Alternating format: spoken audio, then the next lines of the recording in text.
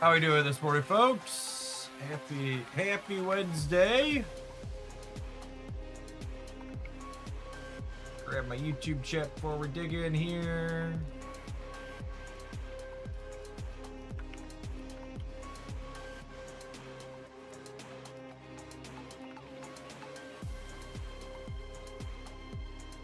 I'm trying to figure out who the next tune I want to pull for is in this game.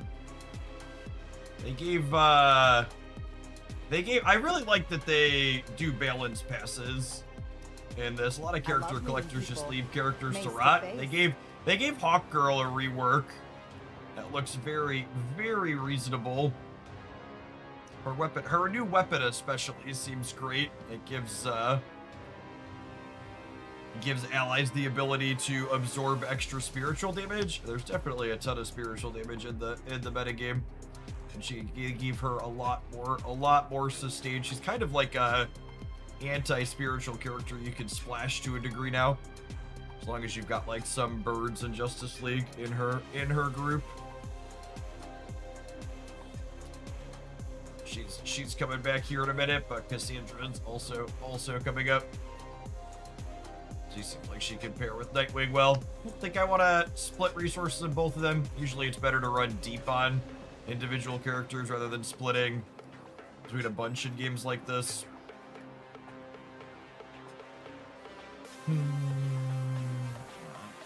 Tap through my PvP battles to start here, and then we'll dig out into some snap data.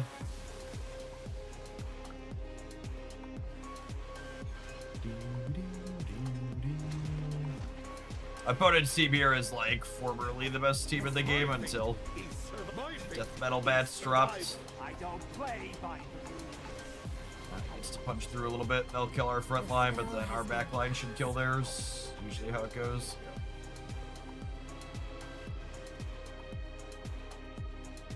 Our front line lives just long enough.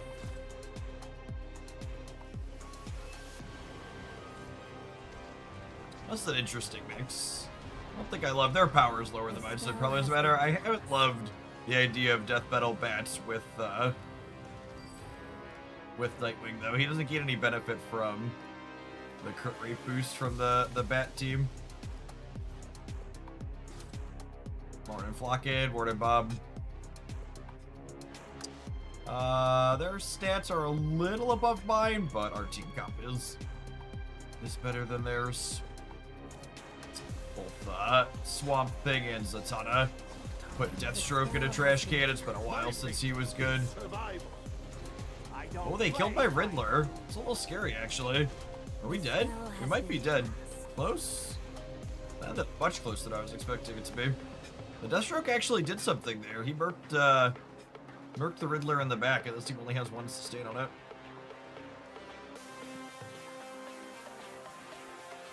Bob, thanks for always being here. By the way, Hoaglandians, I got a message from what my Twitch rep reached out to me. I'm gonna get to help beta test a feature that lets us send messages to people that hit certain watch streaks.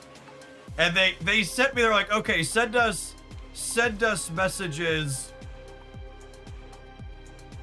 They were like, send us messages you want to send to people when they hit like a 3-watch streak and a 5-watch streak, and a 10-watch streak. And I was like, okay, yeah, I could do that. And I was like, but can we put some longer ones in there too? And my Twitch rep was like, well, how long? I was like, well, I've got a bunch of people that are like north of 100 in the watch streak. And he was like, oh, wow. I didn't think people got that high. So I just want everyone to know that all of you 50, 60, 100 watch streakers, Twitch was unprepared for you. You're breaking the molds.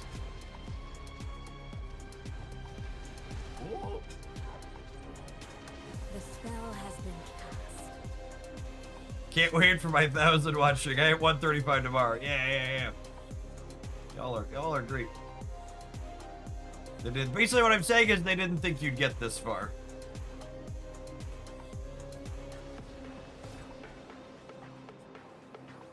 To be fair, I would bet I would bet that's one of the things that's different on this channel compared to a lot of others. Like, obviously there's plenty of, like, Twitch streams that are, like, bigger than mine. But I would bet there's very few people on this platform that have as consistent...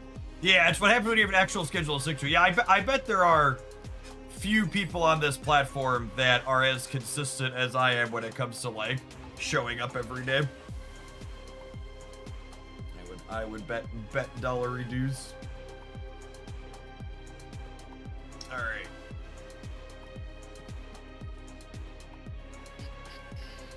Oh, by the way, because I don't think I plugged it on stream, if there's any of my gamers who are playing Dark Legion and occasionally throwing dollary dues at it. Did I make a DCDL command? They're testing an online web shop to support a creator thing, so if you ever buy planet coins for Dark Legion, use this link here in chat, and I get a bonus for that. I know there's a few gamers that are playing Dark Legion along with me. All right, let's Marvel Snap, shall we?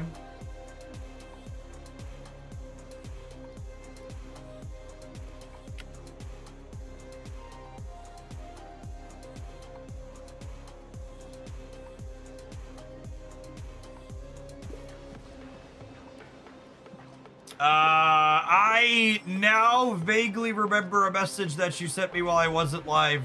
I definitely did not play it.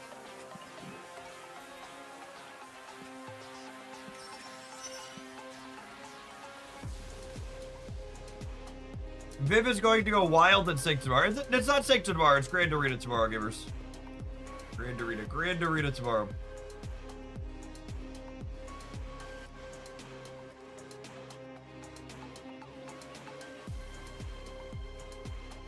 All right. What am I doing? I am switching. I'm tagging Marvel Snap Live Notify.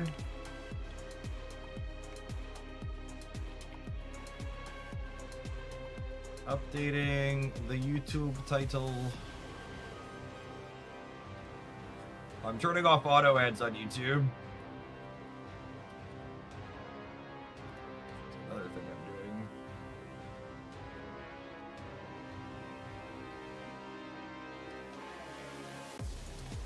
I haven't played Snap in almost a year, as the overall state of the game isn't a mistake to come back. So, one of the things to be aware of with Snap, you haven't played it a year, is that Snap's balance team has been pretty flat/good, or whatever you want to call it, and you can almost assuredly jump right back in with decks that you were playing a year ago and have a pretty solid experience with it. Hey, Ben, we can take a couple of viewer decks to start the day. What do you got for me?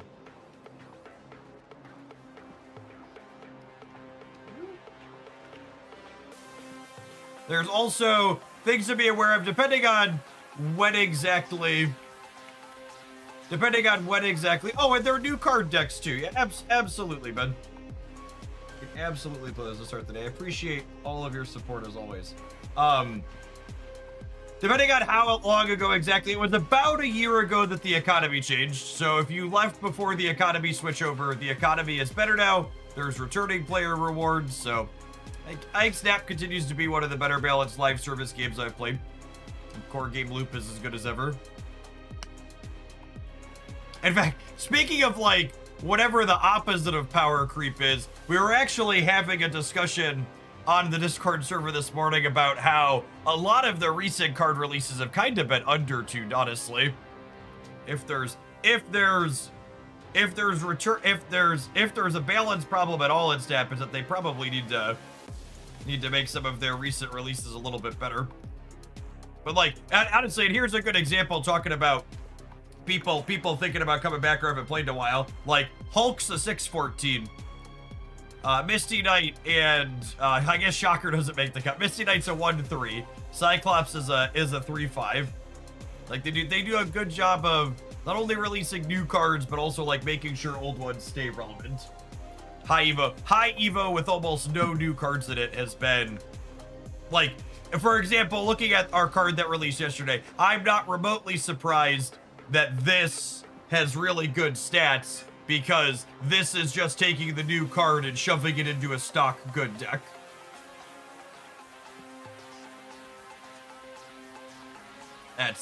That's definitely, like, I wouldn't, the real test for a card like this, for like, is this actually an improvement, isn't like, what does it look like the first week? Because people just shove the new card into existing good decks the first week. The question there is, like, what does it look like a month from now or 2 or 3 weeks from now when people don't have to do weekend missions with it anymore, right? These are sorted by game count. So yeah, so this is just like stock good high evo, so not surprised that is good stats. This is trying to play, and again, so the default Ajax deck has been Wicked Ajax for a little bit, but Wicked Ajax usually plays Quicksilver, Domino, and no 2s. So to fit Polaris in, this list has cut the Domino and tried to play a bunch of 2s. And actually, I'm pretty sure the Hyper Geo on playing only 3 2s here is like atrocious.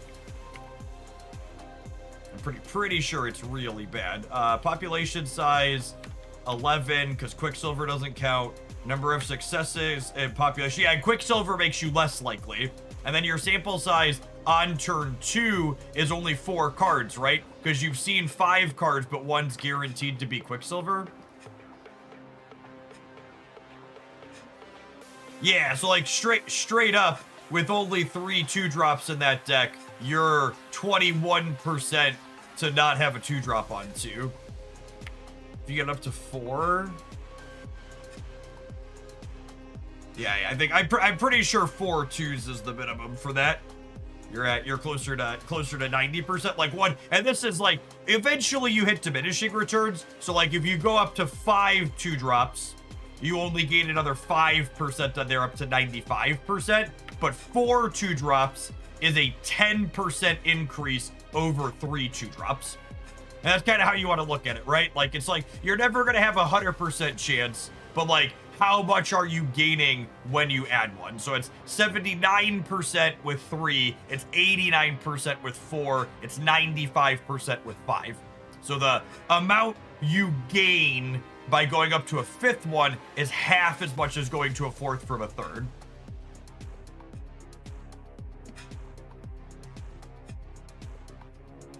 Yeah, that's true. Technically, some amount of the 21% where you miss, you also don't have Wicked. So technically, your failure rate for Wicked is lower than 21%, because some amount of the time when you miss a 2, you're also going to miss Wicked. There's a technical asterisk in there that's probably worth mentioning. I don't think I've ever seen a deck have this bad of average cubes with a win rate this close to okay. Like that is a wild, like usually when the average cubes are this bad, the win rate looks more something like this.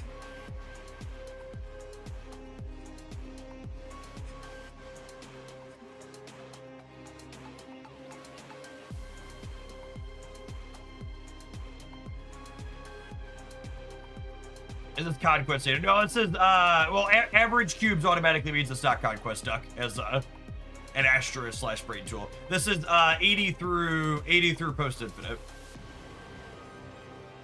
Oh my goodness. I'm gonna be honest with you, chat. I expected this to be closer to 40%. I'm gonna consider it an absolute win that our Polaris discard deck here has managed 51%. 51% positive cube rate. I'm gonna call that. I was fully expecting this to be a we log in and it's just like absolute armpits, terrible stats like a lot of the brewers end up. I'm gonna call that a W. That is We are the meta. Yep, that's what our high. We were struggling yesterday trying to brew with this card, Jen. I did not just want to shove it in high evo like everyone else was doing. And that was what we came up with. It was at least unique, and it's not unplayable. I'm not gonna lie to you and tell you that it's good, but I am gonna tell you it's not unplayable, and you can clear weekend missions with it and have a good time. I think that's what these stats are. These are, you can have fun clearing weekend missions and probably not feel embarrassed while doing so.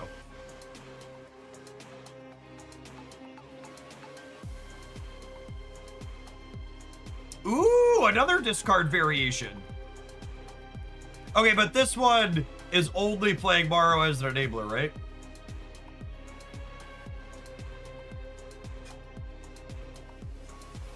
Man, if this isn't a content creator special, I don't know what is. That's... You know, Polaris Caliban might legitimately be good if objectives worked the way you wanted them to. And for people that weren't here yesterday when we talked about it, the objective mechanic is such a colossal miss in how it works. If you trigger Caliban on turn 6 with Dr. Doom, causing him to afflict something to -7, Polaris won't trigger after. All the objectives have to be met at the same time, and then they trigger in order. It's not like end of turn where they go one at a time checking. So it's not play order. Yeah, they should work in play order at a minimum. Really, I think it shouldn't even be play order. I just think it should probably be like every time an objective triggers, it should check all the other objectives afterwards.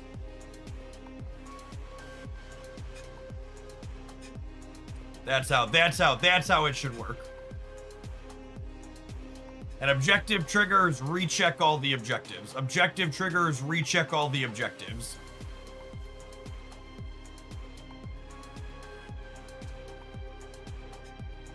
The barest minimum should be play order, like end of turn. But realistically.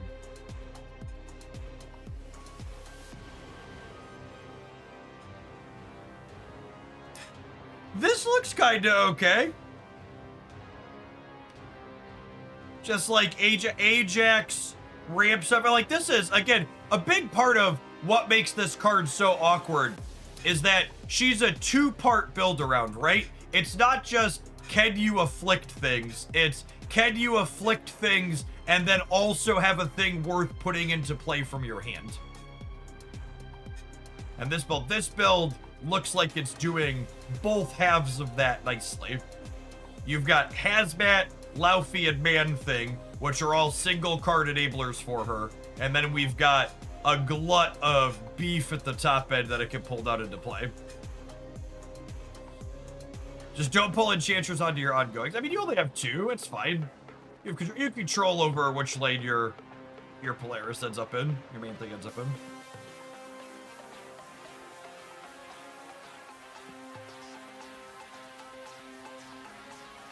Yeah, you don't want Polaris in your man thing lane anyway. She doesn't want to play with him.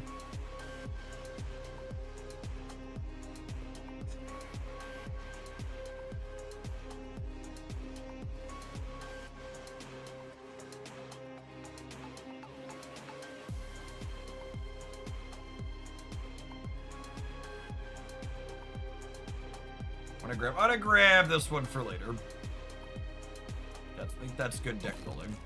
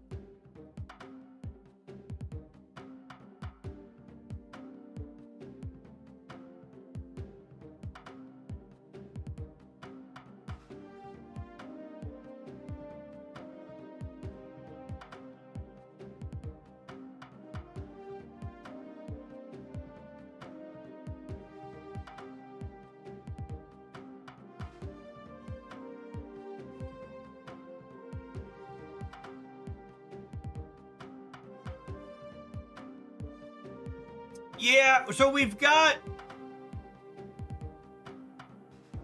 Can this deck ever enable her?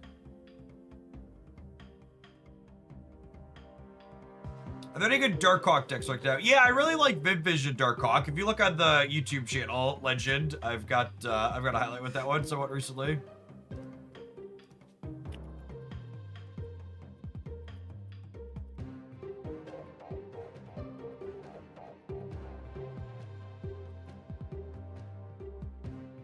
Yeah, there's no way to punk extra here.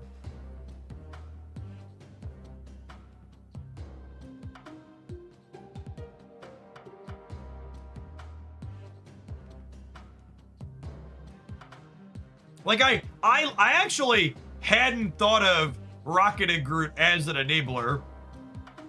I kind of like that. Prowler's an interesting call out for this style of deck for an additional, because his he's what? He's 66% to give you 4 afflict.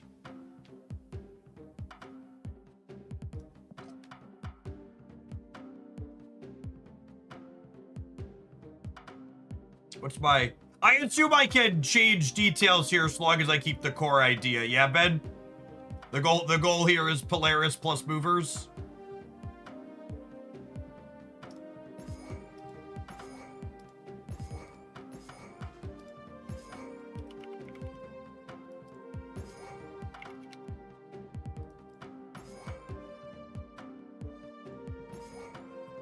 I think my inclination is to do this.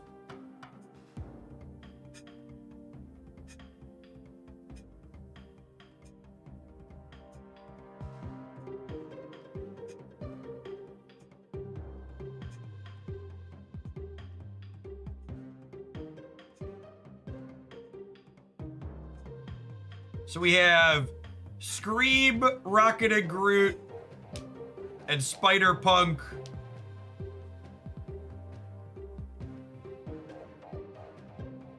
Yeah, these are good bits at the top end of the curve.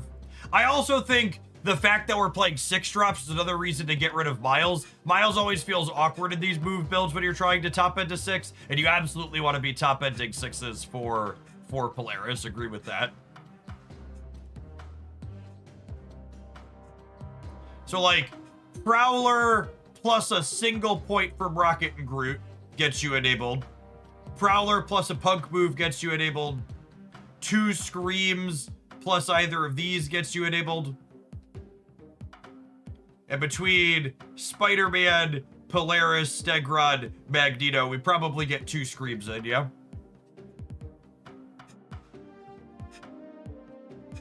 Yeah, let's start here. I think at the very least this has I don't know if this is going to be powerful enough, but it's going to be able to use its cards. I think is my expectation.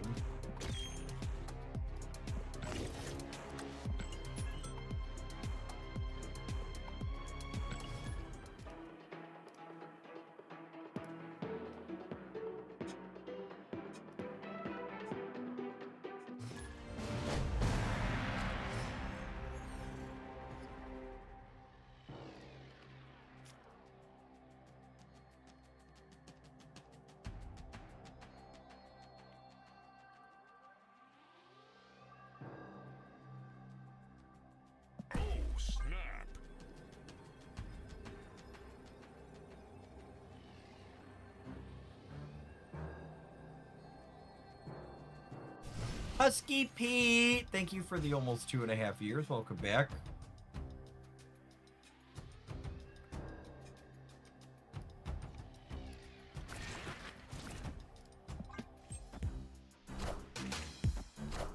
Oh my, give me the 50-50. Come on, 50-50. Come on, 50-50. 50-50. Oh my goodness. Oh my goodness.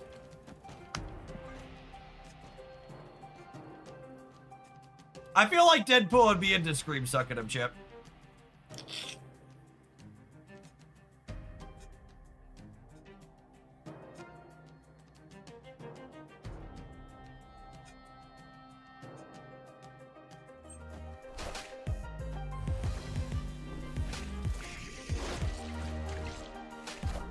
Oh, I could have put Polaris into here for the Valley to revive her later.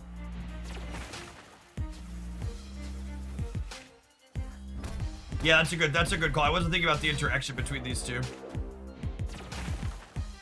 I wanted to keep the Deadpool on the table for the Afflict, but that was probably just wrong, yeah.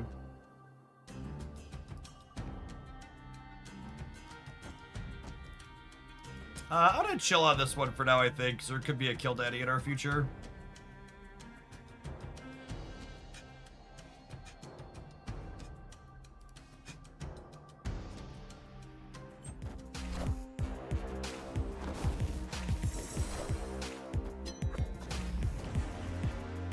Oh, I see the markets are green this morning. The straight must be open, huh? I definitely need to change my underwear.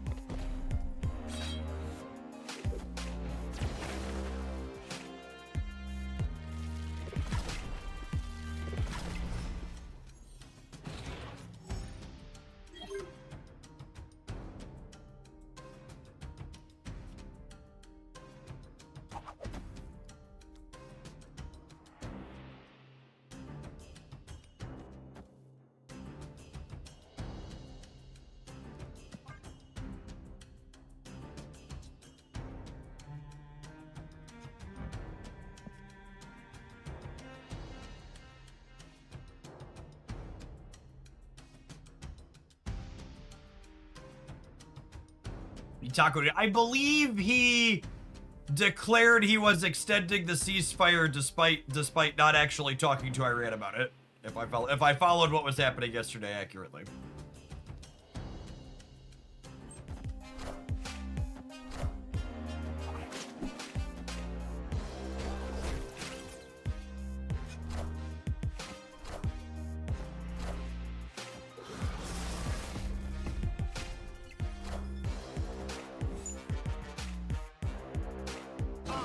Oh, wow. Good play, opponent. Good play.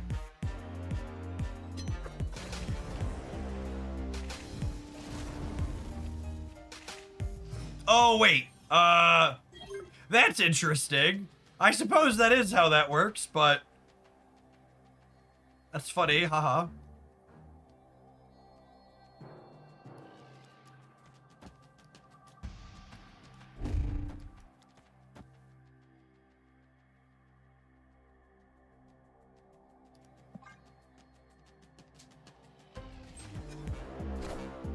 Cut off one head, two more shall take its place.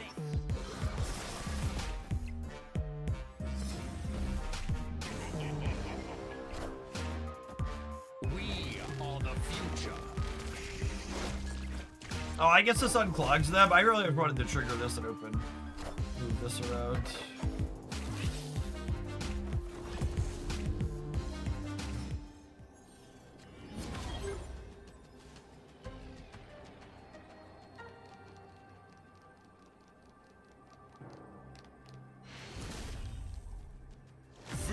You have a big doll. Yeah, I was gonna say we need to play for all three. I actually was not gonna be able to enable her, yeah? Not that it really mattered, because I wasn't gonna have a card for her to put into play anyways. So that's a knock for both didn't enable and wouldn't have had a card to put into play, but, you know, Limbo was part of that.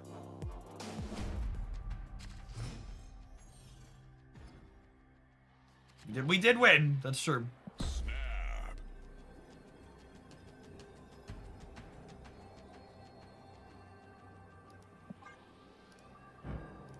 Poor Batroc, he's so bad.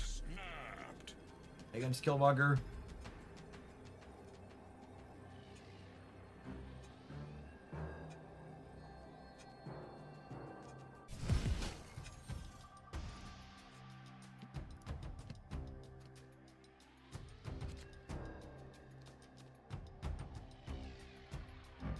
We're not gonna have a hard time enabling him this game, huh?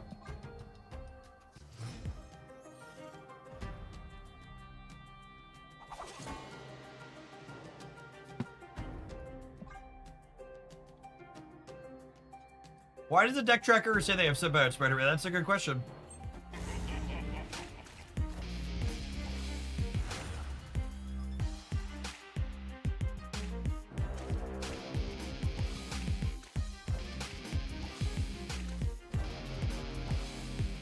Allow me to play you the song of my people.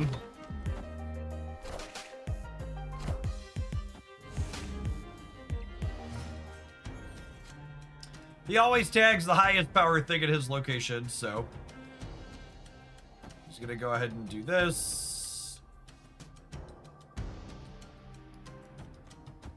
I can creep it into the center here, I think. Tickle, tickle. What a game!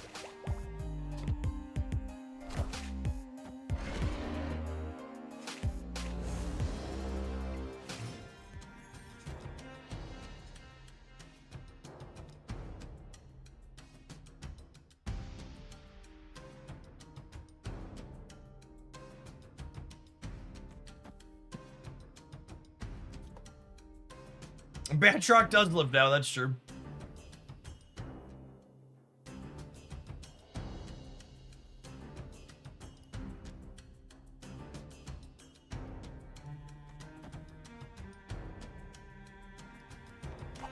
Think I want to pull Craven into the center.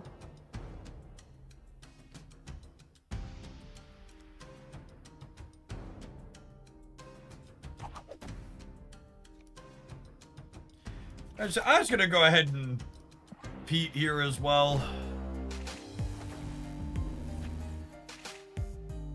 Friendly neighborhood Spider-Man here.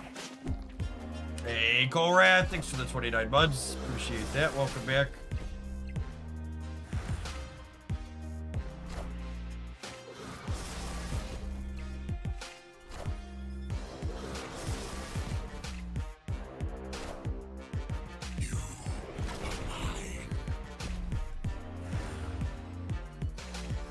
So remember when I said I wasn't going to have a problem enabling Polaris this game? That's actually not true. I can't enable Polaris this game.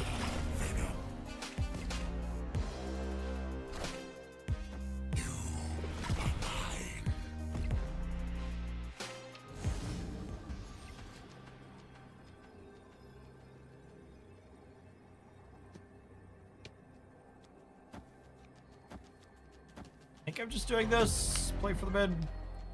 We're losing the null path, and the hope here is like they null one, and then we beat the venom. I need to play for all three here.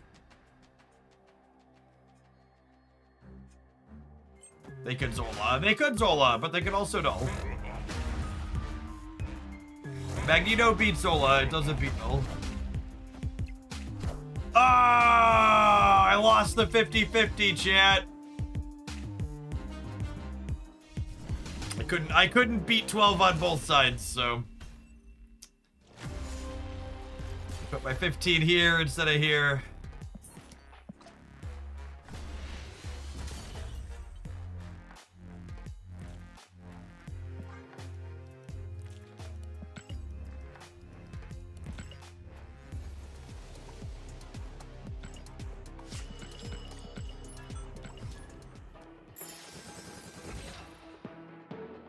And that's the other part of a deck like this too, is if you look at how many slots it takes for us to enable what we're trying to do, I don't have any room for tech cards, right? And like, we have some disruption, like Spider-Man, Polaris, Stegron, Magneto, like these cards can disrupt our opponent. But they're also, like, not disruptive in the same way a Shang-Chi or a Cosmic Ghost Rider or a Mobius is, right?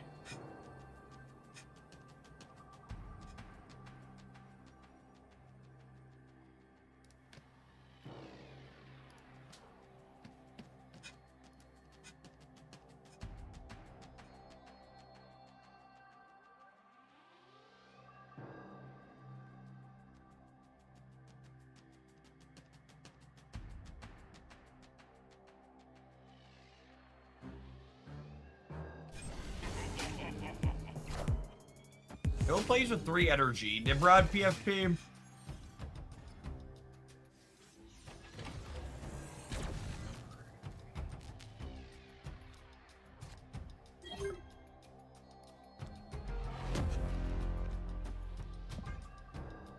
Swoop, there it is.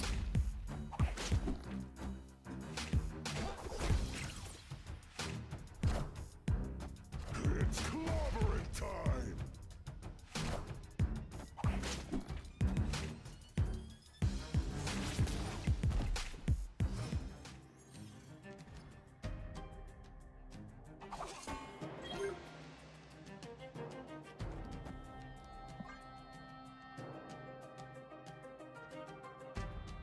Yeah, again, Kismet, it's just like, what are we getting rid of? You have to cut a synergy card to do that.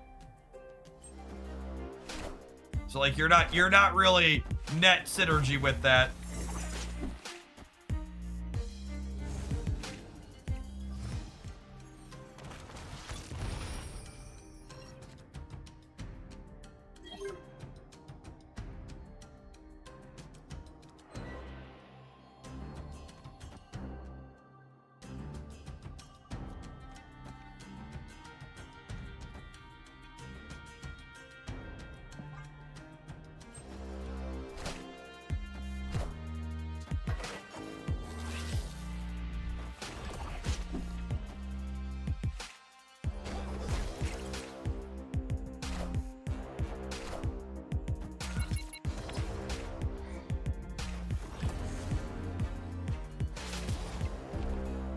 It's very Scream dependent when Kingpin helped the deck meaningfully. So generally speaking, your decks don't get better by playing terrible cards.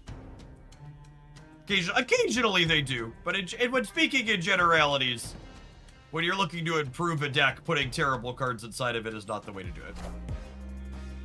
We are the future.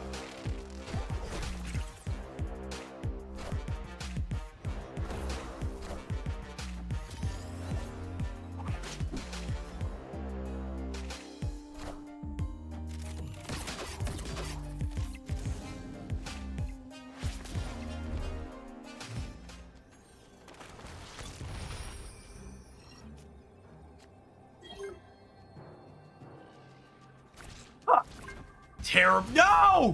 Come back! I was gonna enable our thing! We had Scream, and we were gonna Polaris pull someone over, and then the Batroc would jump, and then Polaris would put Stegron into play, and it was going to be glorious! Oh, Marvel Retreat, you're such a wet blanket. You're such a wet blanket, Marvel Retreat.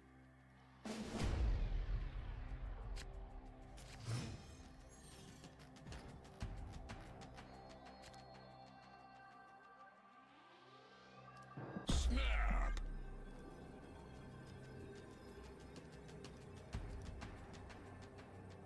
Opponent snapped.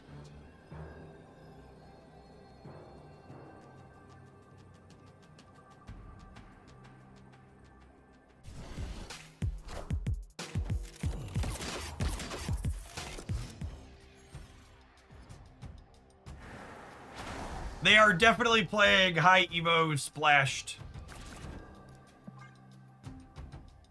High Evo splash the new card. Yes.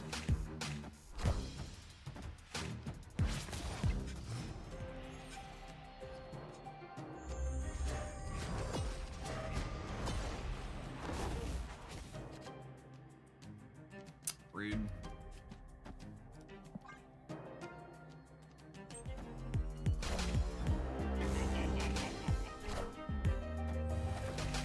Step into my office, if you could. Just for a minute. Just for a minute.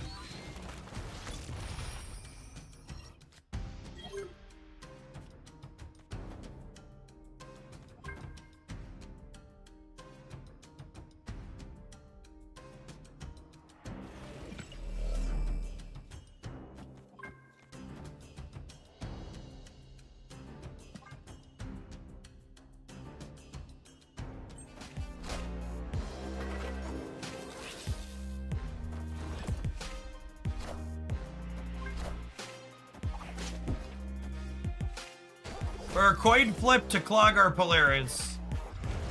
Why would I clog my Polaris, chat? Just don't be unlucky. Come on now.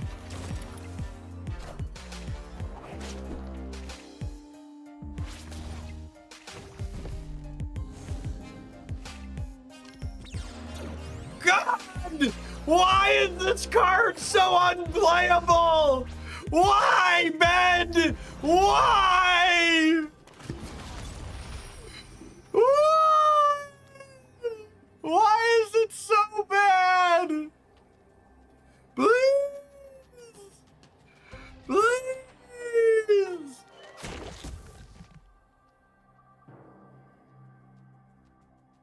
My family, they're dying. Hands and knees, begging you.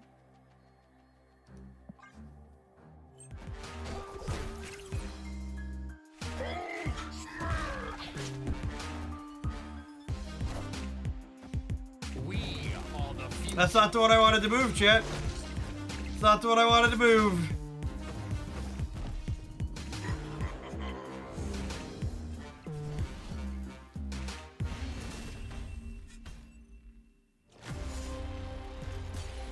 I think it's just like, it's really unfortunately the same description as last week's card, where like, this card has like 6 different knobs on it, and all of them are set to low.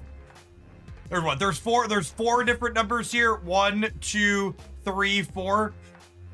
And so many parallels to Archangel. Like, I don't understand why they're so conservative with their designs on new game mechanics. Like, just like any of these numbers could be much better. Or it could just say highest cost or highest power. Give it some type of targeting consistency to make it worth the payoff that you're working for. Yeah, it could even be character instead of spell. Instead of skill.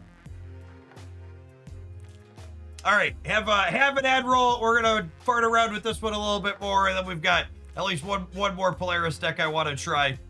We're gonna keep trying, chat. I'm not throwing in the towel yet, but man, it's tough. It's tough sledding.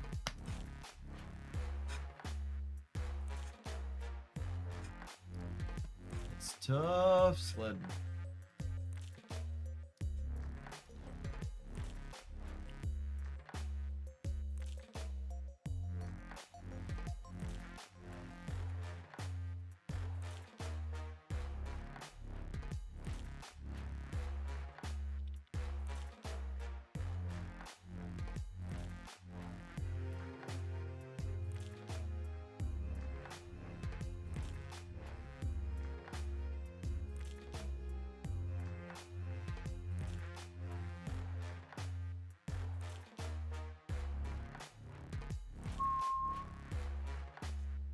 Why didn't Polaris trigger? She did.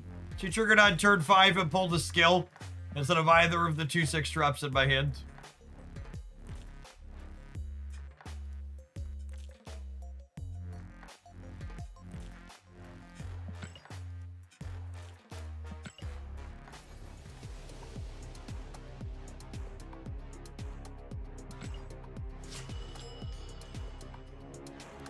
Yeah, we have Bobby coming tomorrow. Bobby should be pretty good. I'll be very surprised if Bobby releasing tomorrow is not a good card.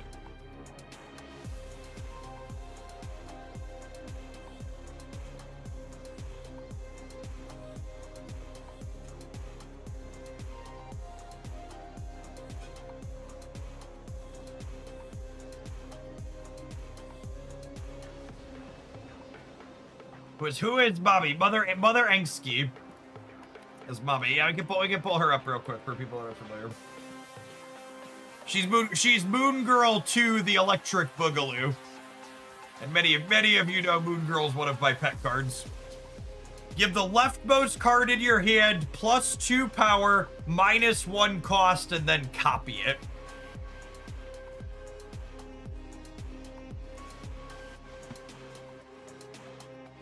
+2 power, -1 cost, and then copy it. Really, really cool, powerful effect that you can build around a little bit. I mean, I think it's very easy to build a Mother Askety deck that doesn't care about Mobius. You're right that She-Hulk obviously does, but I think there's plenty of builds with her that don't really give a hoot about that one.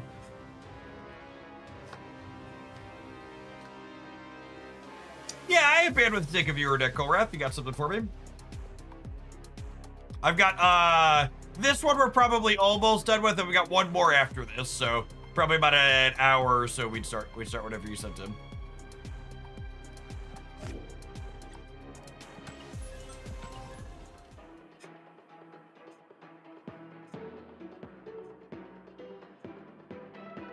I wanted to make a joke about the guy who makes cards in your deck either cheaper or more powerful, but he's so bad I've forgotten his name. Wow, poor Fastos.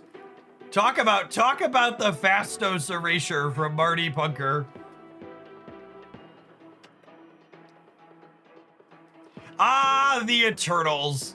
Completely forgotten in the MCU and completely forgettable in Marvel Snap.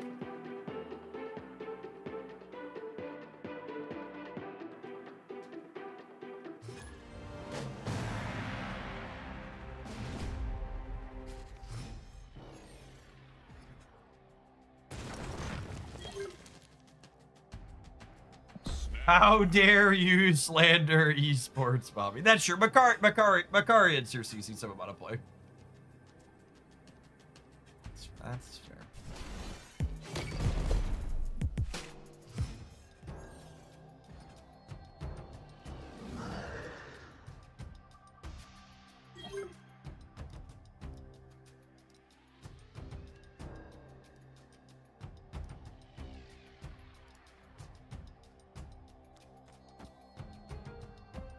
By the way, because I know we have some absolute sickos in chat, and this will convince some of you to check out Pokemon Champions. The Pokemon Champions team I posted today with a highlight is the equivalent of blue-white control for my former Magic the Gathering players. So if you're a disgusting human being who gets excited about that description, make sure you check that one out.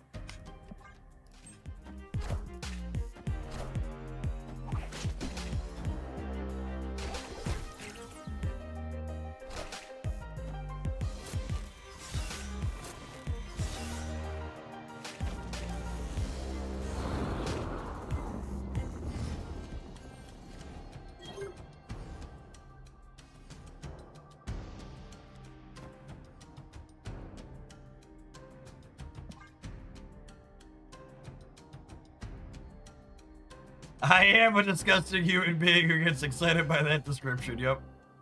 And to set the tone, that the highlight of that Pokemon Champions team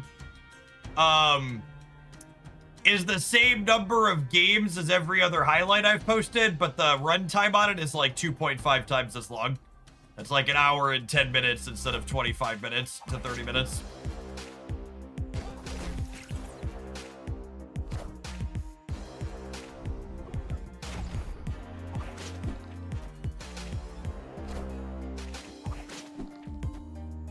Oh my goodness, they had a free death from the collapsed mine.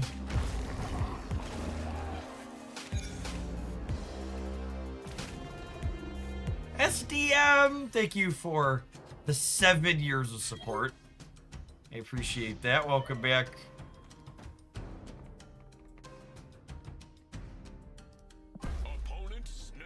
Glad they finally found the snap button. Good job, gamer.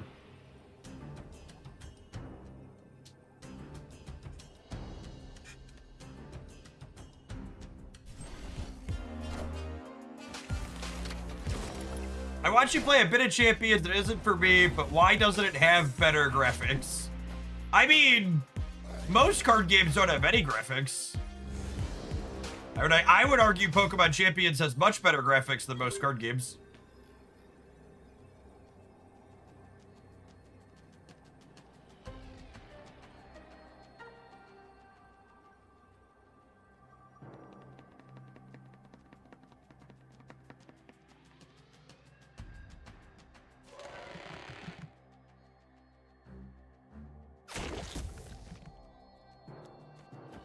The longer, less sarcastic answer is that nobody's playing it for the graphics and it wouldn't make any more money with them, so Why would they bother?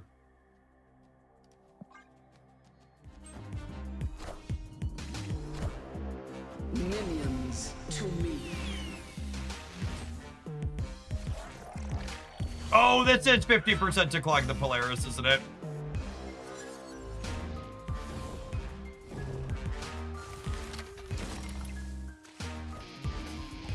I clicked that wrong. I should have done this into this.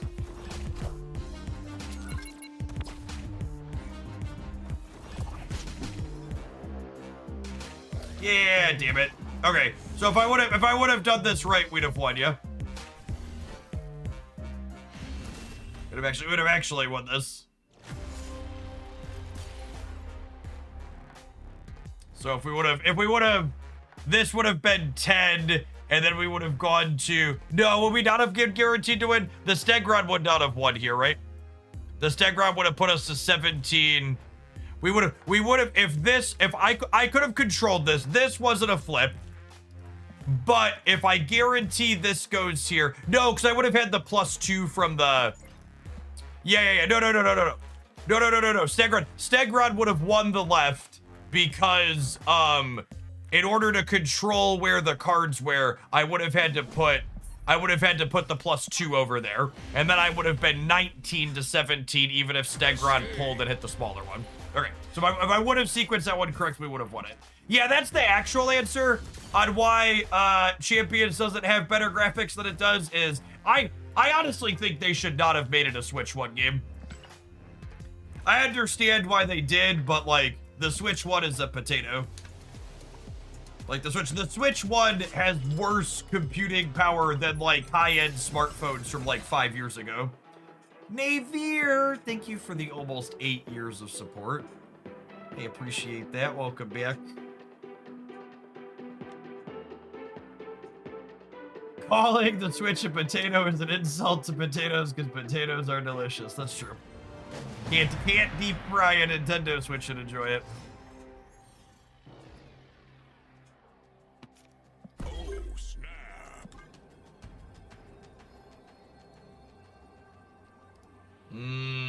Deep fried Nintendo Switch.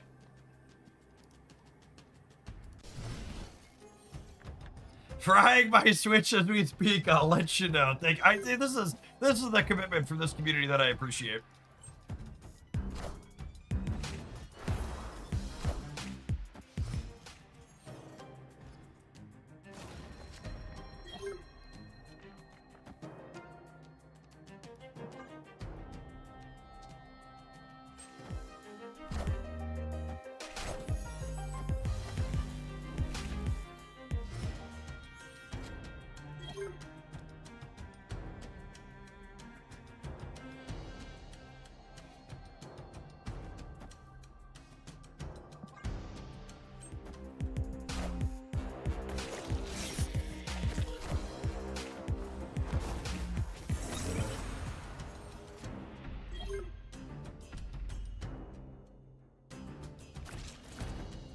Opponent snapped.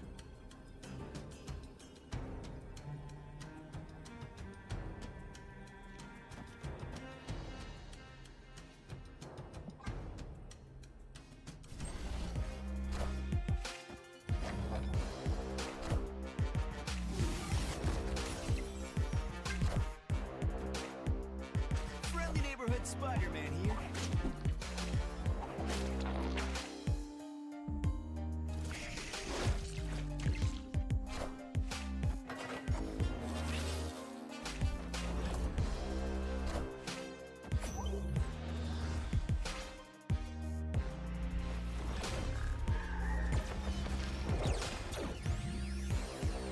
And then, as is tradition here, Polaris has pulled our lowest cost card into play.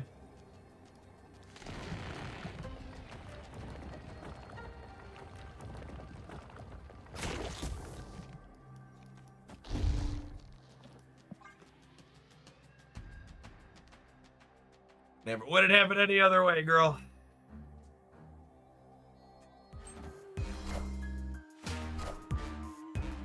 We are the future. Malekith's not so good, very bad day.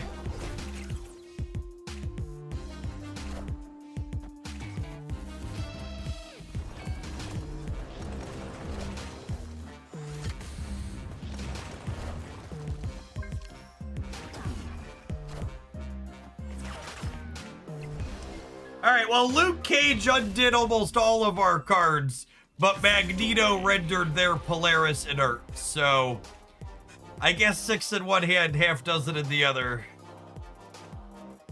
I will say, Polaris Horseman of Pestilence does win the mirror 100% of the time.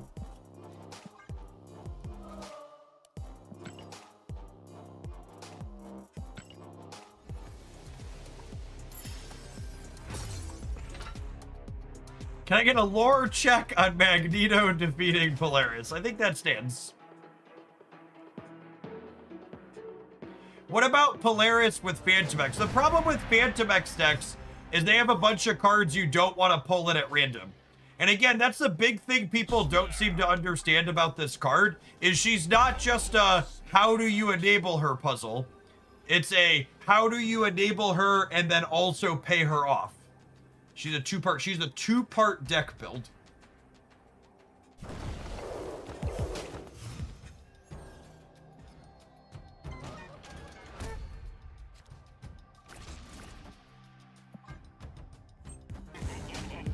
Dr. Mr. Putty, thank you for the 3.5 years.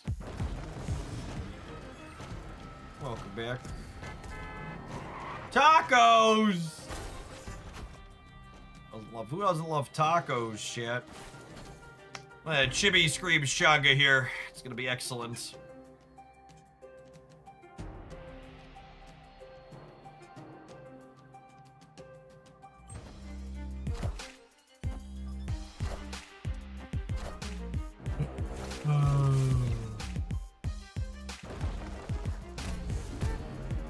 Man, I can't Prowler now either.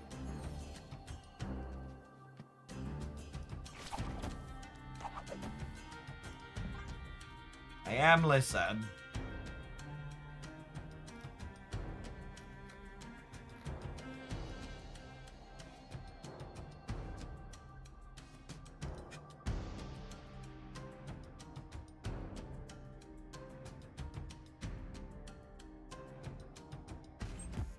Friendly neighborhood Spider-Man here.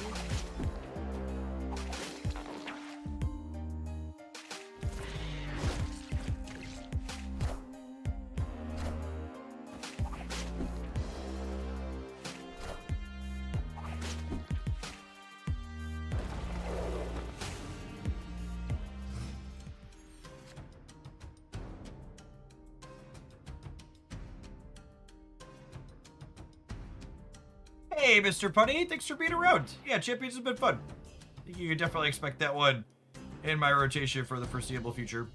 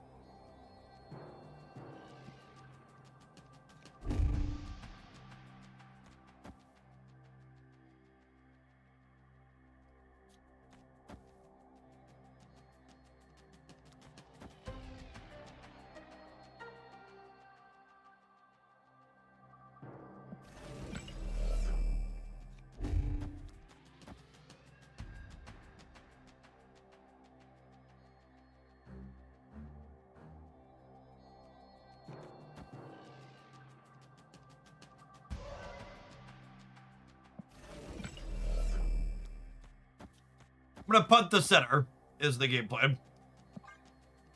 So we're gonna bail the rock out.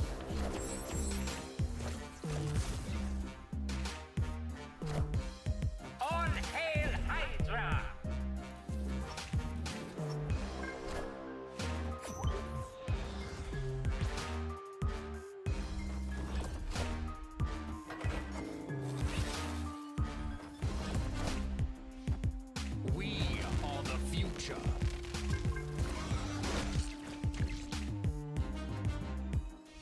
Oh, we still lose though, right? We lose to the Wolverine triggers on the rock. All right, so if you're wondering how bad Polaris Horseman of Pestilence is, it's loses to Wolverine Horseman of Warband. You know what's devastating? Polaris would just be better as Hydra Stopper in this list. Yeah, absolutely. We're gonna be done with this one. I'm glad we played it because like I could say at least like, hey, we tried when people ask me, hey, what about Scream? But that, you know. And it provides some concise thoughts at the end. She's just worse than Hydra Stopper in this core is absolutely true. And also just like, this archetype's always struggled to fit some interactive bits in, and there's just so many things you have to do to try and enable the Horseman of Pestilence here that you absolutely can't fit in anything other than your moving cards. Horseman power ranking. I mean, that's just like, it's just kind of embarrassing. It's like ranking them from least bad, right? You're not ranking the good cards, you're ranking the least bad ones.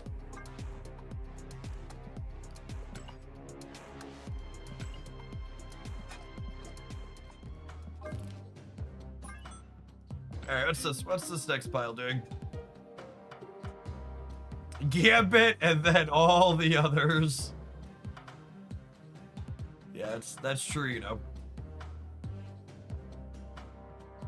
If these are horsemen, then maybe the apocalypse won't be so bad. I mean, the current horseman running the United States of America is pretty terrible, and we're still heading towards apocalyptic there. Yeah, we absolutely want King Eitri in here. I don't think this is triggering Caliban with any consistency. He might be the cut.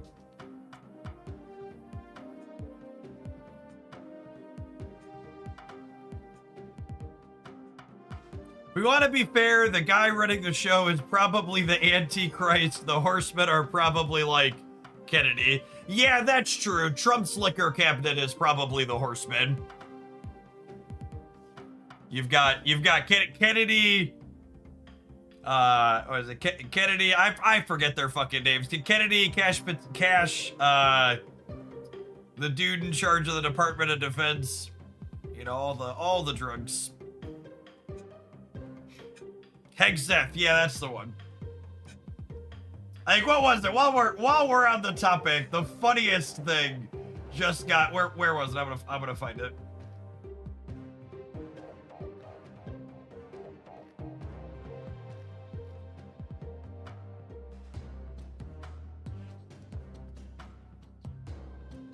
This one had me rolling this morning. Can you say definitively that you have not been intoxicated or absent during your tenure as FBI director? I can say unequivocally that I never listened to the fake news mafia. This director has been on the job twice as many days as everyone before me. I've taken half as many days off. This should just be like one of those things. This is like when someone asks the question like, did you have sexual relations with this person? And then you give an answer like this. The answer is absolutely yes, right? Like this should just be one of those things where it should just be like so easy if it's not true to just be like, can you say you definitely haven't been drunk on the job?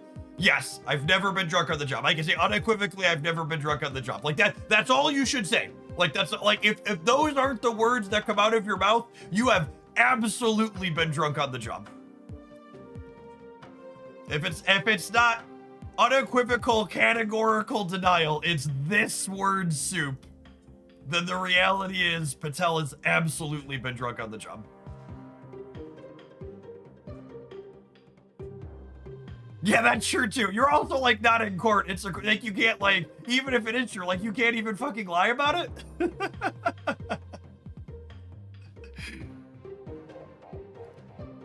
He can't lie because doing a question of the lawsuit he filed. Oh, okay. So he can't. The lying there would come up in court. But yeah, just like very obviously, it's like what a just absolute, just incompetence top to bottom.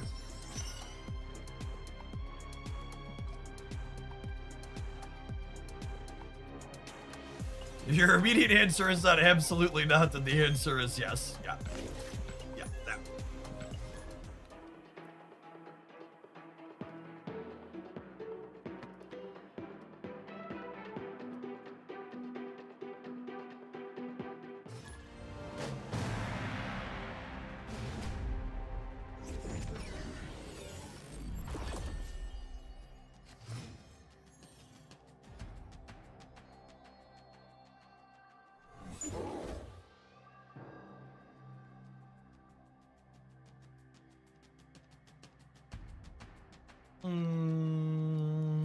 All right, Polaris is turned on.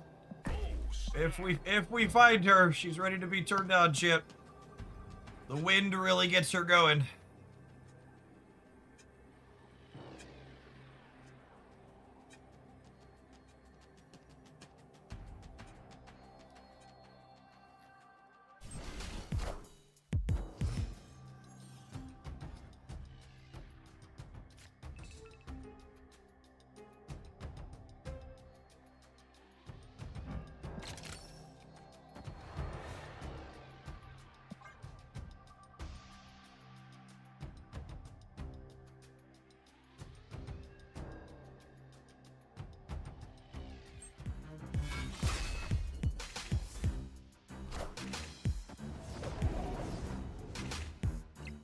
Look at the little itty bitty baby monster, chat. I think we need to send this monster to monster daycare.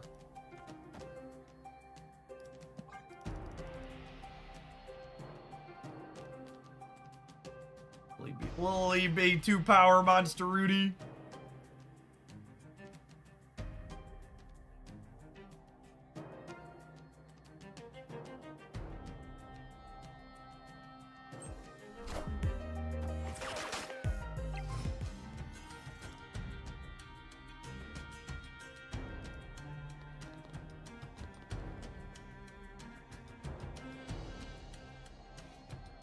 Ah, yes. Star-Lord profile picture has played no cards for the first 3 turns of the game. Excellent. Gee, Gamerth, I wonder what's about to happen. I'm playing the yellow jacket here so I can get priorities. That way I can, have Red Guardian the following turn. Do I need priority yet? Maybe I don't. Actually, is it this? I want to do this. I want to do this. Spend my energy.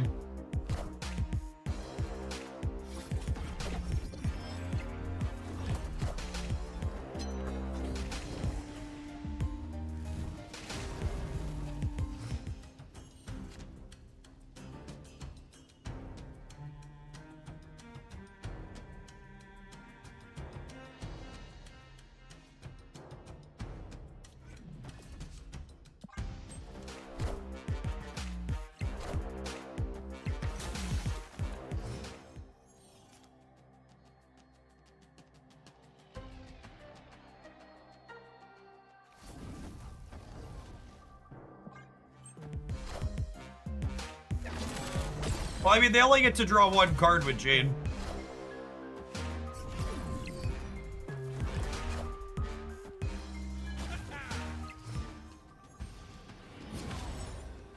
Negative Star-Lord, they could have Rogue. Rogue's a good call. Yeah, very possible.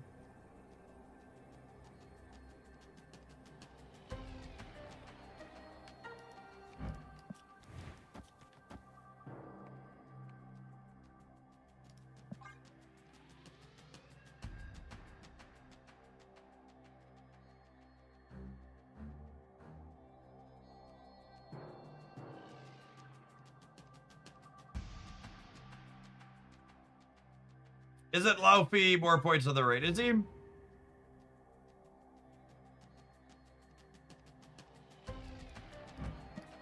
Maybe? He's 7. Yeah, maybe it's 1 more. Laufey's that. Well, Deathstroke is killing this.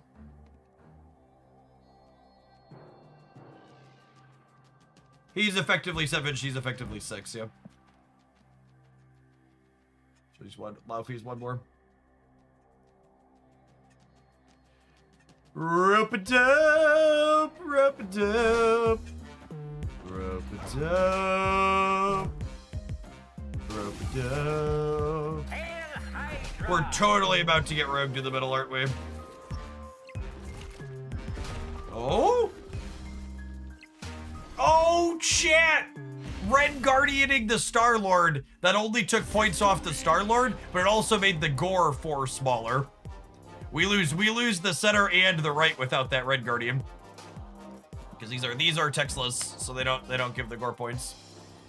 Gnarly Sheen! That is such an excellent username. Thanks for the brand new Prime. Well, there's a ton of people you can support with that every month on Twitch. Thanks for sending it this way this month and keeping me around. Oh, snap. Ooh! A piece of candy. Opponent snapped.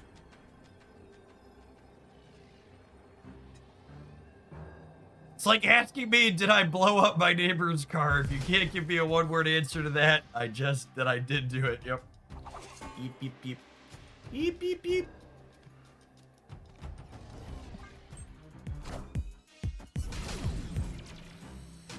Shout out to Ben Brode for giving us a Morrow target here.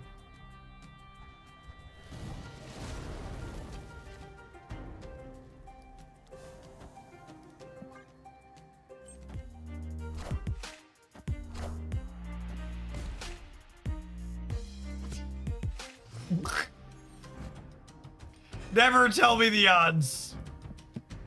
Never. I don't want to know. I do not want to know.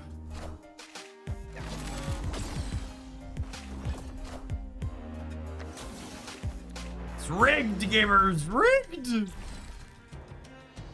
believe people play this rigged game for little babies?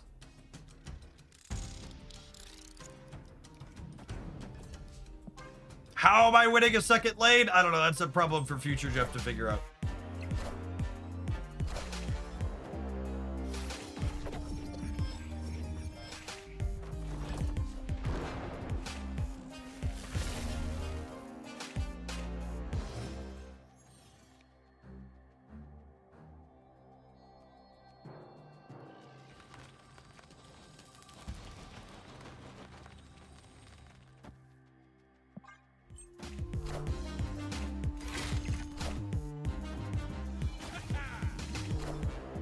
Cut off one head, 2 more shall take its place.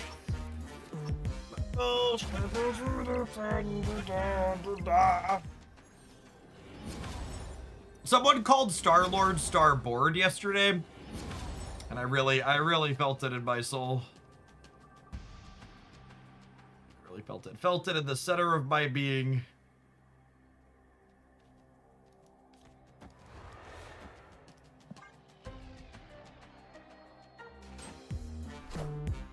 Power must be controlled.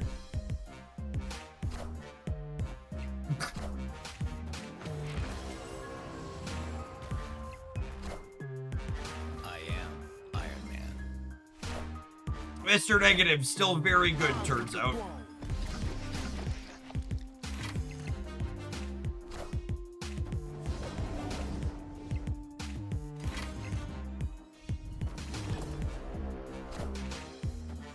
I mean, closer than I was expecting a game to be that we got Shang-Chi in.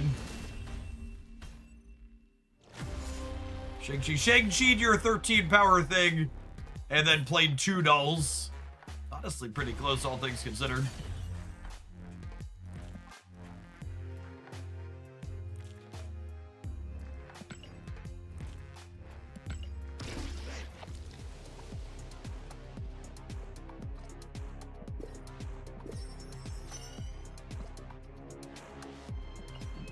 And people said Mr. Negative and Star-Lord were no longer viable. Yeah, people were wrong. Turns out.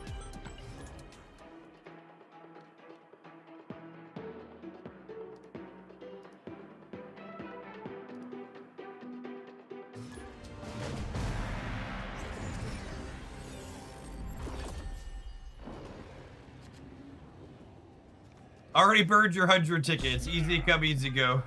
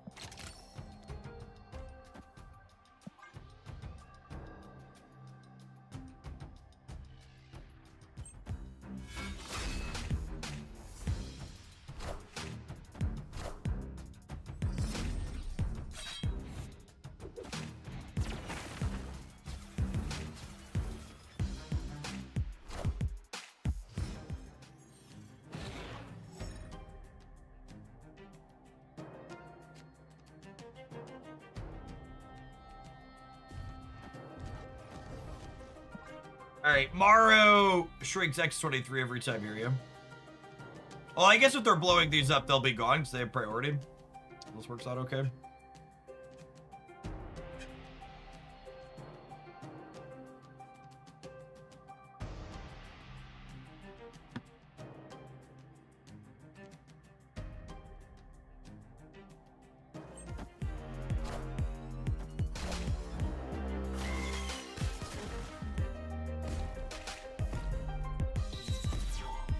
I definitely need to change my underwear.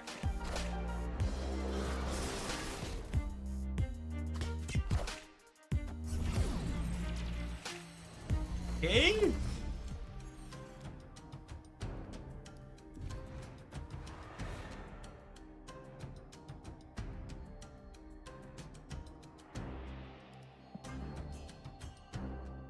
See which way the winds blow. And again, this is the other half of Polaris, right? Like, okay, we have a draw set up here where Polaris is enabled, but also, if I draw her, what is she pulling into play? What a game!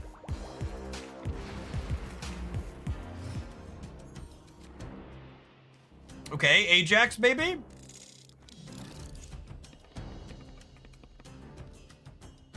Okay, so if I top deck Polaris, we could go images plus Polaris on the last turn, which is not terrible. Although Ajax not particularly large here. We have a lot of penalties on a couple of cards. It's not very spread out.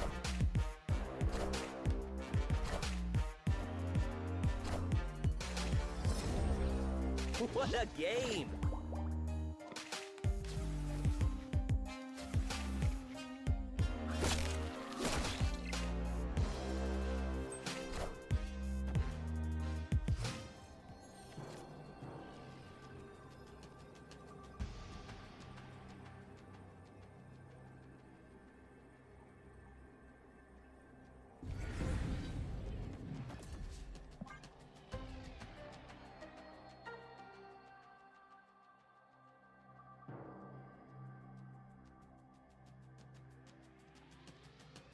Was Polaris the best draw on her deck there? She was, at least. So we got that going for her. There were also 6 cards in my deck, though, because we're an Agamotto deck, so she were pretty unlikely to find her.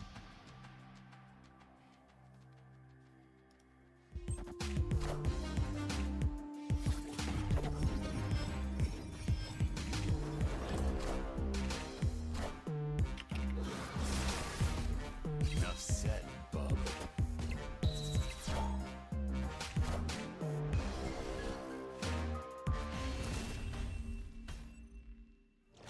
Who would have won the game if we drew Polaris there? Should have won the right with either Laufey or Ajax.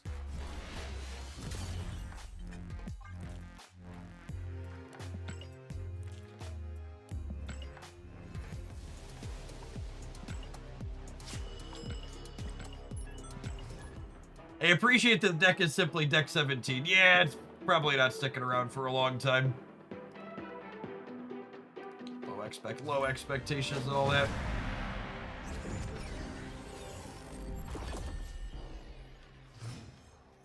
Snap. Opponent snapped.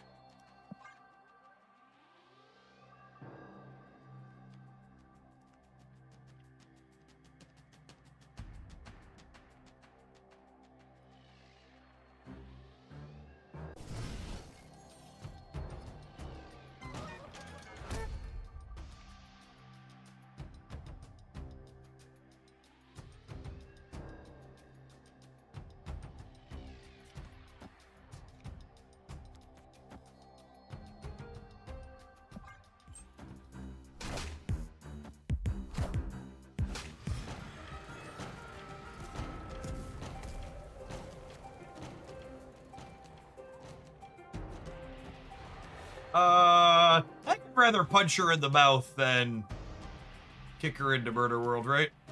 Want the penalty for Winds of Wind Tomb later. Punching her in the mouth means they don't get to Frigga her. Well, they get to Frigga her, but not profitably, I guess I should say.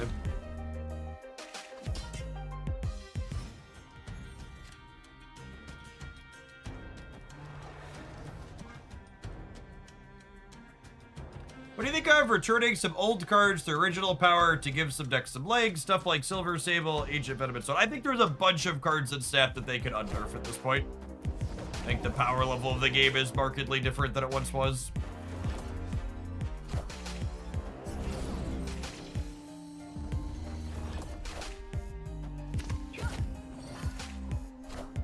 Well, they have one of our 5-drops.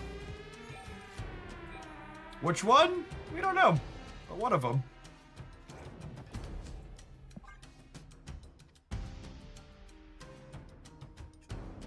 I've been saying Shuri could be reversed and be fine. That's a dangerous one. Shuri sounds scary. People talking about things like Shuri and Silver Surfer. You crazy.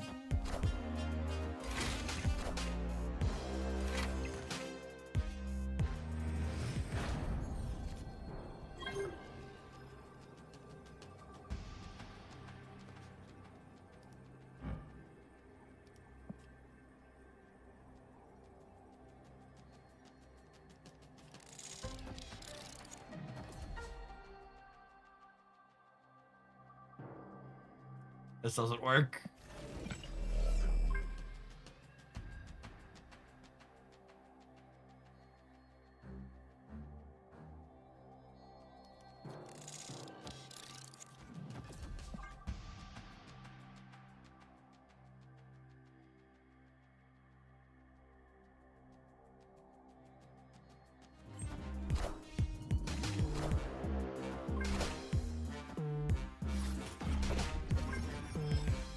All right, step one.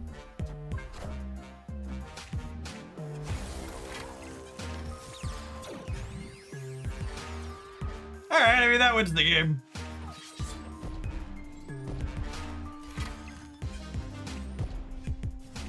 Less fun, but good enough, you know. Victory. She did a thing! I guess. Alright, we need to take a pause for the cause. Let some adverts roll. We're going to play some more of this when we get back. In the meantime, in between time, thanks everybody for hanging out today. Don't go anywhere. If you're watching on the YouTube side, you enjoy us always trying our best to play some off-meta things. Be sure to tap the like button on whatever's in front of you. Appreciate the folks that have done that already today. Come on, camera! Camera! Alright, fine. I guess I'll take some notes. Maybe it'll get a highlight.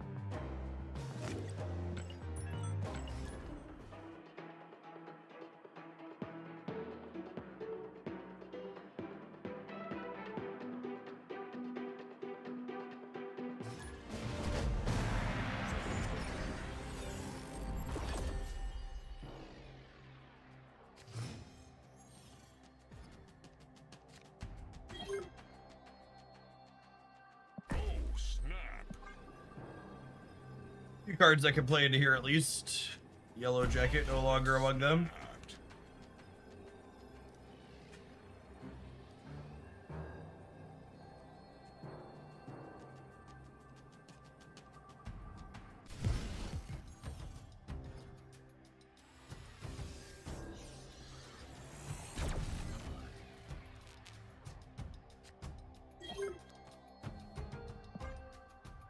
Oh yeah, Galactus benefiting from reverting the Shuri nerf sounds awful. Please no. That sounds terrible.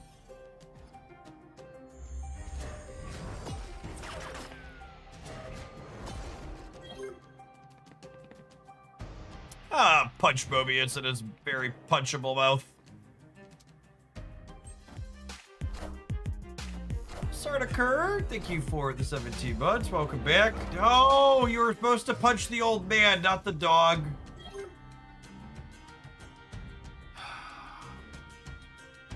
Fucking Russians chat, always drunk.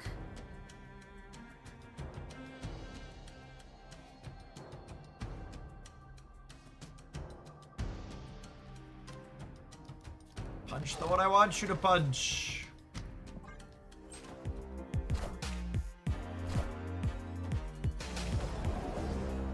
Clearly, well, so this Polaris kinda sucks here, yeah?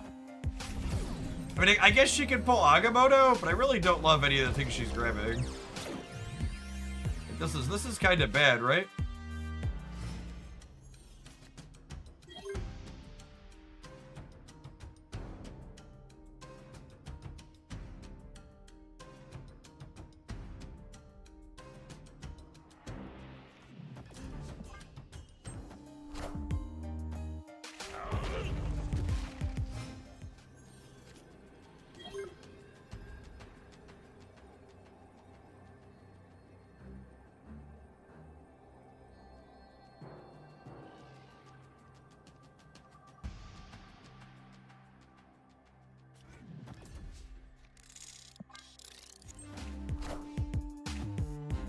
Alright, we banked on them not competing right.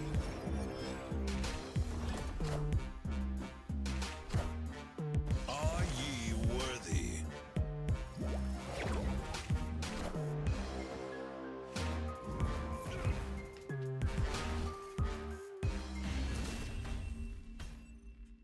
Victory. Alright, so our W for the scoreboard. Polaris was a little awkward, but we pulled through.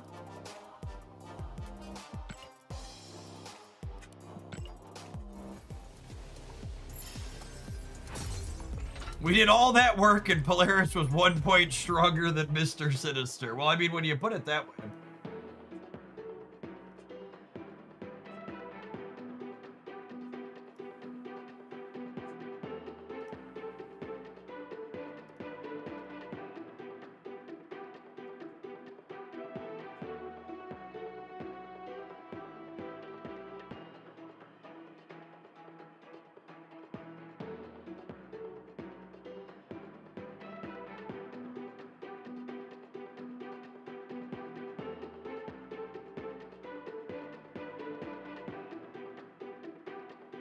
Wide space. Thanks for always being here. Good morning.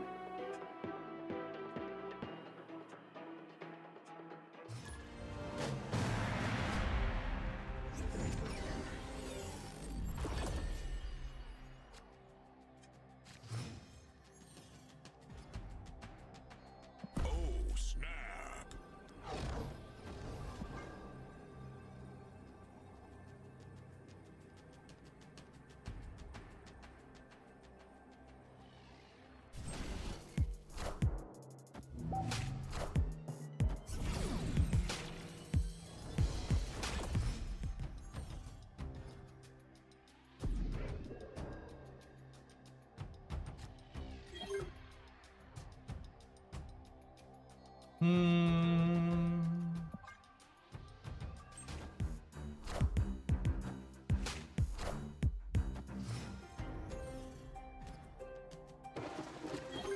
Am I not supposed to play Polaris early in this deck? It might be that I'm not supposed to play Polaris early in this deck.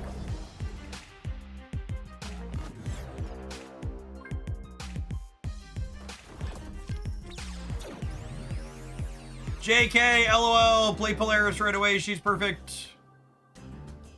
She's perfect. She's so beautiful.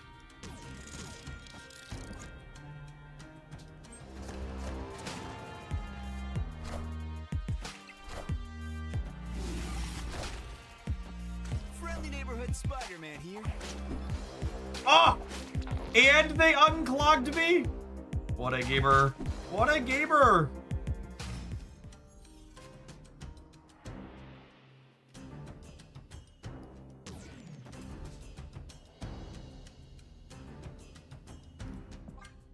Curtison, thank you for the 10 months. Welcome back.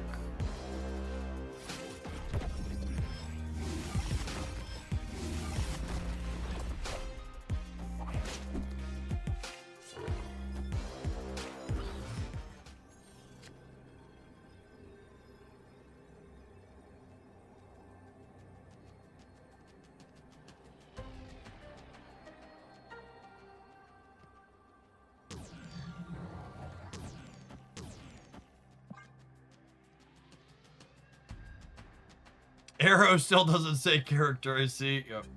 Yeah, the carnage is probably loose. Victory.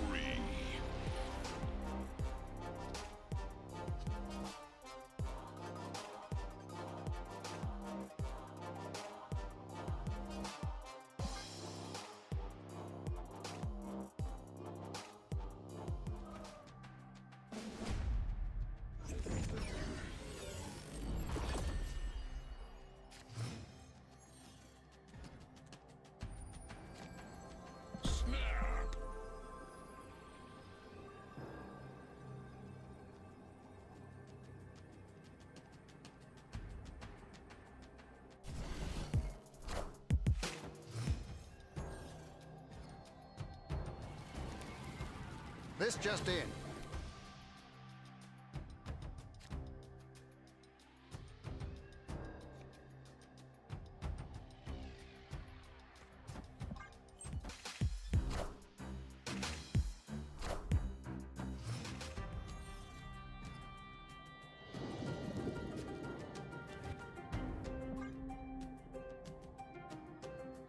I shouldn't have played the carnage left. Hopefully they Polaris or Spider-Man about.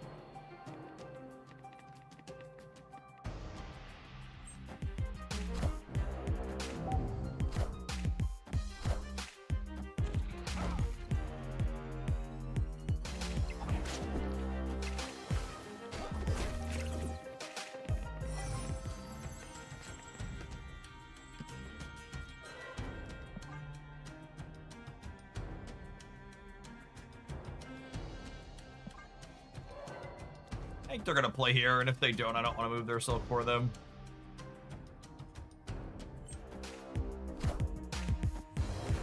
Oh, thanks, bud. Appreciate you.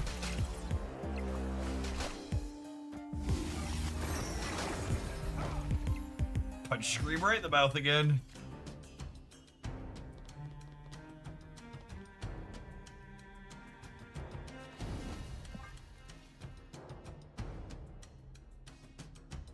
Any thoughts on not being able to play zero cost cards in Crimson Cosmos? It's awful. Crimson Cosmos should not be a common rarity location. I get why they did it from a consistency perspective, but there's just no reason that change needed to happen other than that.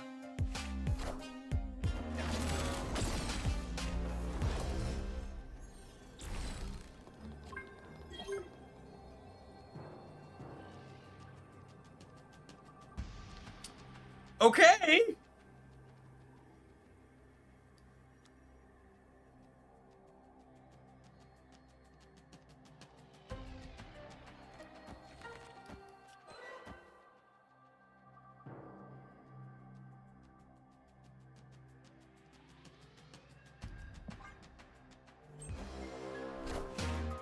We are the future.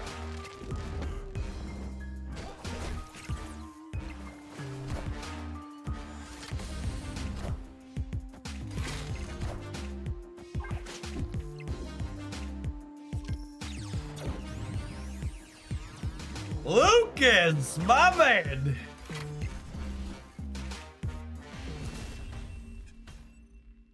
Victory.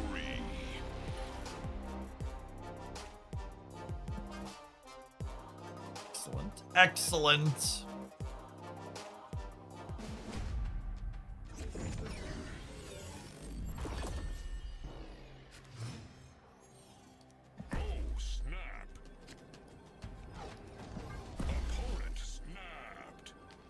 I mean, to be fair, Menacing Grid, I think trying to metagame people playing a card as bad as Polaris is bad form.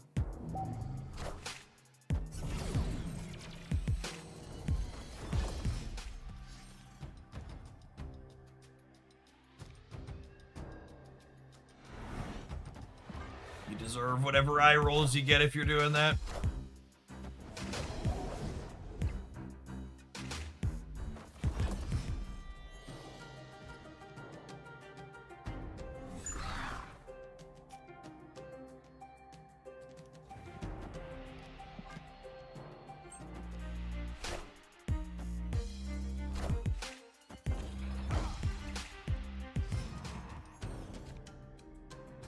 Batrock's not so good, very bad day, yep.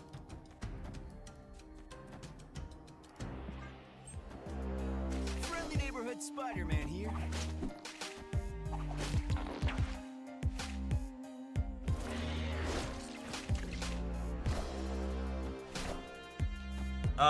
We're winning the breaker. Yeah, we're up 6, they're up 5. So then I get to drop this like it's hot. Get them absolutely cooked up. What does the king do here? He draws a spell, Ben. Agamotto's cards are created. It's basically every Agamotto deck should have Kiki Tree in it.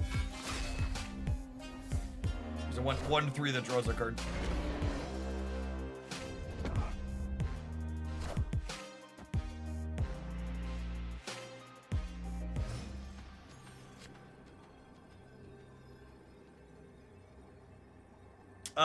So I need to beat Magneto. If they Magneto here, Luke Hazmat beats it. If they Magneto here, Luke Hazmat beats it.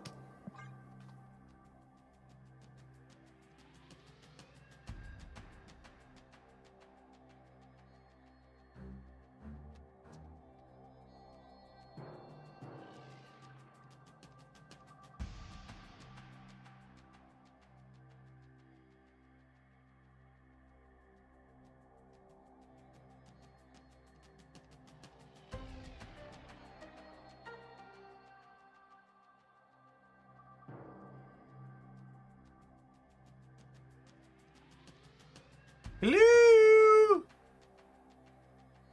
Hello, Chip, are you in there? Chippy, Chippy. Oh, Chippy Dippy. Whom the winds bring. Victory. Opponent contemplating their life choices that led them here, yeah. Or scream. Or scream.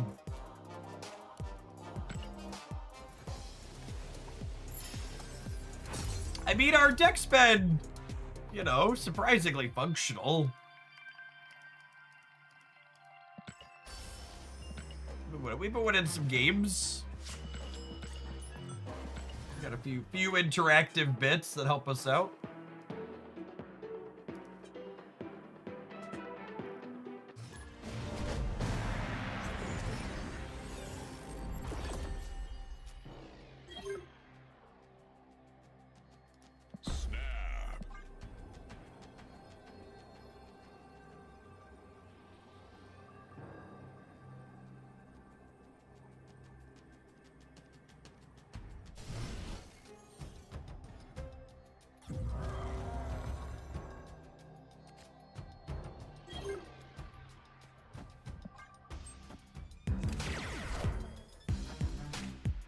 Discard gaming.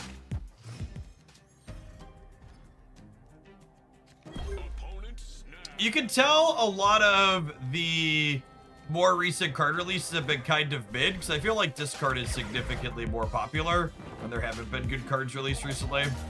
Discard, and destroy are just like two of those comfort picks people go back to. I guess this is actually just kind of bad, yeah? Like her Polaris pulling something early is like actively not great. Wonder if I'm not supposed to be playing her on the early turns of this deck. Discard, destroy, and arrow ship. Yeah, I agree. That's kind of like the trifecta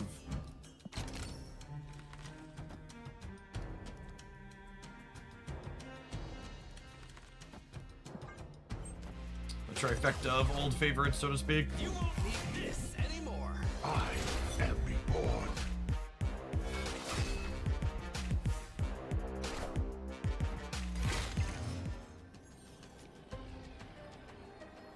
Womp womp. Discard is pretty budget friendly, I think. So, Escape. budget decks don't really exist in Marvel Snap the way they exist in... Budget decks don't exist in Marvel Snap the same way they exist in games like Magic the Gathering or Hearthstone or Shadowverse that have more traditional, like, Dust or wild card based systems for acquiring cards. Because, like, when you think about it the first time, you're like, oh, if a deck doesn't have Series 4 and 5 cards in it, that's a beginner-friendlier budget deck.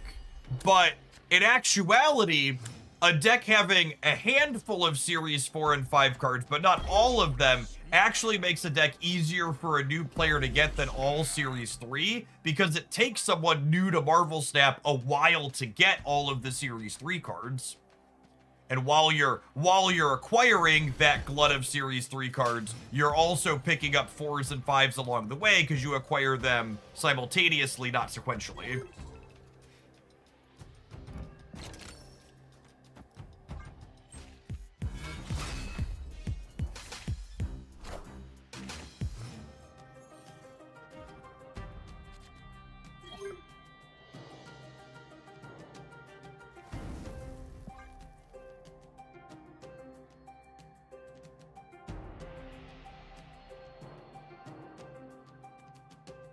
An all S3 deck is more expensive time-wise. That's a good way to put it. Yeah, all Series 3 decks are not necessarily cheap time-wise. I very, very vividly remember the fact that Mystique was my last Series 5 card I collected, or Series 3 card I collected.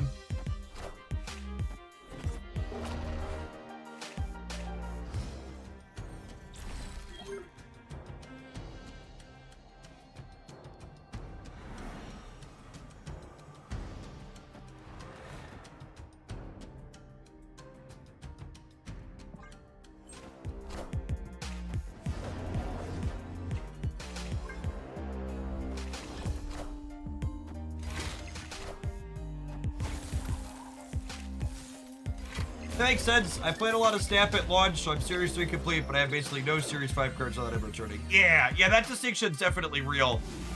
But it's a different than...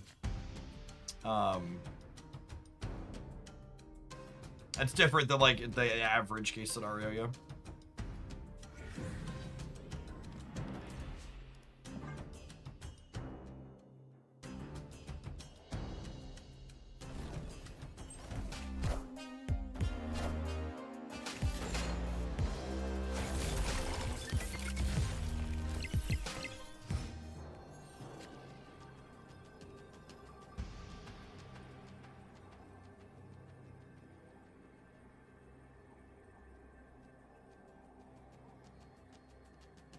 Guess I should have played Agamotto in the middle. If their Doom 99 bot goes center or left, I'm still winning though, so I got that going for me. I actually just can't play any of my cards. They don't do anything. They make me in a worse... Playing any of my cards puts me in a worse position.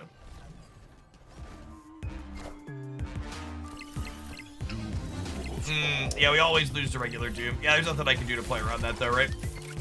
What I needed to do was I needed to play Agamotto in the center on turn 5 to play around Cosmic Ghost Rider. Once I locked the Agamotto in here, I was just committed to my mistake. But if I would have put Agamotto here, Lady Deathstrike here would have won the left, and then I win the center, and then losing here doesn't matter. So my mistake that game was on turn 5. Do you have good deck recommendations for Conquest as returning players? So the big thing to understand is that at no point in Marvel Snap's history have decks for Conquest been different for the ladder or vice versa. So just a good deck is a good deck. Legendary. Both those modes play out the same. The game modes that have different good decks are things like Grand Arena or Sanctum Showdown or Team Clash. If you're someone coming back in, I recommend checking out my my Dex Guide video. It's got over 50 archetypes in it. It does a good job of highlighting which cards are important there. And then as far as spending your tokens as you're coming back, I'd recommend checking out my latest Series 4-5 tier list from earlier this month that talks about which higher series cards I think are most worth the resources at the moment and why. Erishim alert. We've actually been snapping for, what, almost 2 hours this morning, and it's the first time we've done that.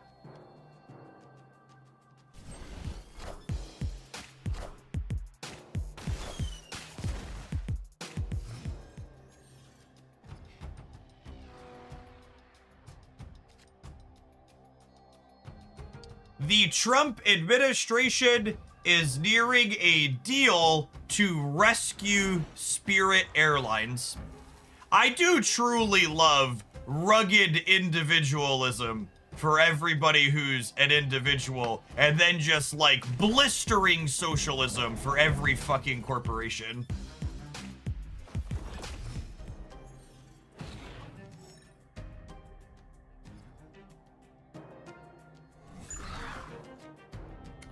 It's always how do we pay for it when we want regular people to have something like healthcare, but a blank fucking check when it comes to bailing out a failed company under capitalism.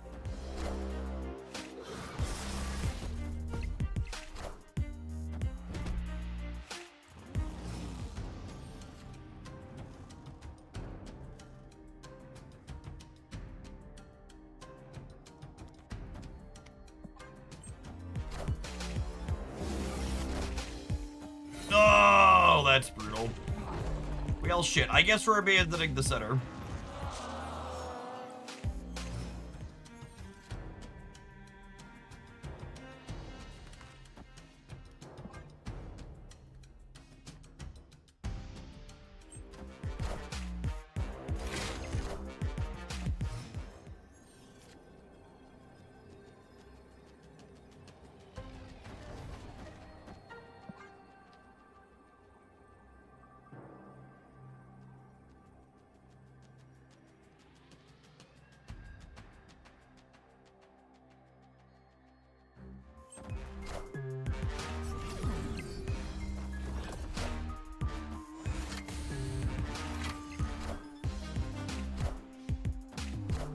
Every corporation that gets bailed out should be nationalized. We're not bailing you out, you're buying your own. So they're half doing that, right? So like Intel and other companies on top of Spirit that they bought a stake in, like the government, I guess, owns some of the stocks in there, but also like that's kind of a signal that it's a company that the government's not going to let fail, so it like takes their stock ticker and drives it up so private individuals profit off of the saving as well. Is that Nvidia another one they own stake in? It might be. Except definitely Intel. Or a few others. Hazmat, thanks for always being here. Good morning. I think I have bandwidth for one more deck submission this morning.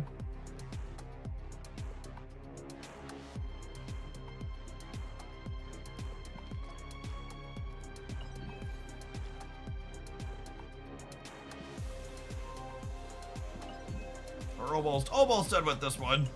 I think we'll probably do one play snap a little bit more before Champions.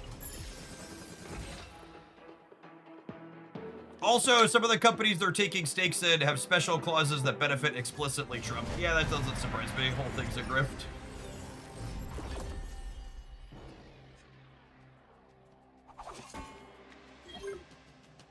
Snap. How's Polaris doing? Polaris is pretty medium.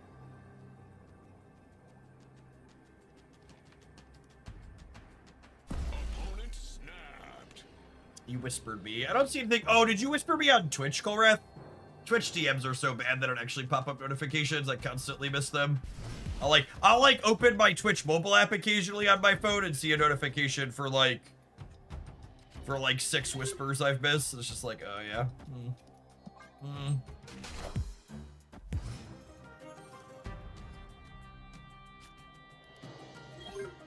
Can I officially submit my pile? Sure.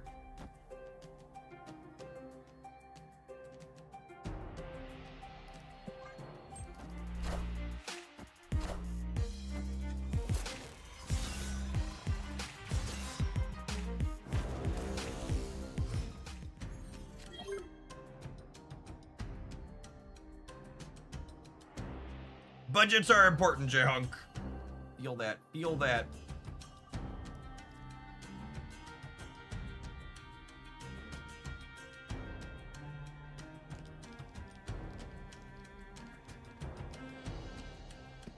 I don't really have anything else to do with my energy this turn, so I think I'm imaging this into Amaro.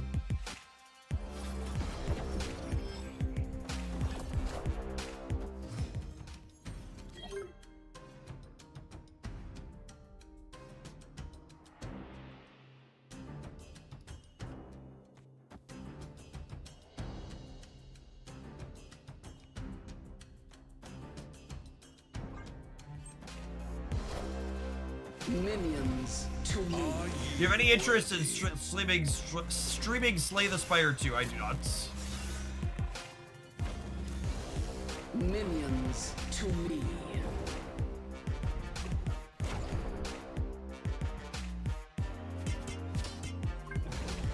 Hey, thanks as always, dudes.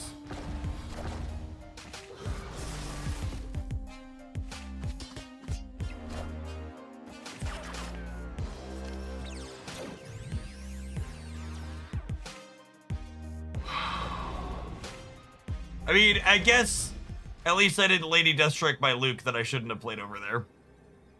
I've got that going for me.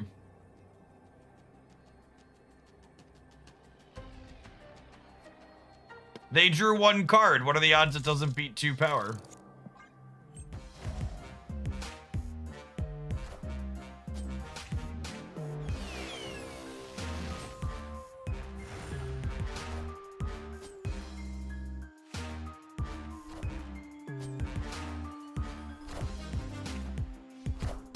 This was such a bad beat. We actually would have won this game despite the terrible Polaris variants if their fucking Hela just hadn't reanimated Odin to re-trigger Corvus and Hela.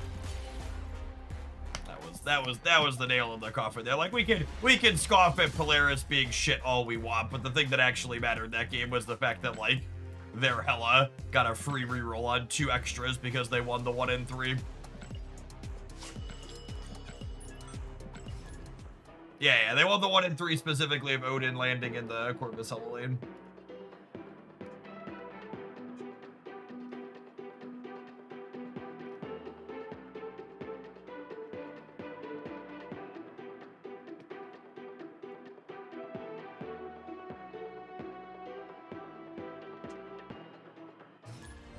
They've released the names of the Hurricanes in 2026 season. One of them is named Marco, and a hurricane named Marco destroying Florida seems a bit on the nose. No, the people naming those knew exactly what they were doing. And I refuse to be convinced otherwise. That is not an accident.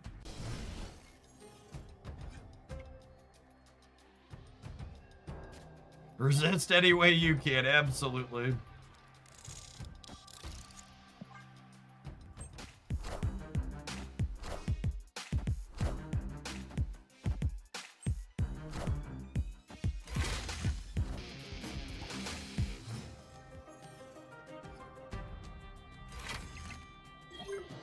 I mean, what constitutes a good income really depends on the area that you live in. Like $150,000 a year where I live in Bloomington's like a pretty good salary. $150,000 a year in California is like, or San Francisco is like, you know, probably should be below the poverty line.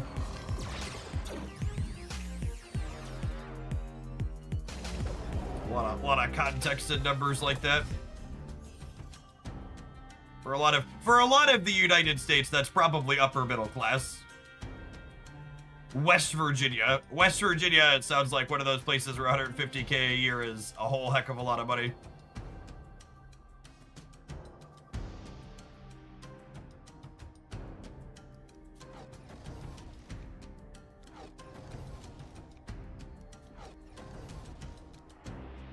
I'm not gonna say you couldn't pay me because like we talk about, everybody has a price, but like it would really take a very significant amount of money to ever get me to live in a big city again. I really can't overstate how great living in a mid-sized town in the Midwest is.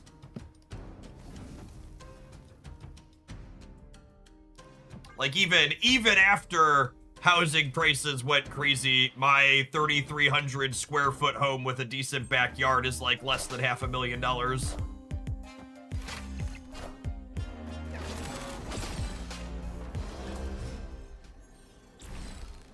And we still have plenty of amenities. There's multiple movie theaters, plenty of restaurants. We've got a community college, university, 2 universities technically. I always forget there's a private one here too.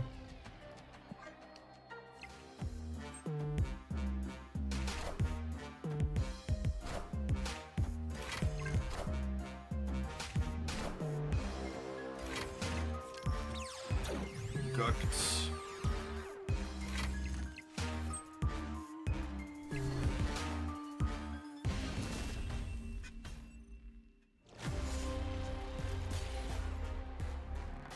I don't know. I think a lot of people, and I say this from experience because I grew up in Chicago and the Chicago suburbs. I think when a lot of people who live in places like Chicago, New York, San Francisco, like the major cities, hear me say mid-sized town in the Midwest, they're actually thinking of a small town. But like that like 100,000 to like 200,000 population where you've got amenities and stuff to do, and there's like schools and like businesses, like there's like additional university, like the town where I live, like both State Farm and Country Insurance have their national headquarters here. Like there's plenty of stuff here, but it's not like so much that like people are on top of each other like there are in a major city, and there's constantly traffic if you want to drive anywhere.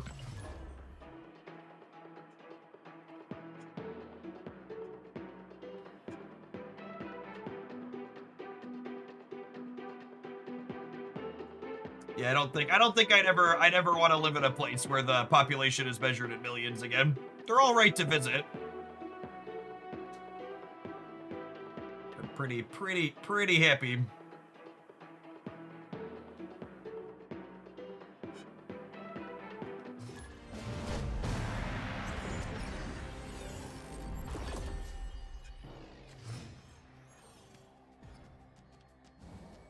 If you include our giant metro area, we get up to 7.8 million. Yeah, exactly.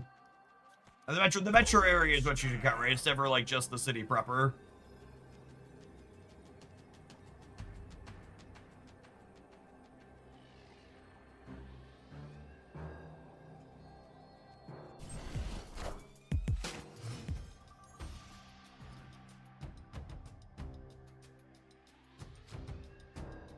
Also, selfishly and politically, from a politics standpoint, being from a blue state, the Midwest, Midwestern Democrats get so much more fucking done and passed through their states than the fucking East Coast and West Coast Democrats do.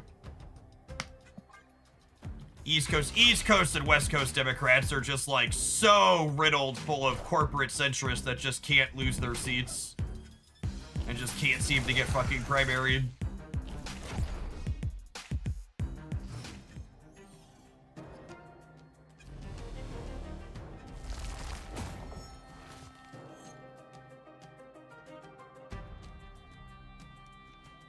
Oh, the Gambit randomly into the Castle Blackstone's a tough beat.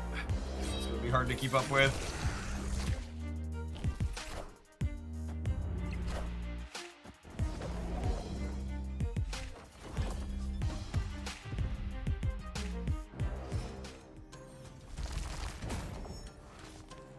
Opponent snapped.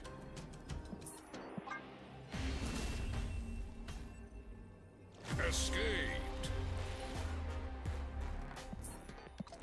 Alright, I'm gonna play 1 or 2 more games with this, but we do need to take an ad roll because otherwise we're gonna come up over the top of the gameplay. We'll see you in 120 seconds, gamer. We're gonna wrap up with this one when we return and then move along to our last viewer deck submission of the morning. Thanks for hanging out. Don't go anywhere. If you're watching on the YouTube side, don't forget to tap the like button. I appreciate the folks that have done that already today.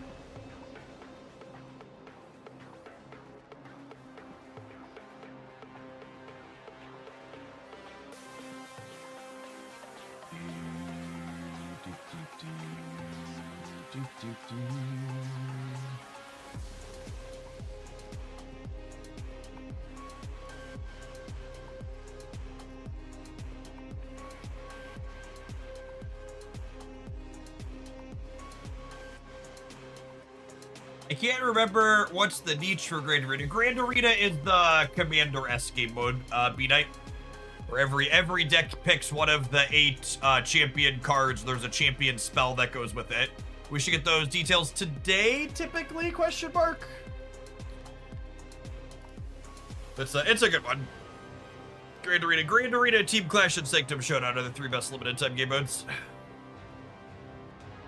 Feel genuinely different than Marvel Snap to play. Oh, and then there's also, technically you have 1 extra energy. So you get 2 energy on 1, 3 energy on 2, 4 energy on 3, etc. Is that another dynamic that's different?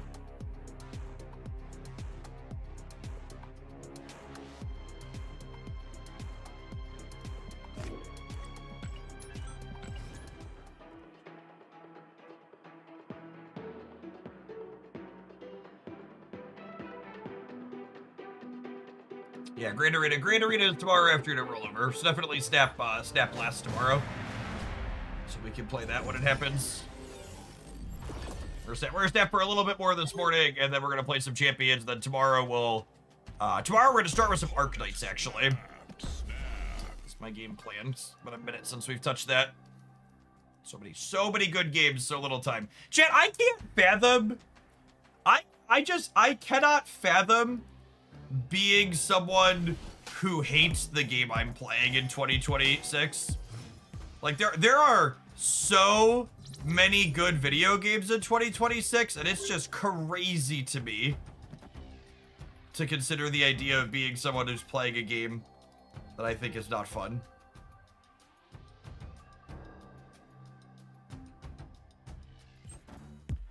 I think it's really unfair and unreasonable to say that John Fetterman is an example of the Democrats having no standards. I don't know if it's because he had a stroke or because it was just a full bait and switch, but like John Fetterman ran on a very fucking different platform than he's currently existing under.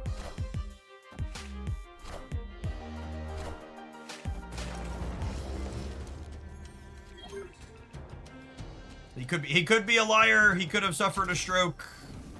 Like, I don't know if you're not following anything. And like John Feder, it's just, yeah, that's just what I said. Like, I don't think you can really blame the Democrats or anybody who voted for him on that one.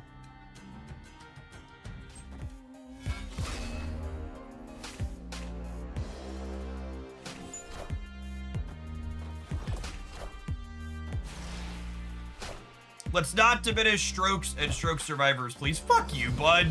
I'm giving you a timeout for the day. Like, it's a very real thing that people that have strokes are impacted by it, and he absolutely had a stroke. Me acknowledging that reality is in no way diminishing strokes or stroke survivors. Go pick something else to be fucking mad about.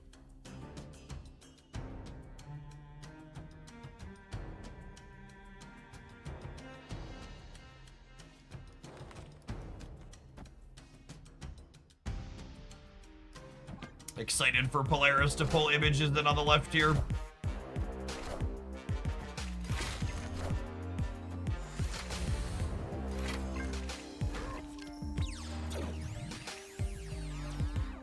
All right. At least we dodged the nat one.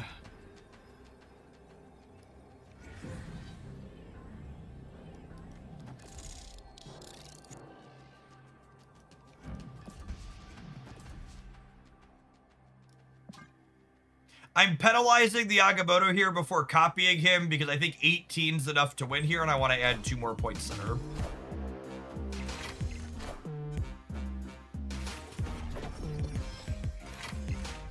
This is beating Thanos here. It's clamoring time.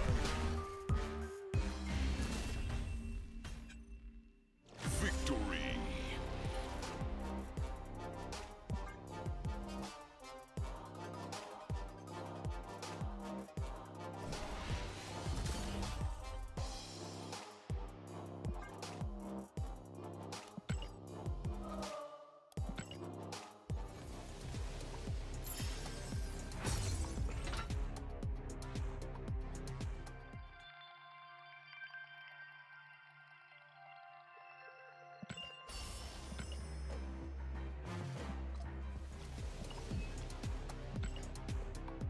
There are definitely things Senate leadership could be due to rein him in. The Democrats don't have leadership in the Senate. Legendary. Chuck Schumer is a fucking embarrassment who absolutely needs to be replaced.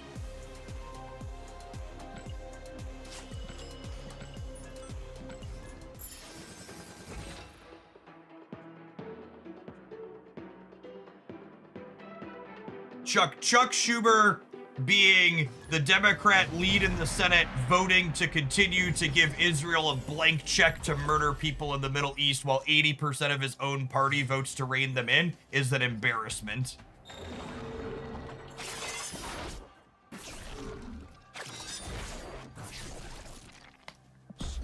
I would really like Chris Murphy or Warnock or Osif to be I think any of those three would be excellent candidates to replace old Chucky as the lead in the Senate. All three of them have like consistently been on point with messaging and seem to understand the stakes of the moment.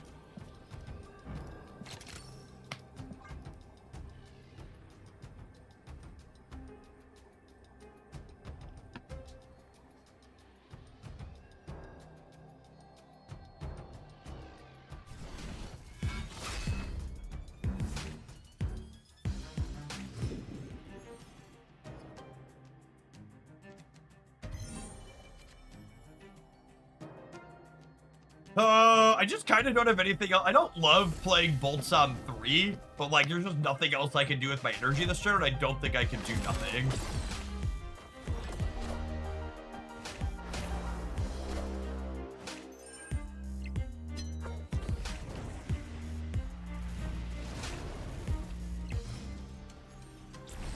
Probably high Evo, given the profile picture here.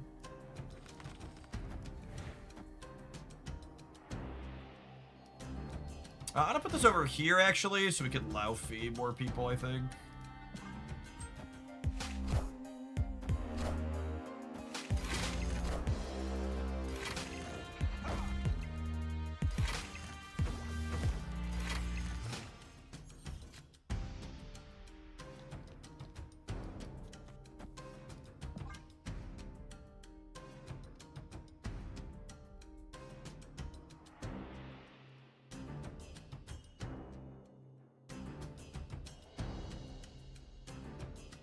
As a former Georgian, I'm happy about Osif. Both the Dem senators from Georgia seem great. Every time I've heard either of them talk, they seem to really get it.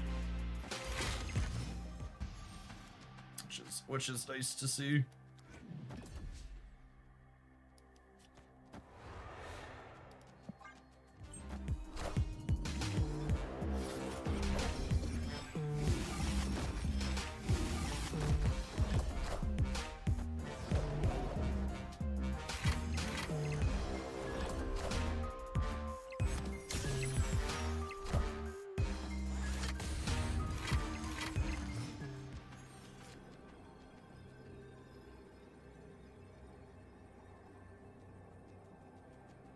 What a weird game.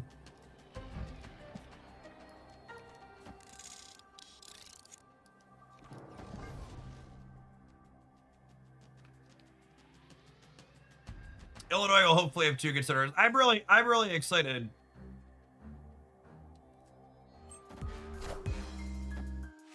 I'm really excited for Juliana being elected in Illinois, which is a good comment too. Like people who talk about the Democrats being failures, like it's some big conspiracy by the Democratic Party.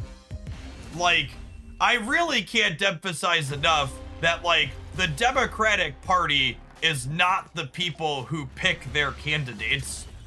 The voters show up and pick their candidates.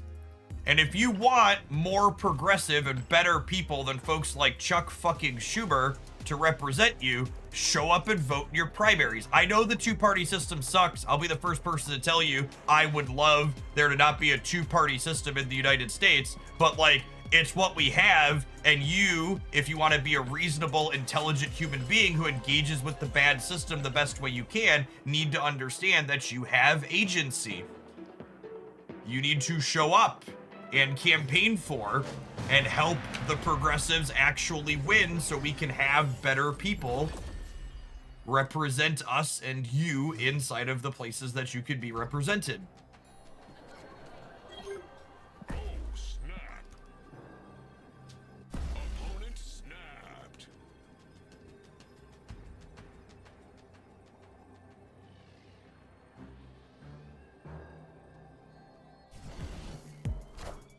Hey, Bucket. Yeah, FYI, it's like a pretty like well-established thing that he like absolutely had a stroke while he was in office, just so we're clear. I wasn't making light of people who have had strokes. Like he absolutely had a stroke, and his political positions on basically everything did a 180 after experiencing that. He ran as an incredibly progressive candidate and has essentially been repeating Republican talking points since.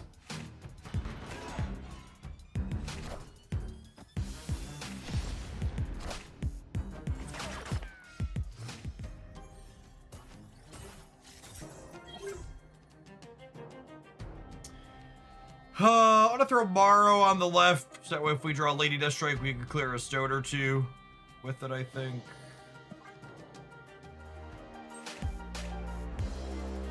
Osif being under 40 probably helps him understand how the average American feels. Oh, I didn't realize he was that young.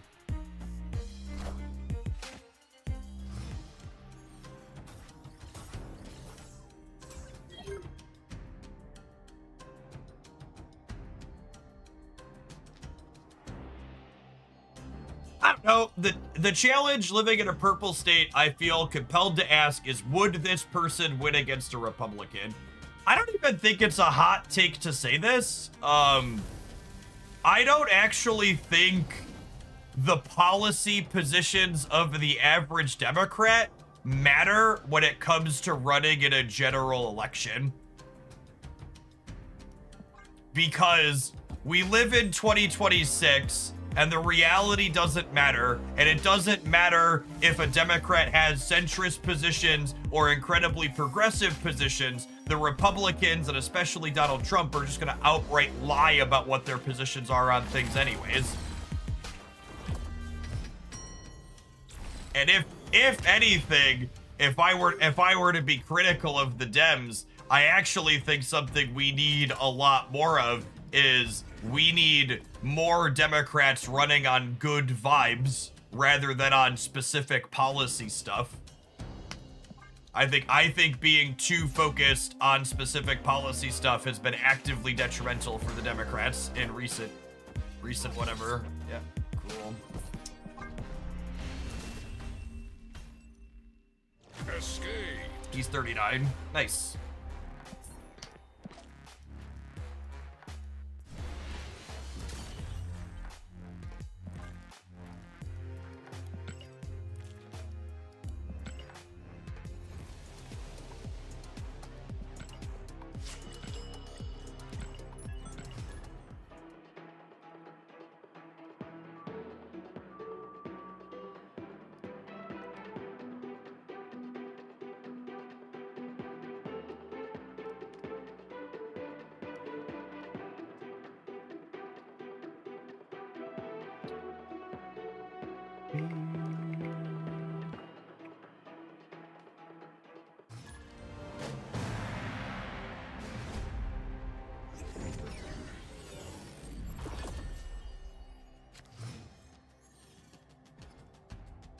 Yes, that is absolutely correct. If I were to articulate what I think is the position of the core issue with the Democratic Party, is they need to spend more time tailoring their outreach to people who are not voting and encourage them to be like, hey, these are good things we can do, please vote, rather than trying to convert people who fancy themselves as centrists in 2026.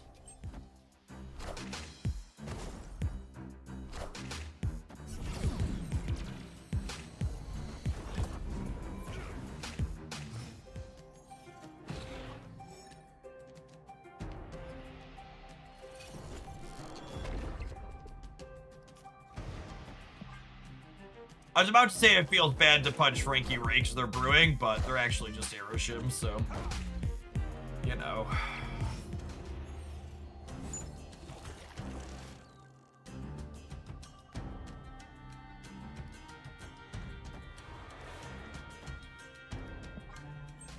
So, punch away. Yep.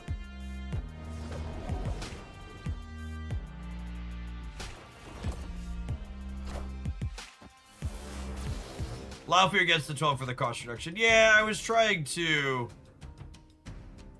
deny them there, but maybe that was the wrong approach.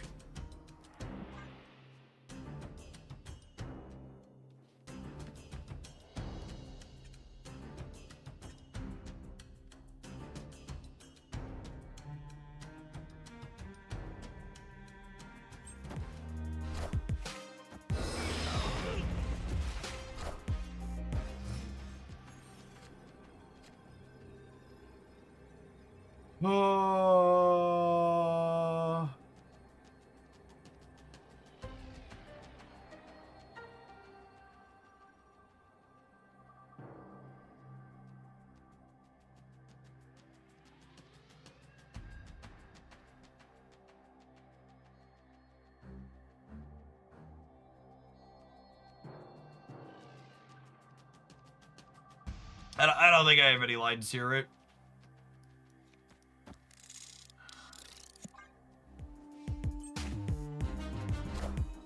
Well, I wanted to get one more decent game in with this deck, but I'm really hungry. I want to go get my lunch, so we're gonna ramp. This may or may not get a highlight. I've kind of been hard pressed for decent decks to highlight because there just like haven't been new cards worth playing. So just to reiterate on Polaris, she definitely feels like a card where the juice isn't worth the squeeze. Like it's so many hoops to set her up, and then by the time you build your deck to actually enable her condition, it's difficult to also have a meaningful payoff in your hand for it. And then on top of that, she also just like has no control, right? Like she doesn't say character. She pulled useless spells a lot for us. She doesn't pull your highest cost or your highest power. Like it's just completely random. So even when you do have the bits together and you could get a chance to get something big, she often just flubs it anyways. Really, really terrible card release. I really wish they'd be release less terrible cards. Would be nice. All right, I have a not my deck list submission for our last one today. What do we got?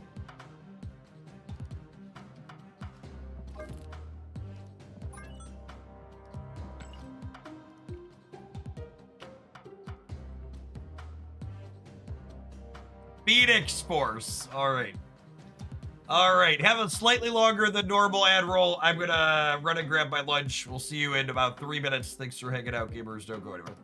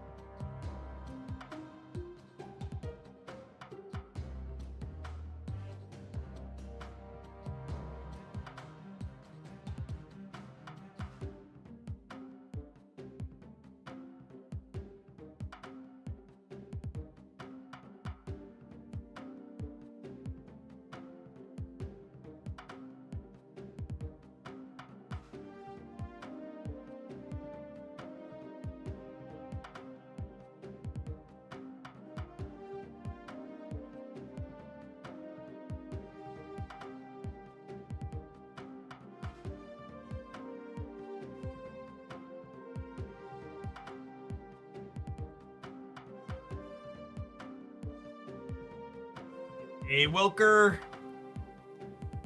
This will always be in here.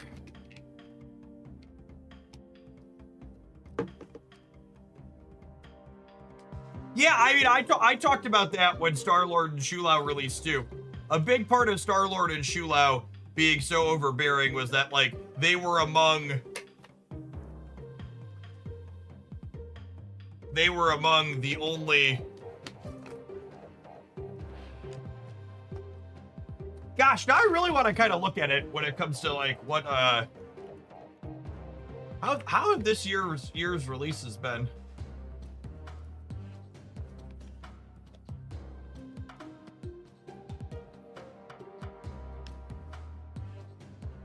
So, medium.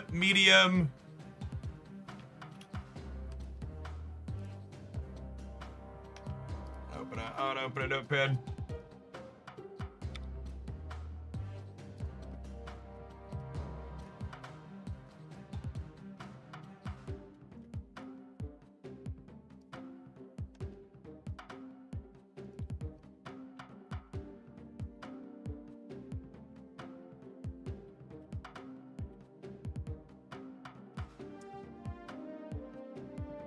I'm gonna put Atkinson under okay.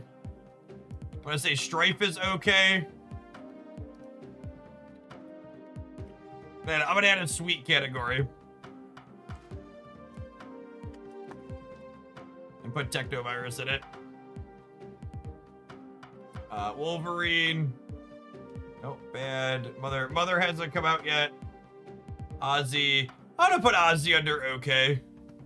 Ramatut's not sweet. He's not interesting, and he's not very fun. He does nothing a significant amount of the time. I'm gonna put Sandstorm under okay. I'm gonna put I'm gonna put Gambit under good. I think we give Gambit good. I think we give Iska good. I think we give Juggernaut okay. And Sabador is okay. Drax is good. Moondragon is good. Star-Lord is good.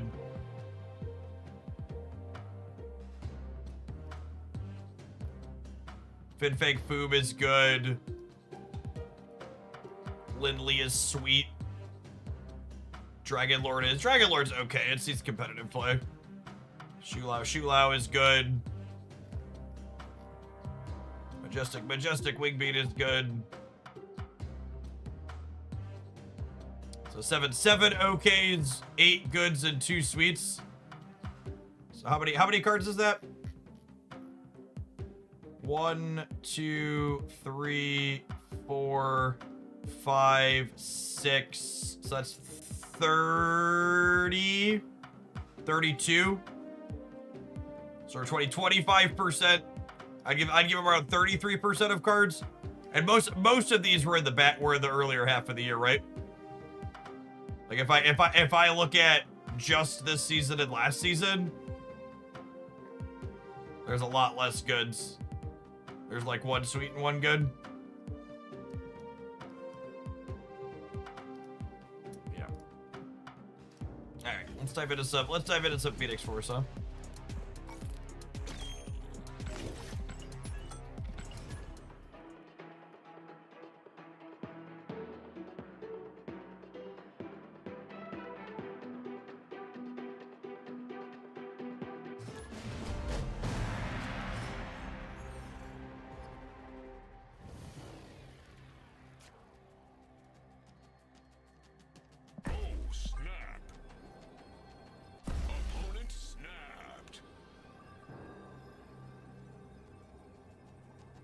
With a bug fix focus, less card focus this year, I guess. No, that's not a remotely reasonable thing to say too, I see.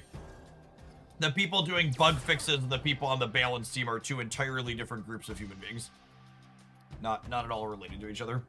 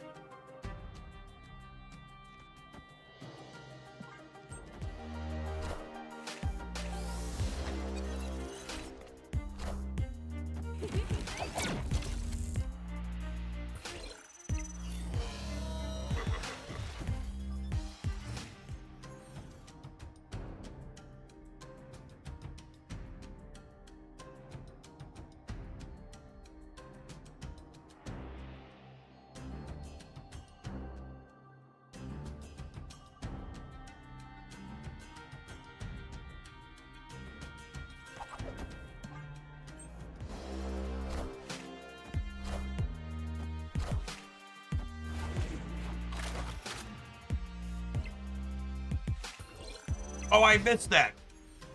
Spider was changed that if you attach it to Multiple Man and then move it with Nico or Ghost Spider, both copies have the ability to move, and previously only the real one could. That's neat.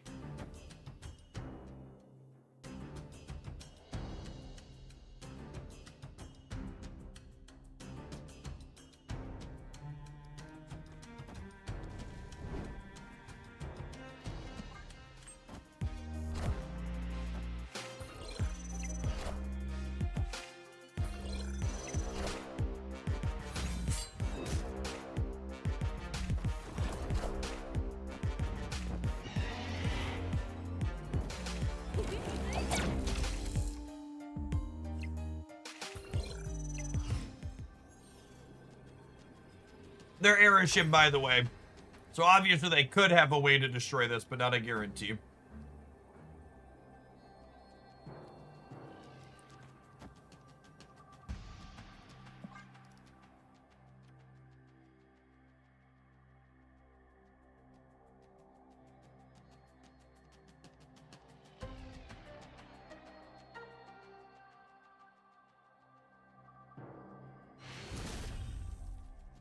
Victory.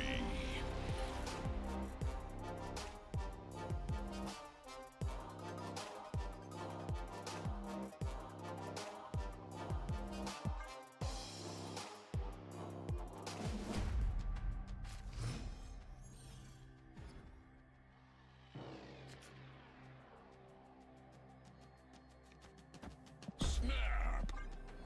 Opponent snapped.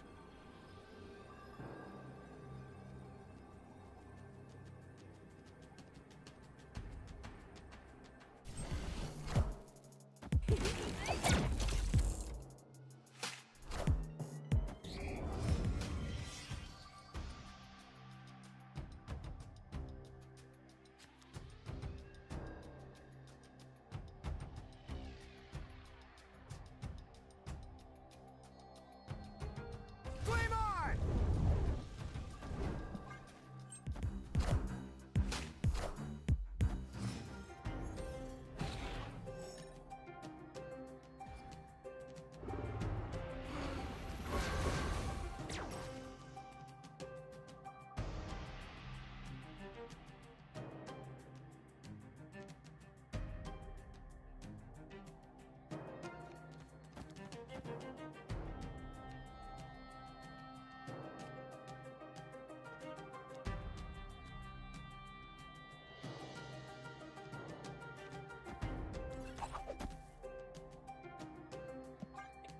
I guess that's...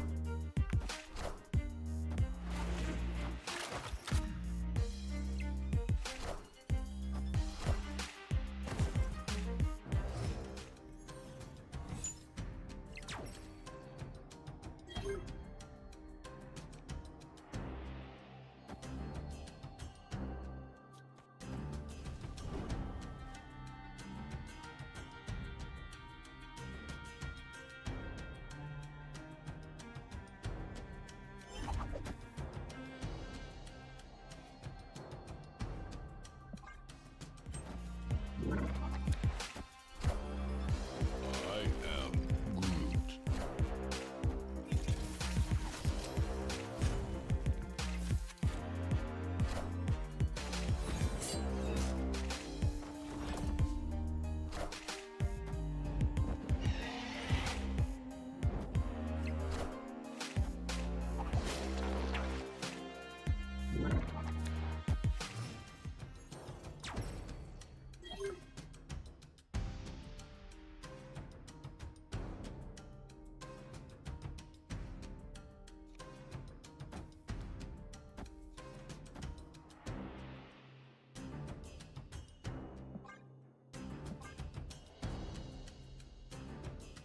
I don't have priority for this.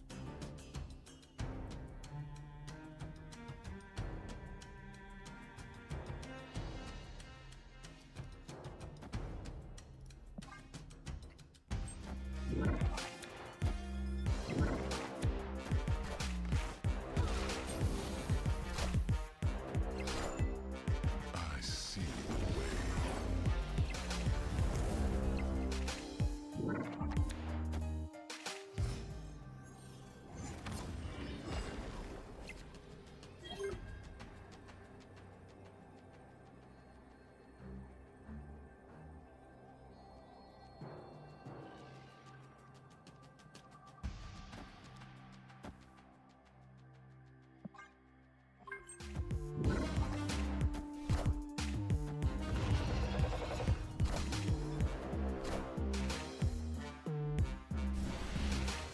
What an airship last turn.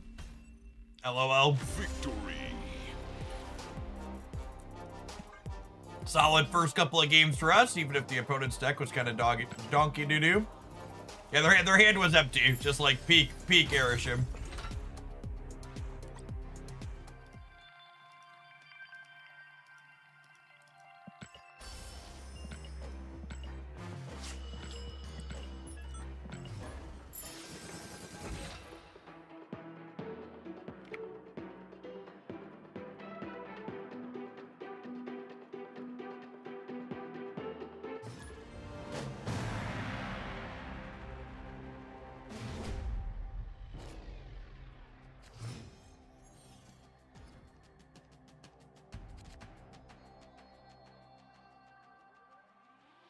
Oh, snap.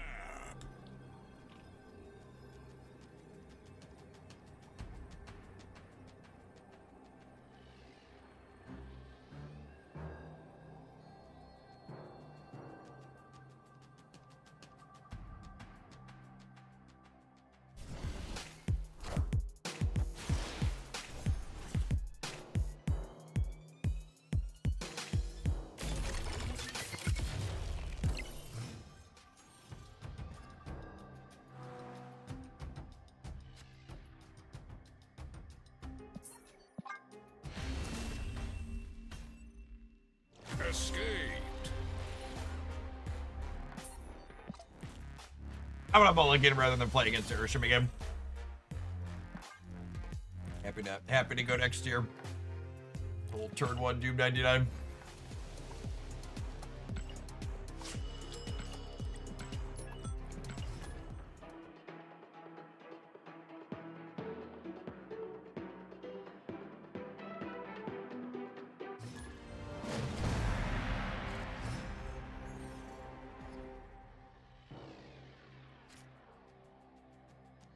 Snap.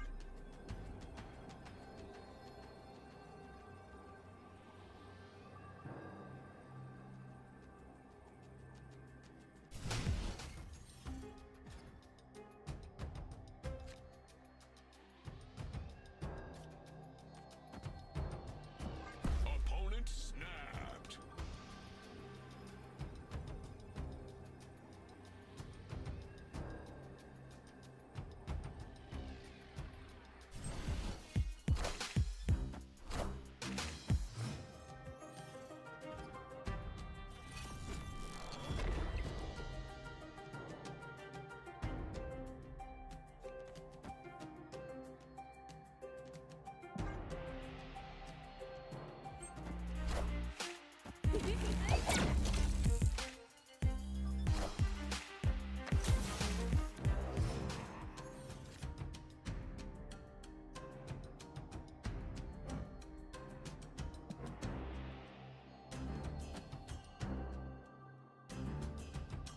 So, we're like never beating negative in a million years, yeah?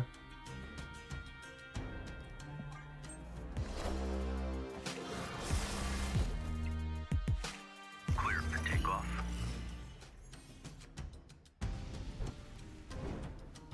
Really rude location variance. Because of Sandbar, I couldn't Spider and Ghost Spider. And then because of Avengers Compound, I can't Phoenix Force and Ghost Spider.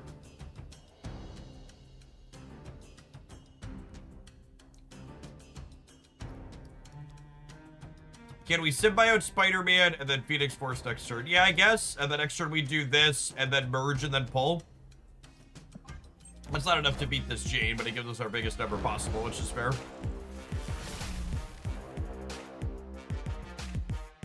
Means we can't Goliath. I don't think we're ever Goliathing. Maybe we were Goliathing. Maybe you're right. Maybe we did. Maybe we did need the turn 6 Goliath to really have a chance. That's probably true, Stark. I'm probably supposed to try and be interactive if I want to shop.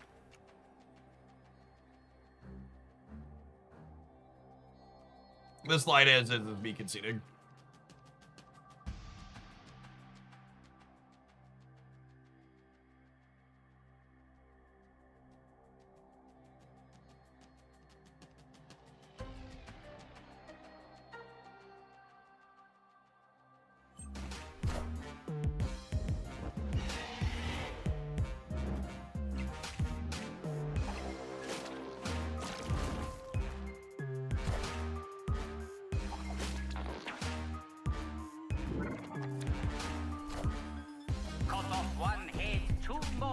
take its place.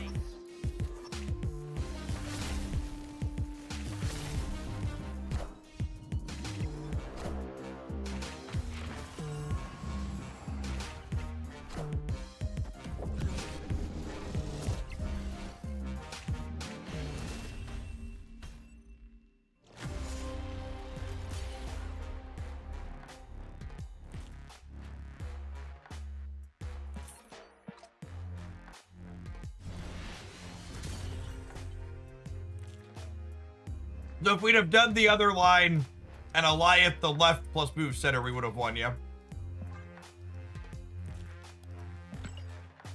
So I play Phoenix Force on 5, move Phoenix Force here, and then Alliath the obvious Arnim Zolapath. We'd have gotten him. Not bad. One of those. Understanding your position in the matchup. Knowing when your numbers are big enough and when you need to be the sandcastle kicker. Against negative, we absolutely needed to be the kicker.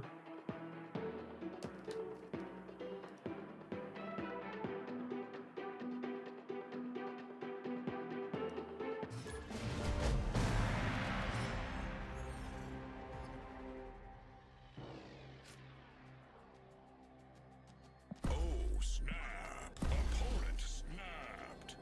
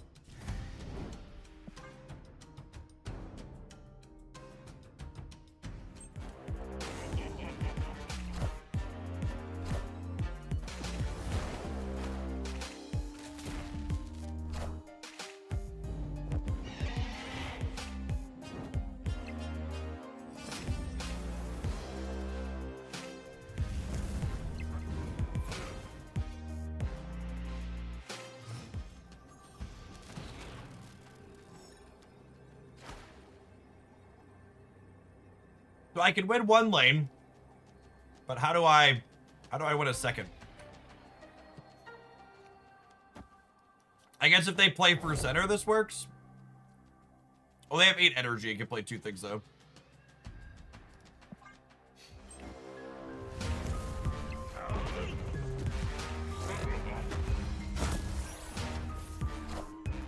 I see the way.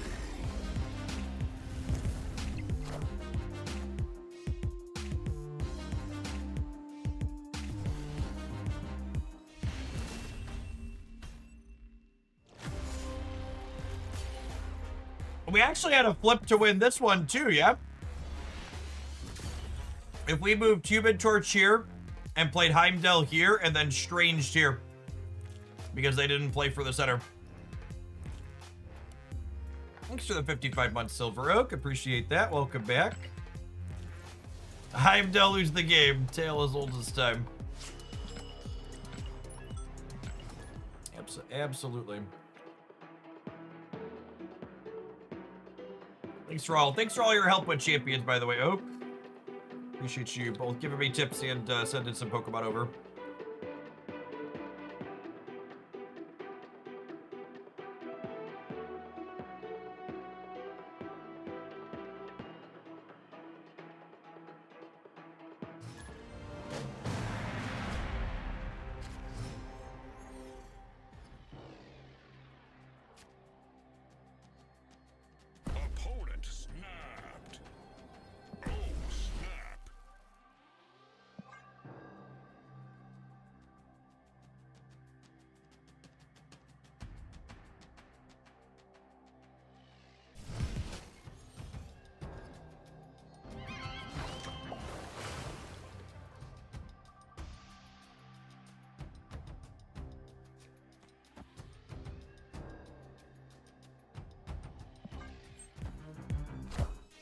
So Cancun actually makes Human Torch a bit better for us. Because it means we can just have a big power somewhere.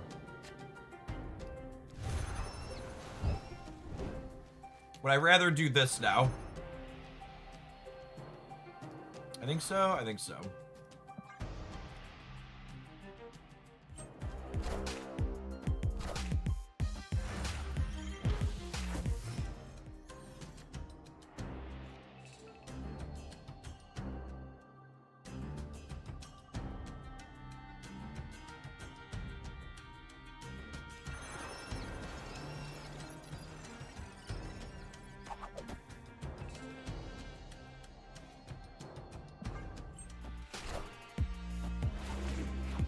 This like Moon Girl Super Giant stuff.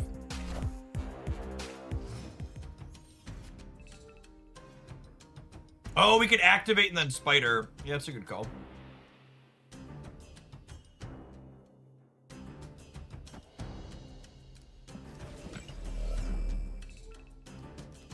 What if I do this now, though?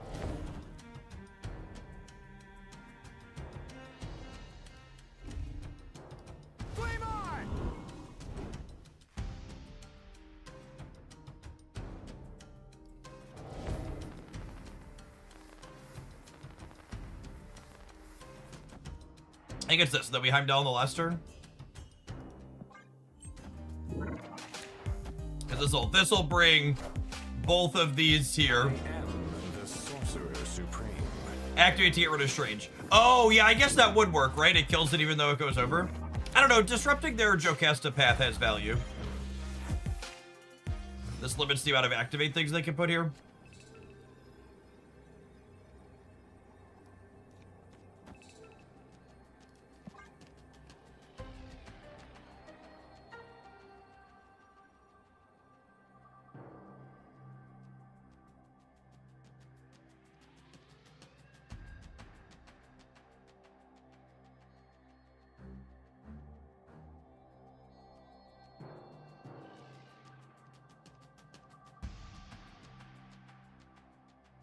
Well, I forgot about Cancun though. We're probably still good. We are putting a lot of points in a location where they don't matter.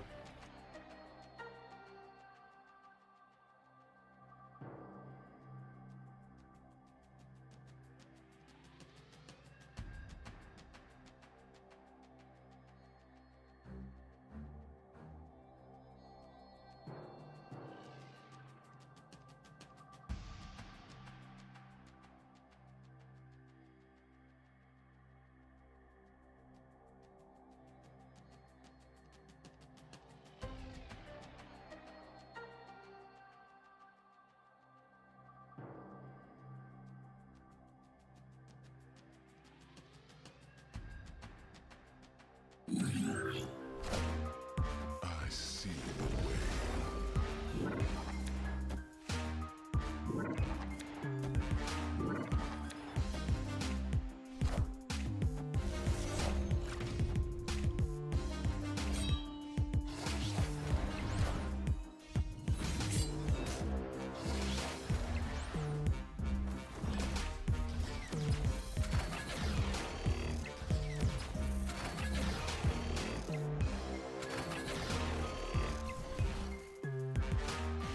Like I said, even with Cancun ending up a bunch of points, Victory. we're still way over them on the left and the right. This thing came together for us.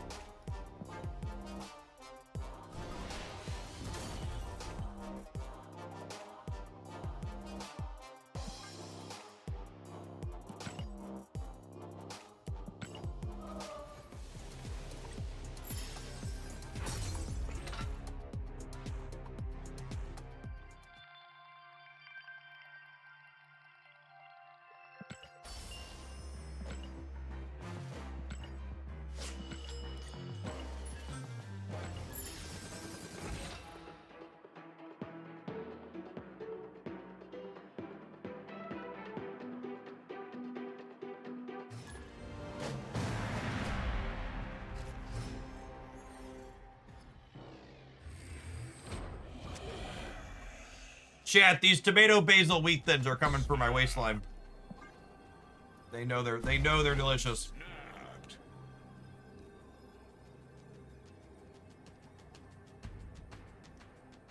They're delicious and they know it.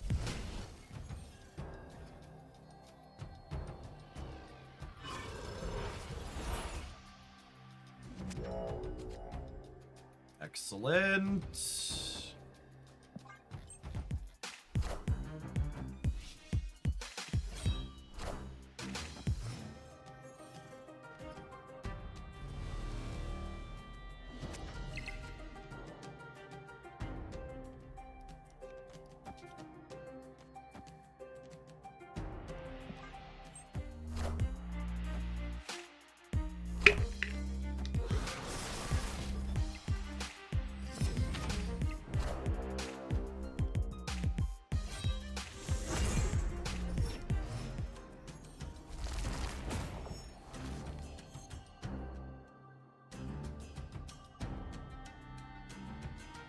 That's a great thing about losing all this weight. We get to gain it back with amazing food. Something like that.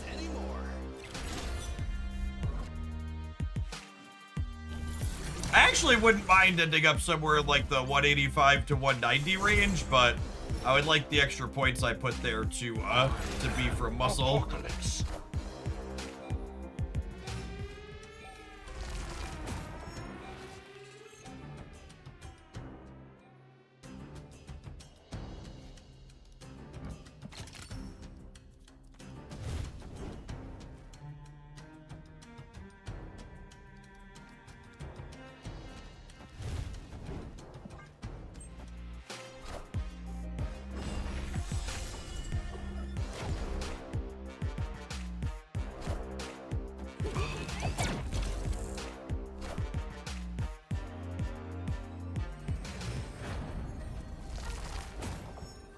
So they both won the 50-50 to hit Gambit and then won the 1 in 3 to kill my Nico. This is only sliding 7 into here, so we're dead. Savage.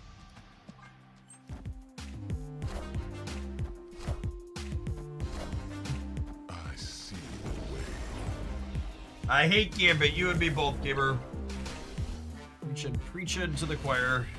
The only reason Gambit isn't my least favorite card in Marvel Snap is because Aeroship exists. Yeah, they also hit the 50-50 to land Gambit in the vault. Is also another thing. Where the Khonshu put the Gambit was also a flip.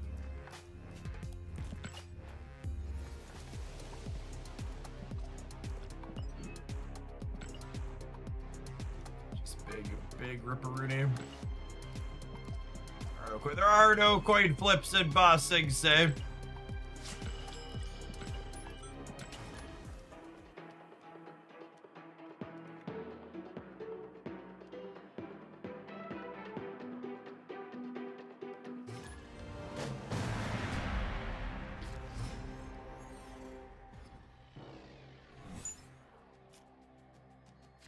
Oh, snap.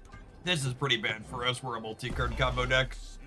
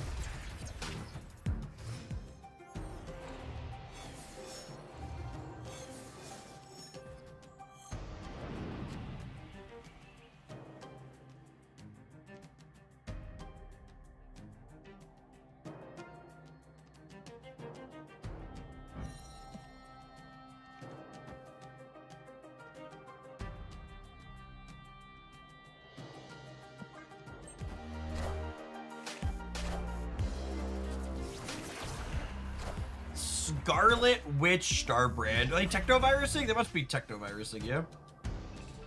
Ewok Slayer, thank you for the 72 buds. Welcome back. Well, that's quite good for us. That was the best draw in my deck, and it's not close.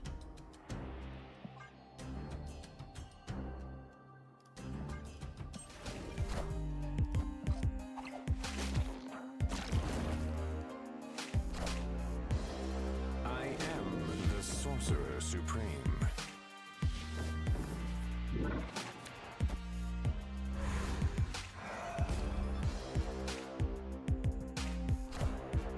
I'm about to juice this up.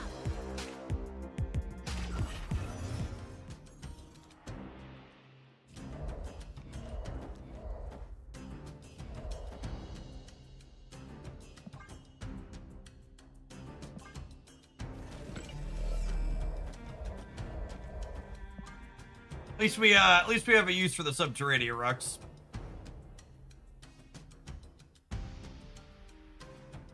I mean, to be fair, the multiple man draw makes up for all the rocks, right? We assembled a combo here. Carnage gets to gobble up, and then we Heimdall in the last turn. This Heimdall's worth what? 32 points?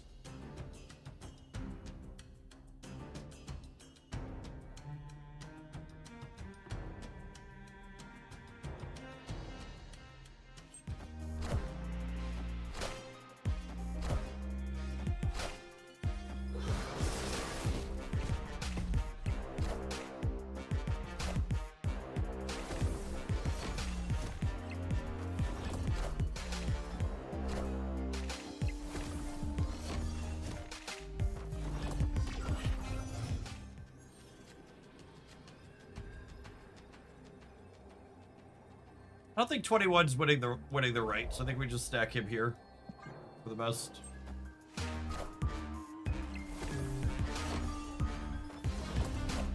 Slide to the left. Crisscross. Crisscross. Everybody clap their cheeks.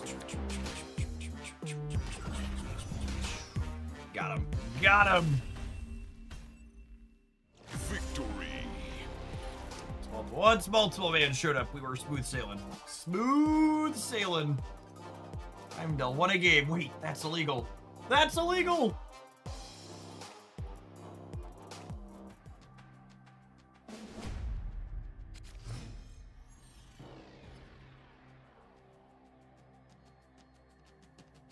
Snap.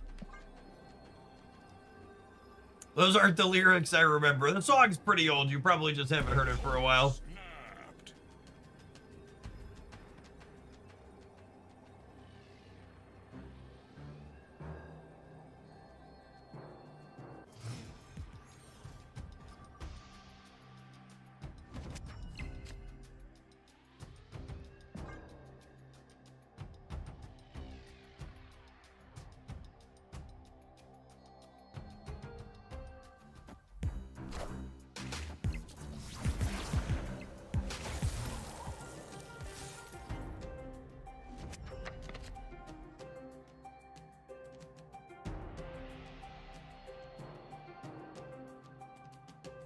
The animations that are currently missing in the game were actually turned off to try and avoid game crashes.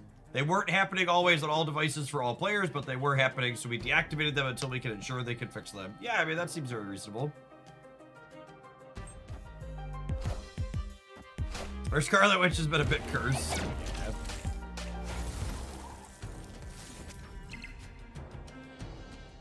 Definitely not the best for them.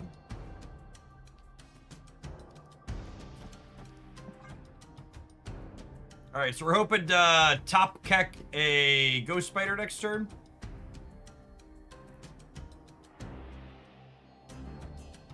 Or to have Nico roll move to the right. She might have already rolled move to the right. I don't keep track, chat. It's not that serious.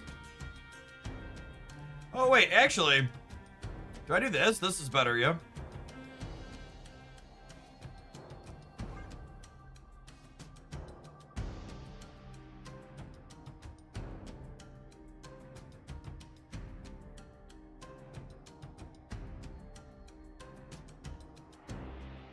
He's sweating me 2 cubes of 10 and now roping me. Oh, my dearest video gamer. My dearest video gamer.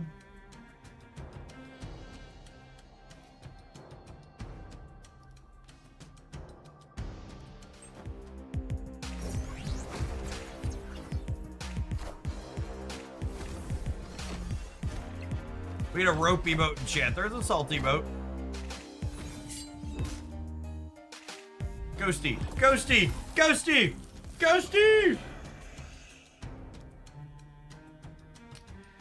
Okay, so I know this might look a little weird, but I'm gonna play this in the center so that way if I top deck Heimdall, I have more places to do, or more multiple men to get. So I keep a point, 2 points technically overall if I play it here, but I want to give myself the ability to top deck the right card again next turn. If we draw Heimdall, we basically fill the board. Real close to it.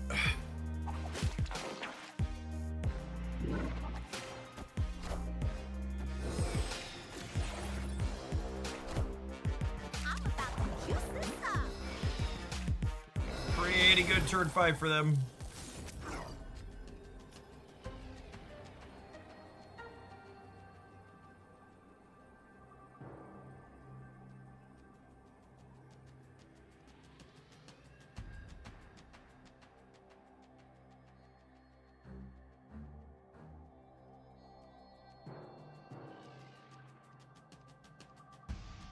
Yeah, Nico and the Spider does what we want. But like they're least likely to contest here is the thing.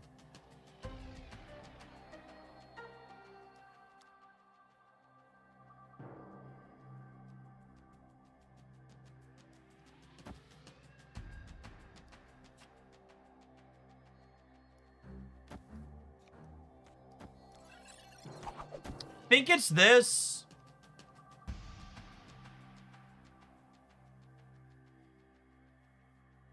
So I think I want 3 to end up here. If I move both of these here, I'm more likely to hit the man, but I'm less likely to win the center, right? Because I'd only be an 8 power thing plus the spider thing. Whereas this way, if I expect they're not playing for here, which they might be playing for here. Yeah, they just have enough to play for all of it. So maybe this is wrong.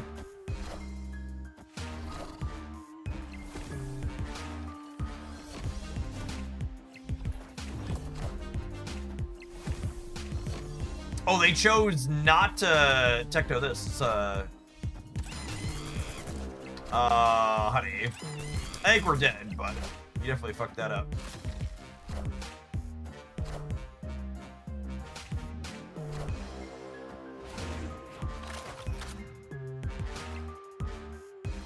They definitely did not have any lines to beat that drum.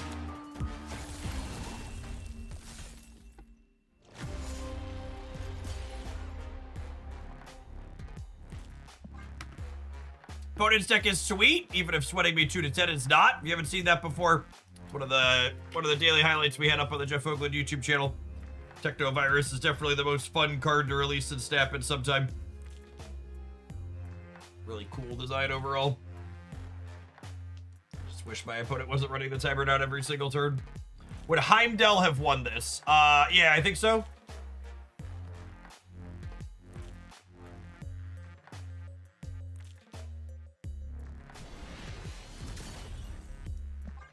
Alright, maybe they just wanted their pound of flesh. Either way, on to the next.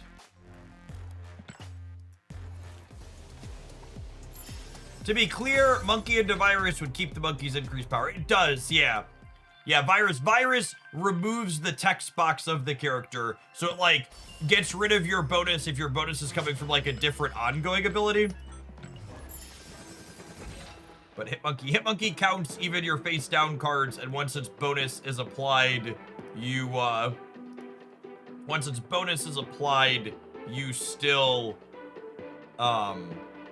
keep it, right? It's not like an ongoing, it's a static buff that's been set. You don't have to lose something like Shadow King.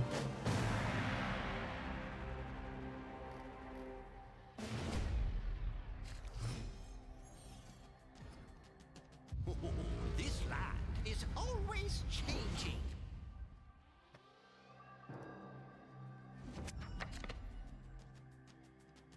Opponent snapped.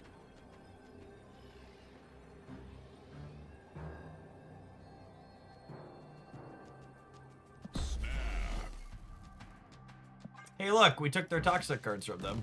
Hopefully they don't have our multiple yet.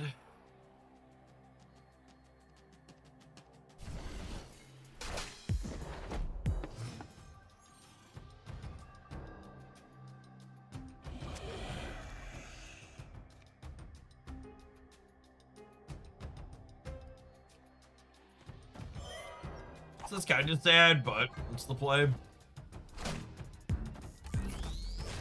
Funny to assume those are their only 2 toxic cards. Yeah, that's fair.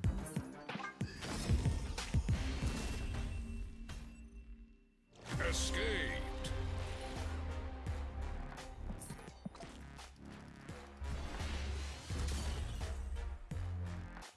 All right, well, we're definitely going to play some more of this. It's been amusing when we get to play the game. But we do need to take a pause for the cause. Let some adverts roll so they don't happen over the top of the gameplay. I need to go through some of my lunch leftovers upstairs. I appreciate everybody hanging out. Don't go anywhere. Be snapping for a little bit more, and then we're going to kick on over to playing some Pokemon Champions this afternoon. Don't go anywhere.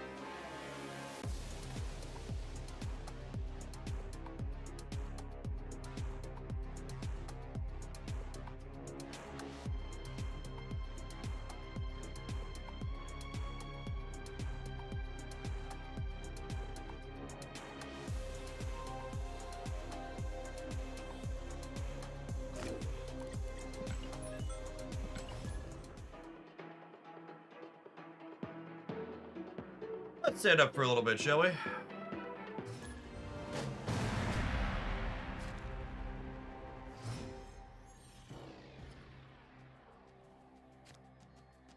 Oh, snap.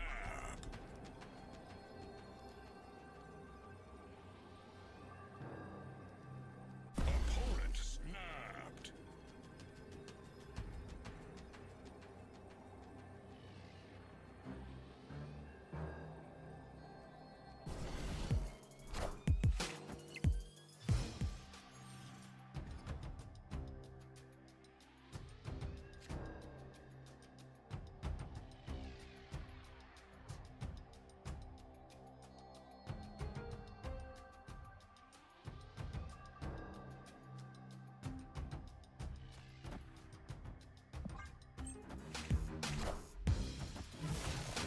RFK Jr. President Trump has a different way of calculating percentages. If you have a $600 drug and you reduce it to $10, that's a 600% reduction. It's just, it's really hard to overstate how, in addition to all of the fascism obviously being awful, just how deeply stupid these people are.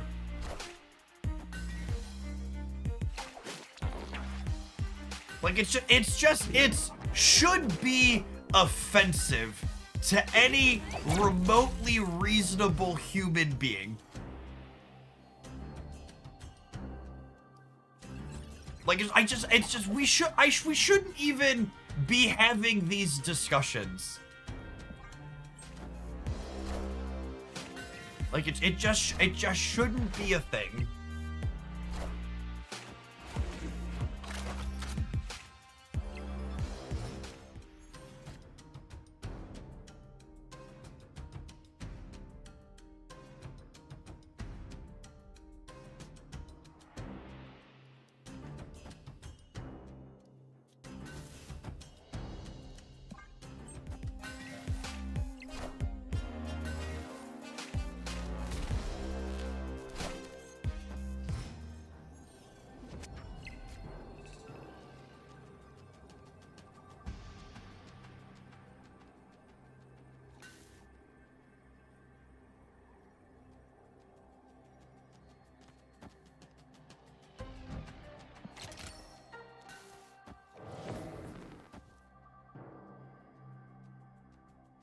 This seems good.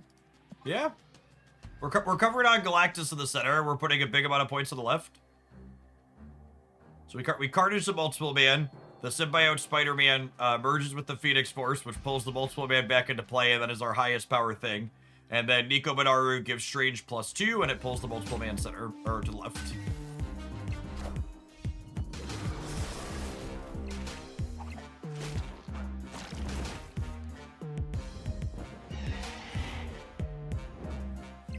Imagine playing Airship when you could be doing this. That's what I'm saying, gamers. I am the sorcerer. The Sorcerer Supreme.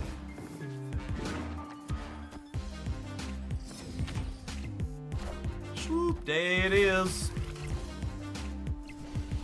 Coolio. Alley-oop. Victory. This is one of those spots where, like, I could probably play 1,000 more games of Marvel Snap with this deck, and that line would never happen a second time. Just, like, truly the beauty of location variance being a thing. Just, like, put you in so many... A lot of other... As someone who's played a lot of other card games at higher levels, high level, like, Magic the Gathering and Pokemon and a lot of other card games is a lot about playing enough games that you can memorize the situations you're going to be in so you can execute what's optimal in them out of muscle memory. And Marvel Snap is a much better game because of location variance for solving puzzles. Yeah, it's very similar to other high-level card games are similar to chess, where you're learning openings and you're just trying to experience situations enough time that it's muscle memory to get them right. And in Marvel Snap, there's just too many permutations where you need to actually be good at parsing a unique situation and then solving the problem in the moment, rather than memorizing your way through it. Yeah, it is also part of the reason why retreating feels so sad, because, like, you can't actually figure out if you solved the problem, right? Or the optimal solution is leaving at the end of it. Agreed.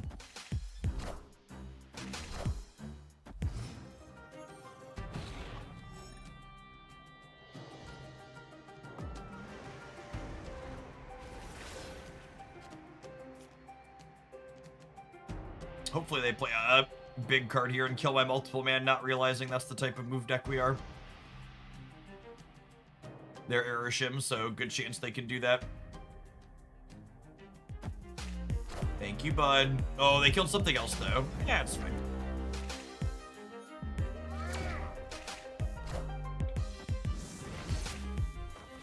Everything's gonna be alright.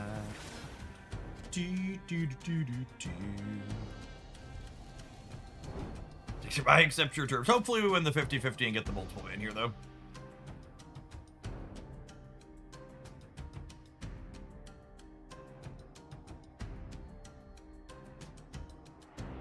Won't be the end of the world if we get the Multiple Man, but or if we get the Human Torch, we'll prefer the Multiple Man.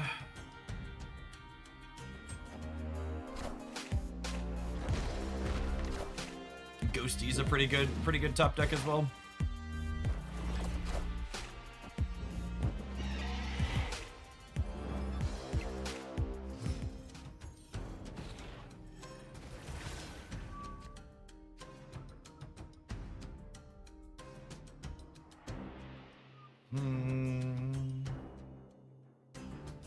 Operation figure out how to win a second lane. Yeah, dude.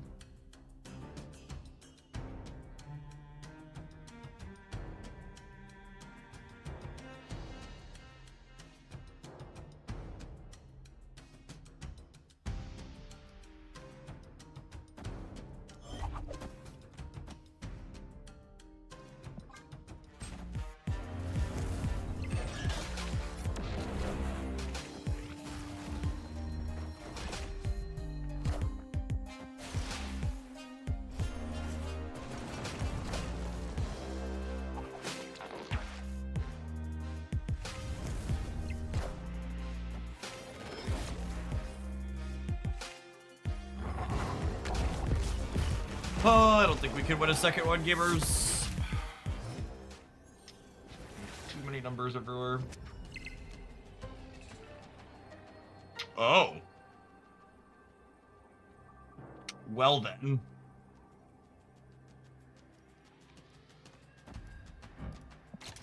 Nico, my beloved.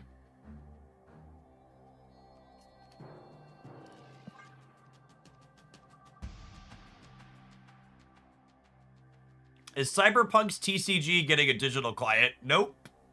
Riot Games and CD Projekt Red figured out that it's pretty impossible to monetize a digital card game profitably, but paper card game players are suckers and will line up to hand you their wallets for loot boxes.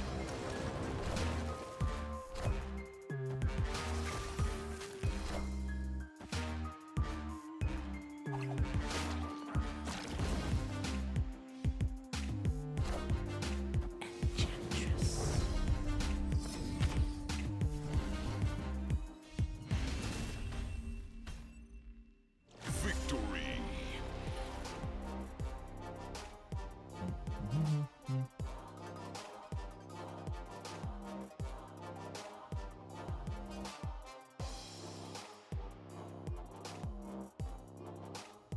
I love how many Magic players I've seen scoff at people for playing gacha games. It truly boggles the mind. Well, that's because, as someone who spent decades playing Magic the Gathering and experiencing Magic the Gathering players, a lot of Magic the Gathering players lie to themselves, and they don't view the money they're spending on Magic cards as sunk cost. They spend money they really shouldn't be spending in a lot of instances on Magic cards, telling themselves it's an investment, even though they never intend to sell it.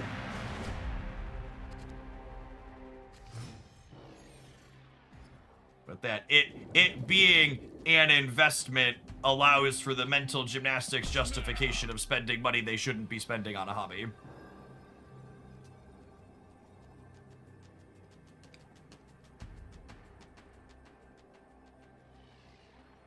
Opponent snapped.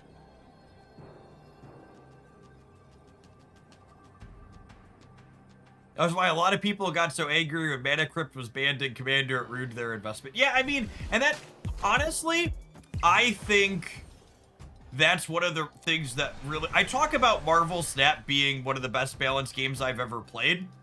And part of the reason why it's the best balance is because they do regular balance passes. But another part of that is simply because this game doesn't have any part of its economy tied to game balance. Like in other games, like Magic the Gathering or Hearthstone, even paper card games, right? Like not even just Magic the Gathering, like games like Hearthstone and Shadowverse, because they give you refunds when you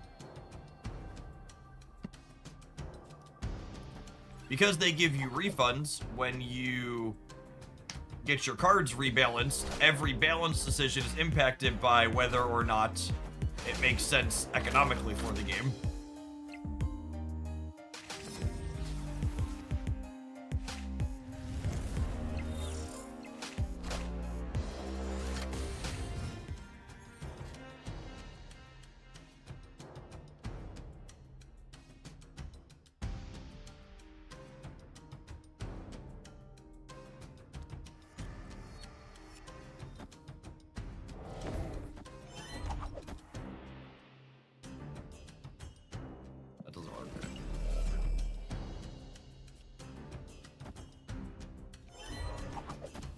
That works.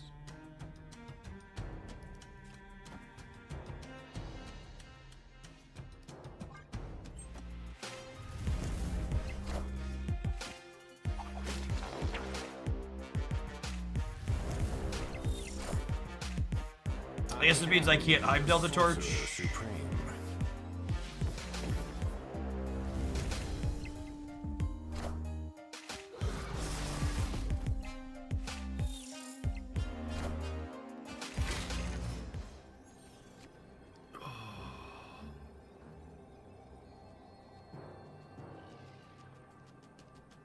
It's a damn shame this location is Crimson Cosmos. Otherwise, I could multiple man and then Ghost Spider would be the what's it called?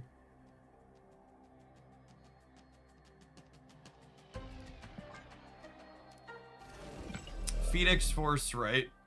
Does that win the right though? It doesn't, no. It's bringing back Ghosty, who's only 1 point. I'm pretty sure it's just this, and hope they can't interface with Quantum Realm and that we're winning here.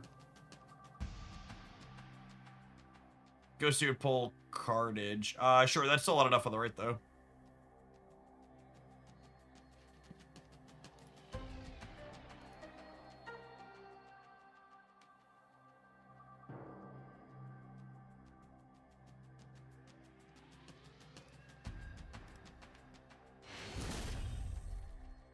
Victory.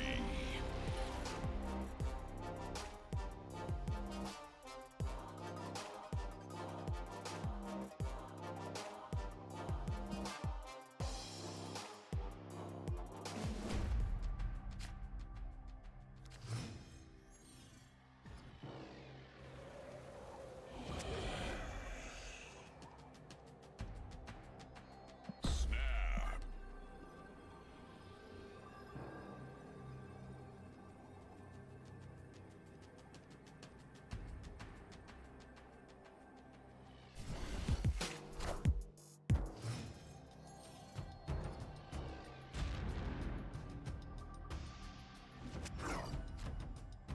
Opponent snapped.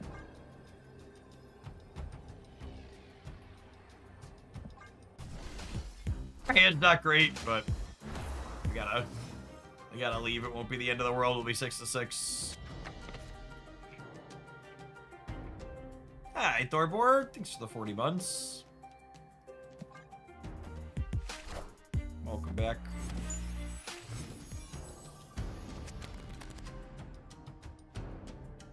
If this would have been a multiple mana human torch with the Nico draw, we could have actually played a game, but it was our last turn to get there. Escaped. When did the human torch become 3 costs? He was 1 when I took my break. They switched human torch and vulture, so vulture's a 1 now and human torch is 3. Move had a pretty dominating stint. They actually initially made him a 3/3. It's actually you'll appreciate this story, Duck. So they nerfed Human Torch to 3/3, and everyone complained that there were a bunch of people complaining that he was unplayable at 3/3, and then he was still so good at 3/3 they had to nerf him to 3/2.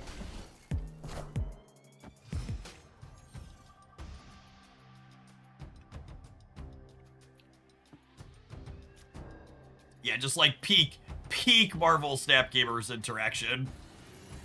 Just like, oh, they nerfed my card, made it unplayable. 2 weeks later, actually, we need to nerf it again. It's still busted.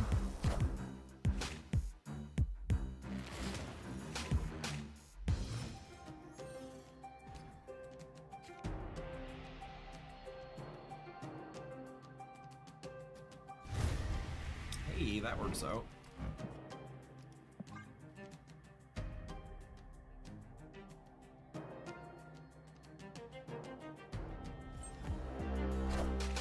If I don't speculate on trading cards, how else will I retire? Hey, the NASDAQ hit an all-new high today, chat. Trump declared a ceasefire with himself, and the markets decided that that was good, and the war was over.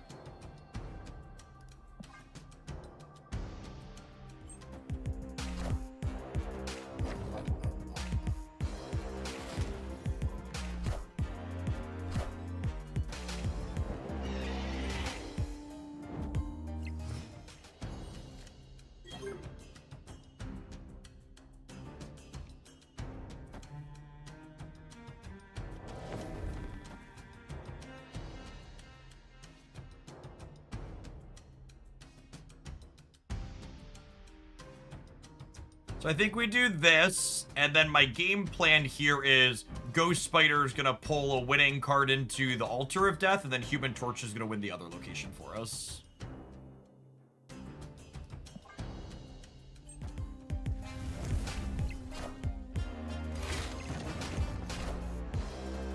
I am the Sorcerer Supreme.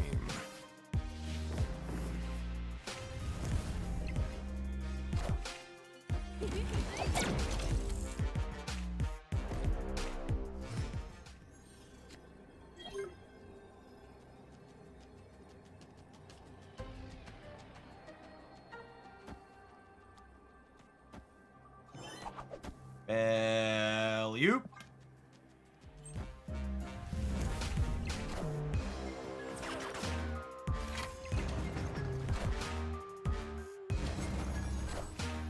I see the way. Do we fart middle? I don't think I have to worry about, like, they have to be like a Shadow King there, right? Says local man about to be Shadow King. What are they gonna do? Shadow King me?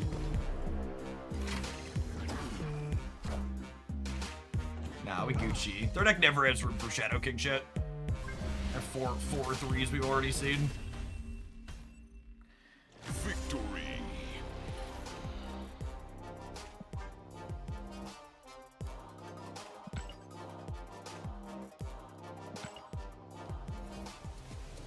Hail the king, baby.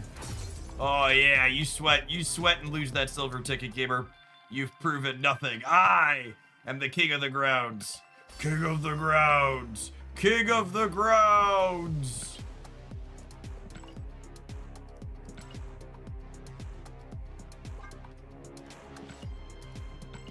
Epic. Epic.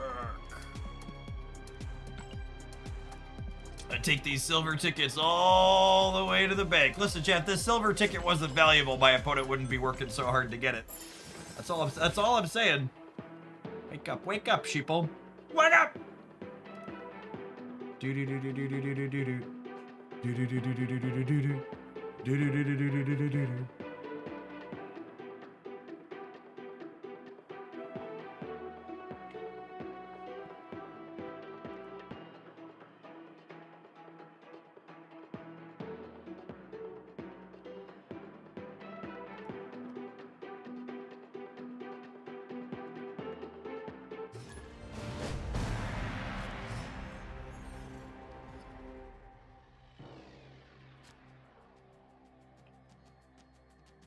Snap. A Sarah Tech will not be missed.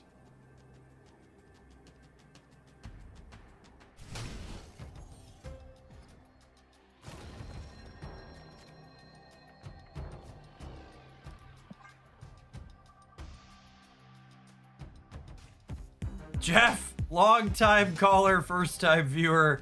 I can't help but notice it isn't playing the most pay-to-win card release. How do we expect to win games? It's a tough job. We'll figure it out somehow. We've been really bad at drawing multiple in so far this set. We've been fumbling through Human Torch. Wins at least.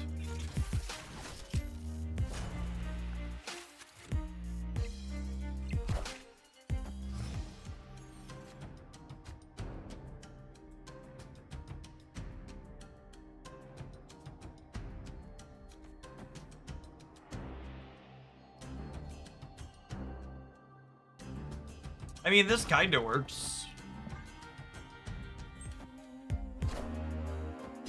Oh my goodness, they just gave me an extra turn. That's so good for me. That's so good for me.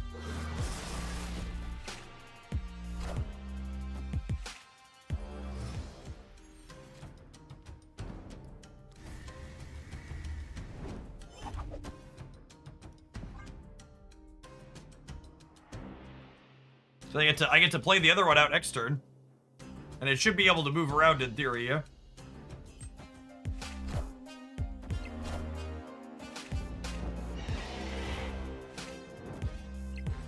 This Human Torch should have the self-moving aspect to it still, yeah?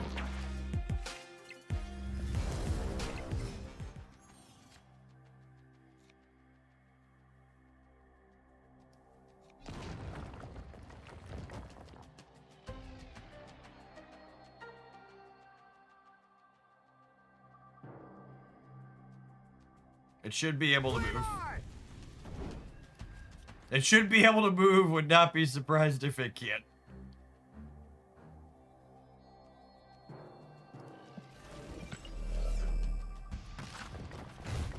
I'm gonna play it here just to hedge not being able to move it manually. Or not being able to move it like we're supposed to be able to. I am the Sorcerer Supreme. Yeah, Shag's very confident the opponent's archetypes out of range. I need our center torch to dodge here, please. I definitely need to change my I have one card out of 6 that I would like to get hit by the least amount of Morrow. Gets hit 3 freaking times. Whoo! Opponent snapped. That's exciting.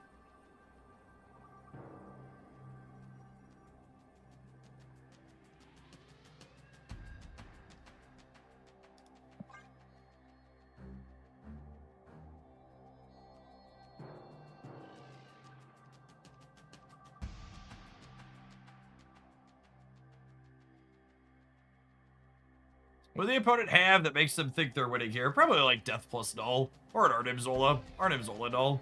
Shang-Chi could be an option too.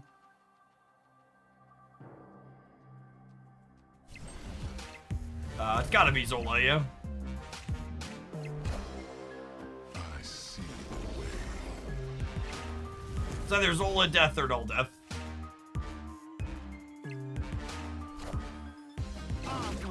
Oh, they thought Human Torch costs 1. They thought Human Torch costs 1 still. That's what they had. They had cheers, mate. Cheers. Yikes. I'm embarrassed for you, opponent. How bizarre. How bizarre.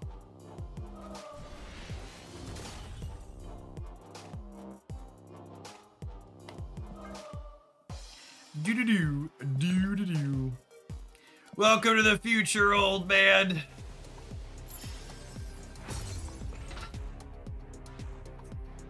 Oh, yeah. Please it.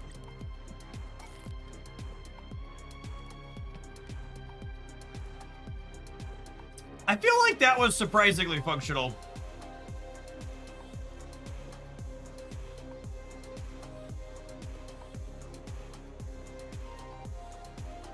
We retreated at least 1 or 2 to Erishim.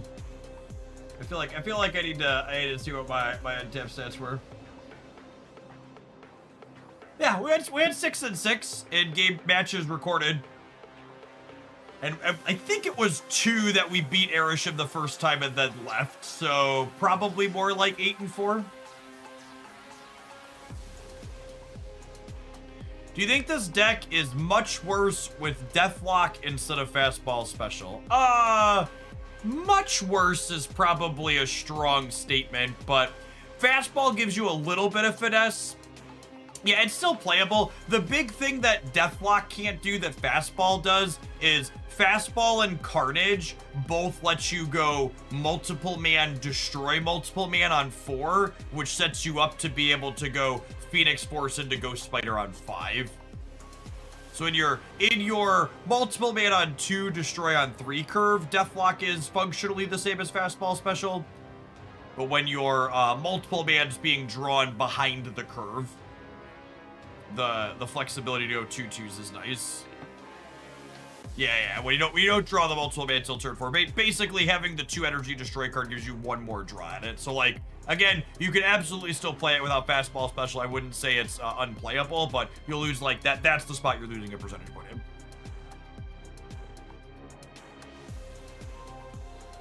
That's true. Fastball also destroys a singular thing, which can be very relevant into things like raptors or squirrels or other random stuff that puts trash on the table that you're occasionally cleaning away.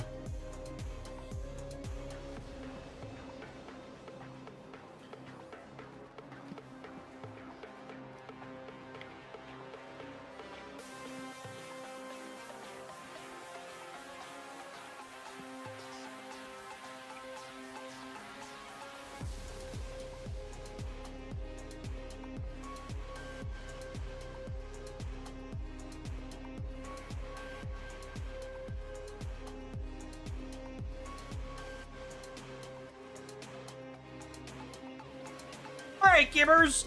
We'll be back with more Snap at the end of the stream tomorrow after Grand Arena goes live. For the rest of the day, we're gonna play some more Pokemon Champions. If you haven't seen Pokemon Champions before, it is a PvP competitive Pokemon battling game that's currently available on Nintendo Switch 1 and 2.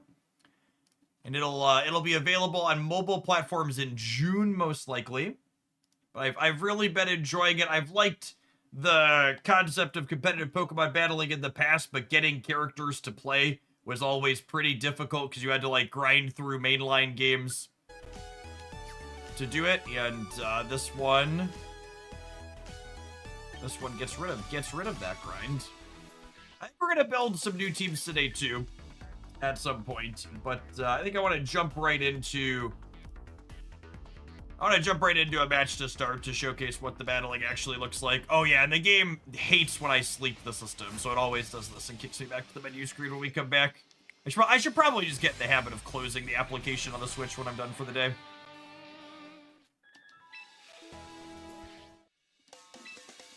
Alright, let's hop on in here. You want to play this team? Yeah, we'll do one more with this team. This was the team highlight this morning on the Pokemon channel. Rocking with that one. So the opening to this type of game is very familiar to my longtime Magic the Gathering players. So basically each team is 2 teams of 6, and you see each other's teams, and then you're picking from your Pokemon which 4 you're going to bring into which 4 you expect your opponents to be bringing. So, for example here, my opponent has Incineroar, which has a mechanic called Intimidate. When it comes into play, it drops the attack stat of my Pokemon. And Milotic here has an ability where whenever you try and drop one of its stats, it gets a bonus. So I'm going to lead on the Milotic here. It's also a water Pokemon, which is reasonable into some of their rocky gamers. They have a Basky Legion that they could potentially be bringing, which is a water poke, which makes me kind of want to bring my Rotom for some lightning coverage. And then I typically like Sinistcha here as a healing tool for more bulky attackers. And then I think I want Scizor into... Their megas are either Tyranitar or the Aggron here, and Scizor has a fighting attack that's pretty decent in both of those. So we'll submit our 4.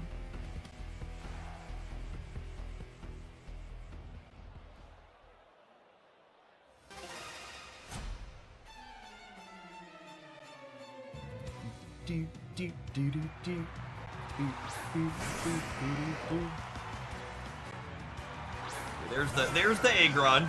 The Aggron doesn't guarantee that they're not bringing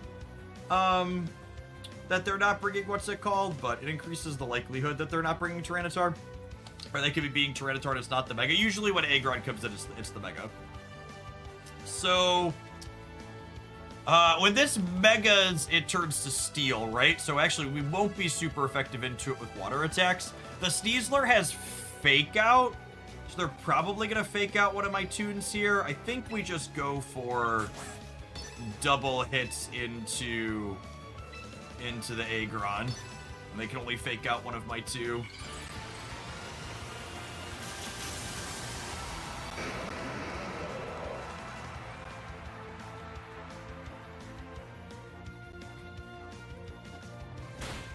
Yep, so there's the fake out. Oh, missed on the Hydro Pump. Sad.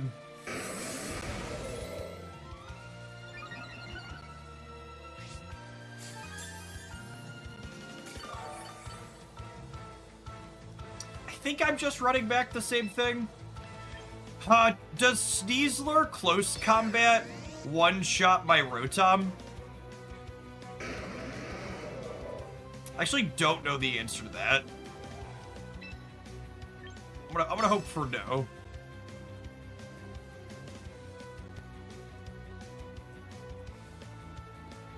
Oh, they're switching. Okay. Yeah, my Rotom's built for bulk. Okay, so the teacup here not only can heal the teammate, but it could also use an attack that makes the other Pokemon attack it instead. Man, that's a big body press.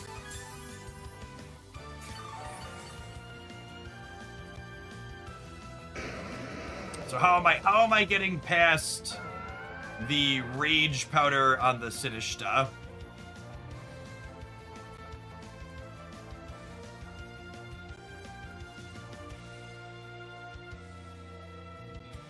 We do also have 2 Pokemon weak to the Machagacha attack. That is accurate. I think I'm going to protect the Maloctic this turn, and I think I'm pivoting the Rotom into Scissor.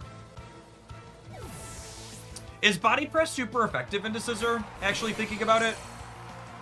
It is. Fighting's good into Steel, yeah? What's the bad swap? Oh, they protected. That's great for me. Is this about to use Machagacha then? Bug resist fighting, so we're neutral. Perfect. Oh, they're setting up Trick Room. Okay. So Trick Room inverts the speed, which means my Protect was bad too here as well. But this means the slower Pokemon actually go first now. I think they're going to Body Press my Maloctic, so I'm going to switch to my Sinistcha because it's a Ghost Pokemon and won't take a hit from the fighting.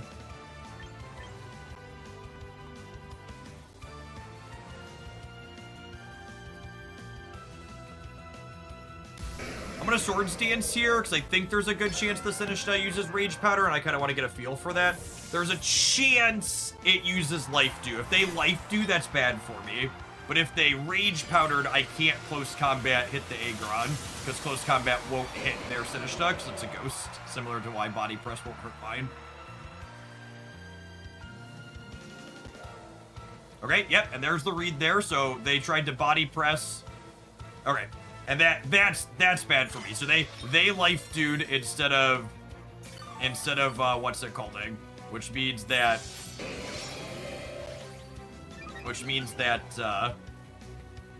okay. And now I'm going to Rage Powder, which makes them attack my character.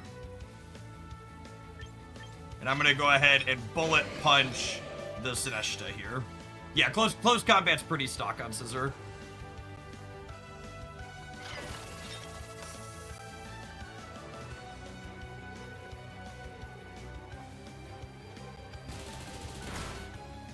Yep, it's a good solid hit. Iron Defense.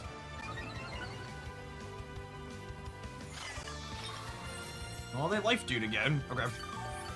So, I didn't quite do enough damage last turn to clear the Sinistcha. So I think I'm Rage Powdering again just to make sure they can't hit me with what's it called. But I'm actually going to Swords Dance here.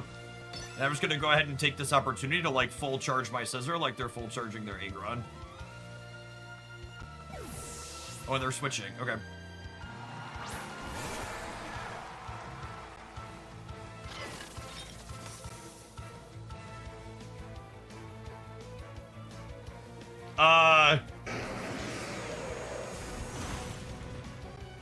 Do we think their Basky Legion is built...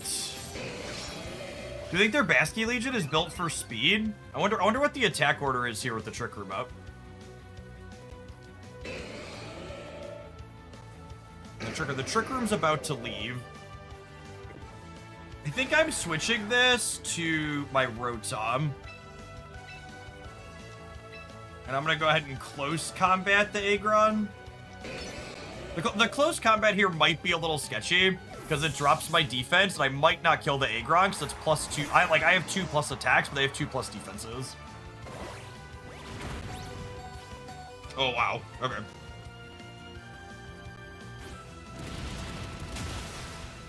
Yeah, it did not do a lot of damage. The Basky Legion might clear me here.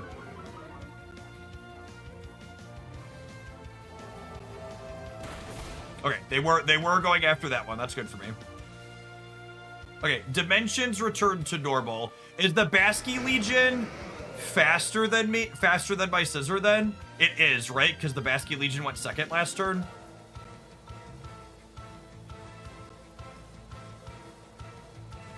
Okay, so I think my line here is I'm going to Thunderbolt the Basky Legion, and I'm going to protect the Scissor. They withdrew. Okay, DM. Good play from the opponent here.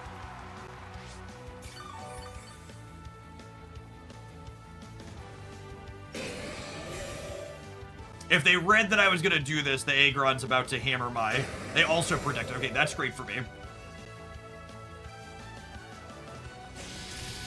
So not a 100% ideal turn, but not terrible either. An ideal turn would have been me bullet punching, predicting the switch here. Gosh, do I bullet punch predicting the switch now to prevent them from trick rooming again? I think I want to prevent them from trick rooming. I think I'm fine giving up the Scissor here. I'm gonna bullet punch the teacup.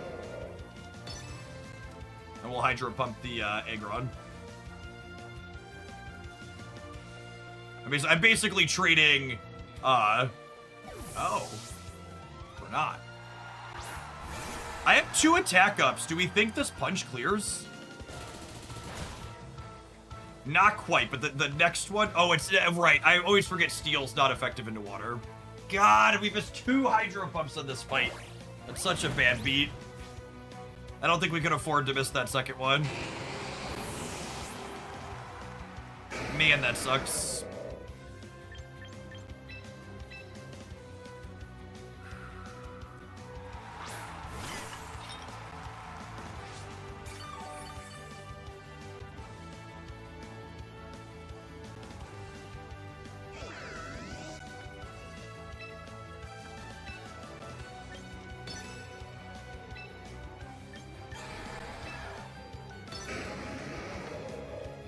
You know what? I should probably Matcha Gotcha rather than Life Do here.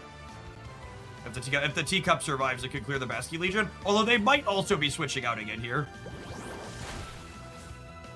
Okay, yeah, they are just switching out. Okay, so Life Do is great here with them doing the switch. They're going back into teacup because they're just like all in on keeping their what's it called alive here.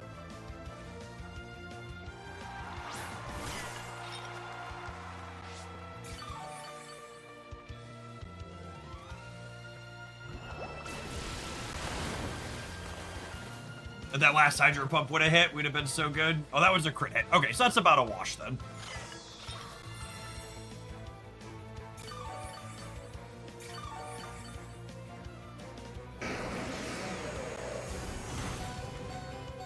Alright, Teacup living that hit is huge. I think I expect them to protect this turn on the Aggron, right? So I'm going to go ahead and Lightning Bolt this. I think I'm swapping my cup back out.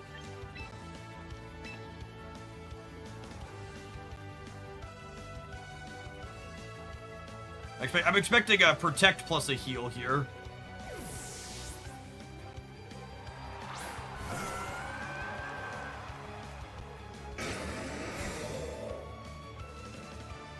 I don't know that I expect this Thunderbolt to kill this. Probably not.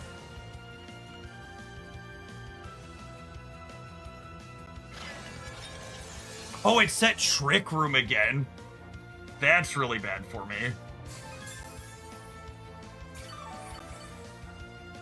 Yikes.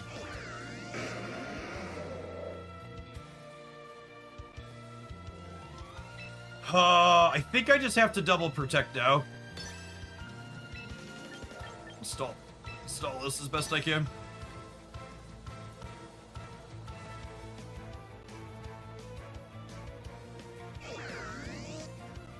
Giving up my Scissor when I did was probably wrong.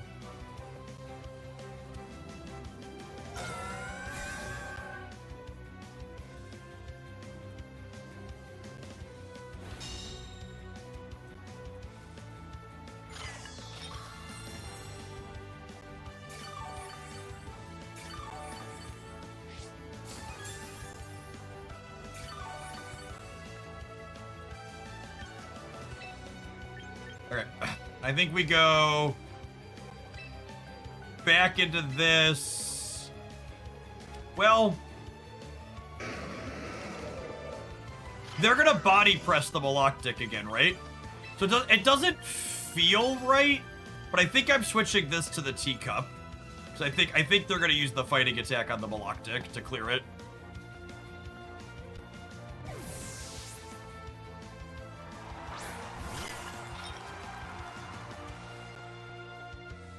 Cool. Yeah, good read. Alright, can I hit another crit hit on this Hydro Pump? That would be great.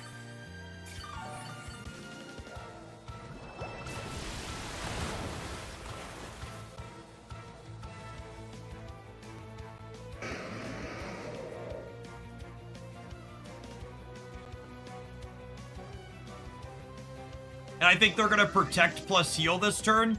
So I'm gonna put Maloctic in, and I'm gonna go ahead and life do my 2 Pokemon.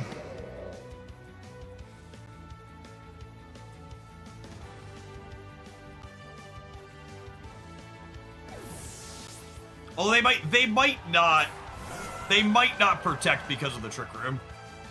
No, they did protect. Okay, I mean, I think that protecting with the Trick Room up is wrong because they're helping us stall out. This is just like how they played the rest of it, right? Oh, they didn't heal though. They matcha gotcha'd. Oh wow, we live. Cool. That's insane for us.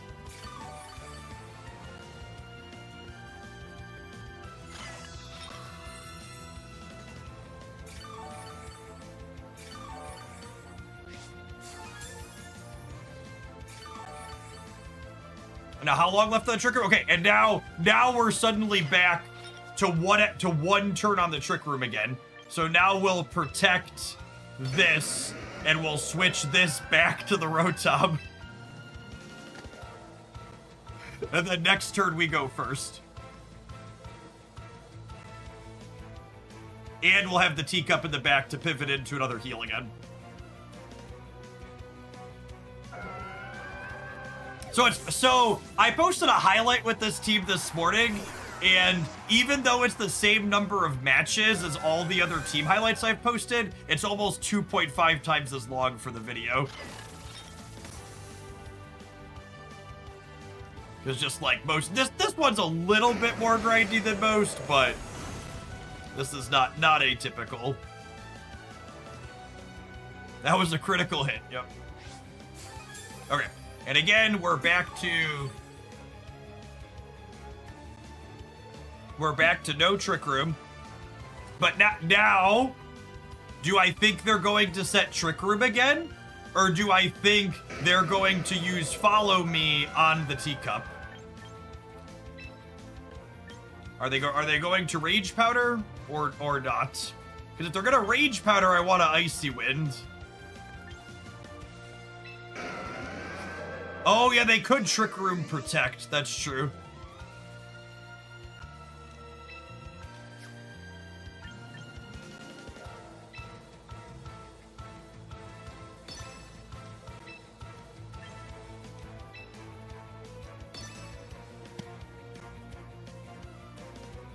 Oh, our clock is pretty low, too. I need to play faster. Good call.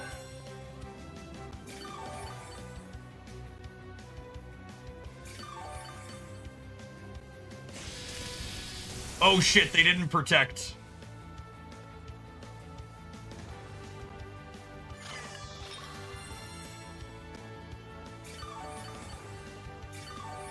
Does Body Press get us in one? Oh, it's Heavy Slam. Wait, why are they Heavy Slamming? Are they out of Body Presses?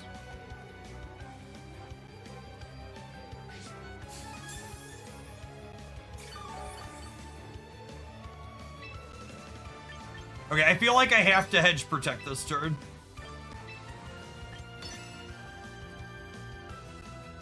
Is Body Press only 8 PP? Yeah, maybe. I don't know, actually know the answer to that. They must have thought we were gonna teacup switch again. Oh yeah, maybe. I've gotten them on the teacup switch a bunch of times, so that's fair that they were like trying to play around it. And they wanted their Crusher coming back in. And my Rotom was lower, so they thought I was gonna switch the Maloctic to heal the Rotom. So the fact that I did some, we both kind of got each other there, yeah? Okay, and here's the Protect. So this is gonna be a Protect plus a Trick Room now.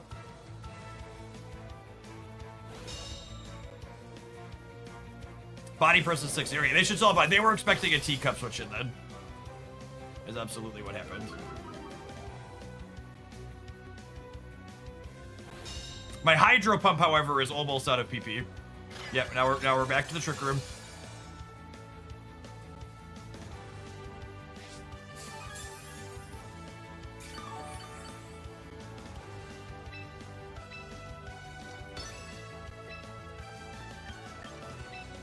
Our plays are going to be a little bit less good here. I just got to click really quickly. There's 3 minutes left of this match, and I only have 51 seconds on my clock.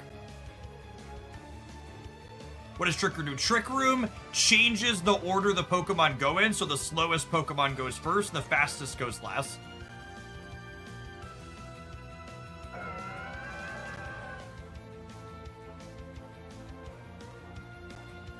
Well, they matcha gotchas. Okay. Yep. Now I'm punished for Icy Winding. I should have just doubled into the Aggron. I think that probably means I die here. This is a good play from the opponent. There was a ton of back and forth this match, but I think they finally got me. I assume this body press clears me. Yeah, I think when we die to that body press, we're all done.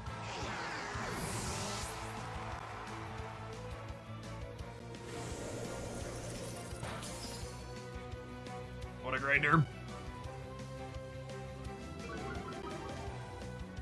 I definitely messed up when I let my scissor die earlier this match. I should have started bobbing and weaving a little earlier. I was too focused on getting value out of the scissor sword stance. I should have worked harder to keep it alive. Teacup's the best Pokemon in the game. And it's not close, just so we're clear.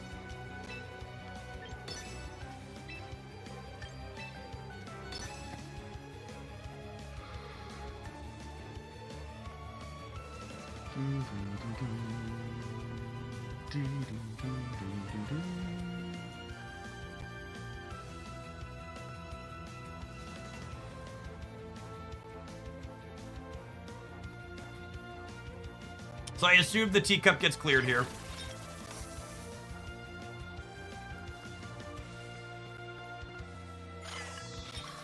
Have you talked about the coil hypnosis Galactic for the recent tournament? It doesn't seem very, it seems very gimmicky.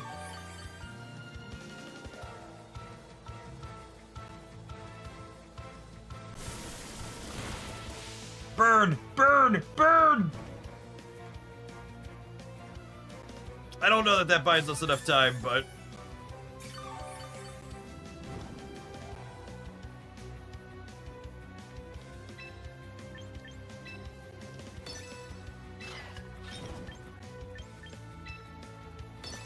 I think that might buy us a stall on the timer.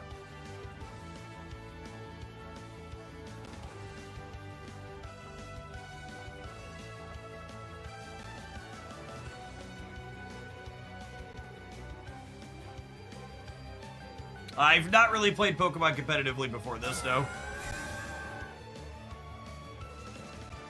Our game time left is now longer than the match timer. Yeah. Oh, yeah, because the animations and stuff all still burn through this timer, too. That's funny.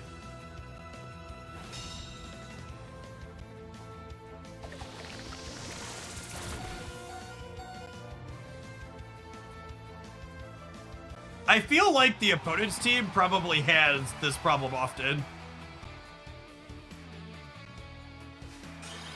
How does this impact my MMR? Anybody know? Oh, it's actually just 0. Okay, cool. What a knock! We were definitely without the draw. We're definitely losing that. Just so it's clear, we're 100% to lose that. And the thing about it, I think it speaks volumes to how impenetrable VGC was before this application. It's still a lot to get into, but like so much of this game is just a card game. Like this it's kind of like a card game, kind of like how Yu-Gi-Oh is in like the anime, right? Where instead of decks of cards, there's like your cards are like these big animated creatures essentially. And your team, the items, their attacks, how you spread their stats, like those are all your deck building choices. And honestly, the combat being you both lock your plays in simultaneously, and then there's a priority system, aka the character's speed, that dictates the order that your simultaneous plays turn out, is very Marvel Snap-esque as far as card games are concerned. I love the simultaneous turns for turn-based strategy games that are PvP. Like that's one of the kind of innovative things in like the specific card game space that Snap pioneered. This game's like always done that, right? Where like you're both thinking simultaneously what you want to do, and then it plays out based on the speed brackets. All right, I think I want to build a new team today because I just can't grind the same team for 8 hours a day or 4 hours a day or whatever we're playing. So I'm going to go ahead and tap an Admiral because that's going to happen because that match took an eternity. Let's get the next team we're going to be working on loaded up. Oh, I have Pokemon to claim from my my Pogo. Thanks everybody for hanging out. Don't go anywhere. BRB. The real game begins now. Let the deck building begin.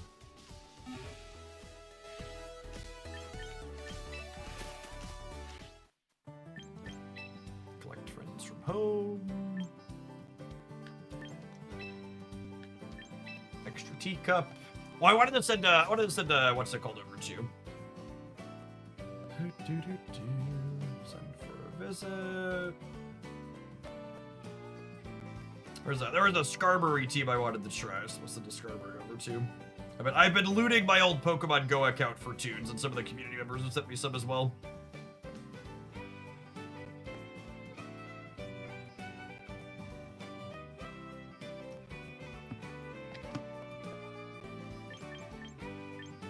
I have a freebie in here. I do have a freebie in here.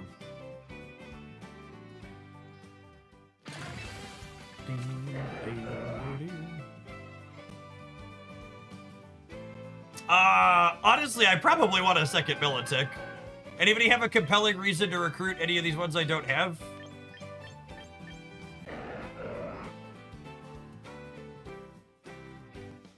I would love shinies of the meta Pokemon, Gap. I really want a shiny Aegislash at some point. The shiny Aegislash looks awesome.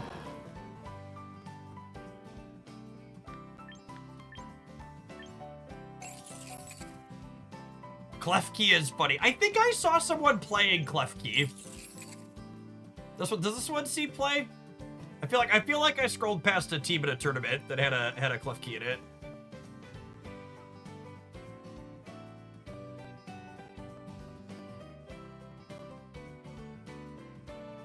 Yeah, I have a Chestnut. That tune was terrible. Oh, it's a prankster.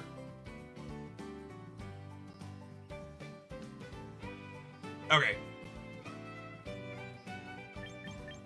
I want to get the second one of these.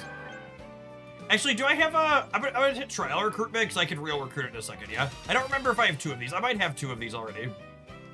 Is there an easy way to like look at my box while I'm in that screen or no?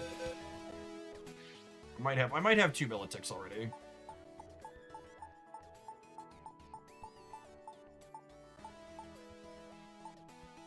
No, just the one. Oh, you have a shiny Billow for me? Okay, I'm not gonna recruit this one. I'm just gonna leave it be. You can leave the screen without losing the pokes. Oh, okay, so you can back out of it. Cool. All right, well, I'm not gonna waste a recruitment ticket on this then. Not gonna waste a recruitment ticket on this. Okay. Who wants to belly drum? Is Silver Oak still hanging out? They were here earlier. Silver Oak have been playing belly drum Azumarill. I think I would like to give that a try.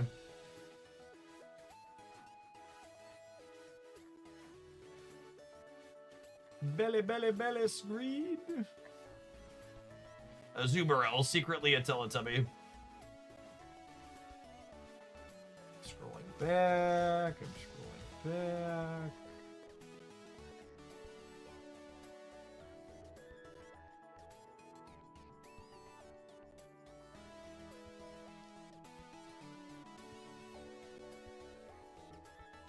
They were playing Aqua Jet, Play Rough, Belly Drum, Protect.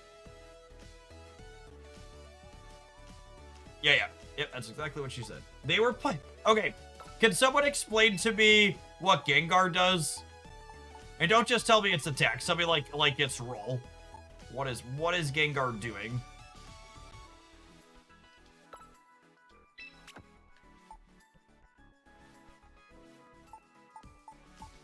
Who is your daddy and what does he do?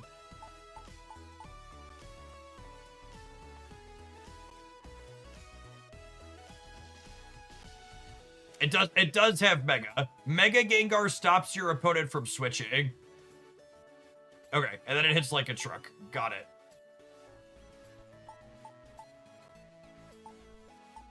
Chomp. Earthquake. Rock Slide. Dragon Claw. Protect. And they're playing Teacup, obviously, because Teacup is the best Pokemon in the game.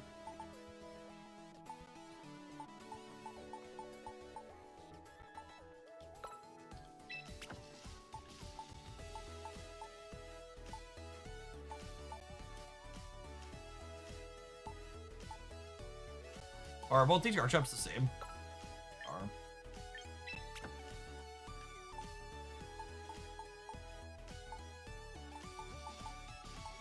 I'm really looking forward to being able to build teams on a touchscreen, chat. Here's my teacup.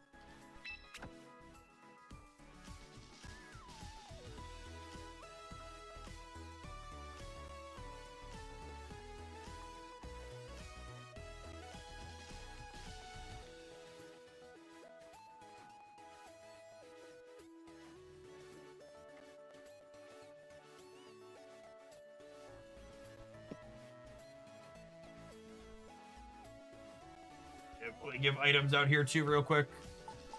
Like, I think I need to go buy the Gengar one. Believe it or not, we haven't played Mega Gengar yet.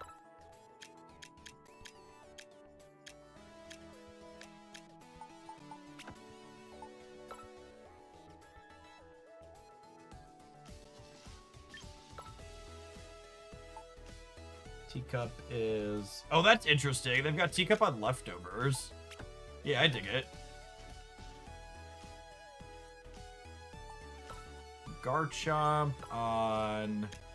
They were playing Soft Sand?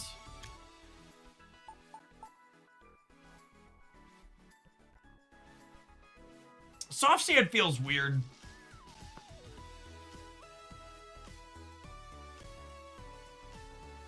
That feels weird. You're always have to protect when you Earthquake.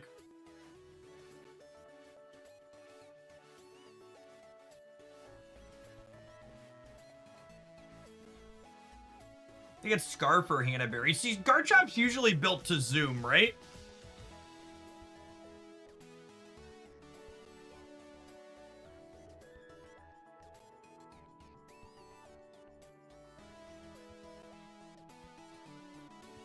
Yeah, I think Scarf... I think it's Scarf or Sash. Usually this one's a little squishy.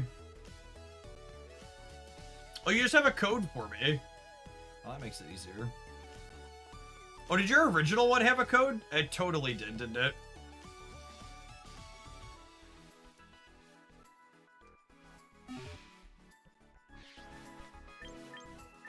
Totally missed that.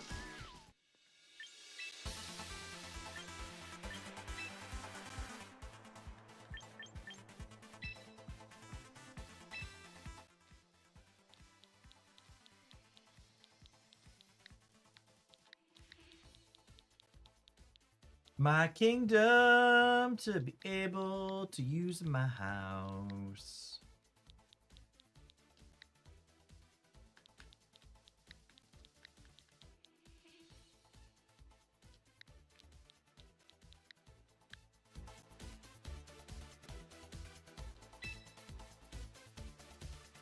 Touchscreen works here, I think. Yeah, but I have to pull my Switch out of the dock. Is the problem.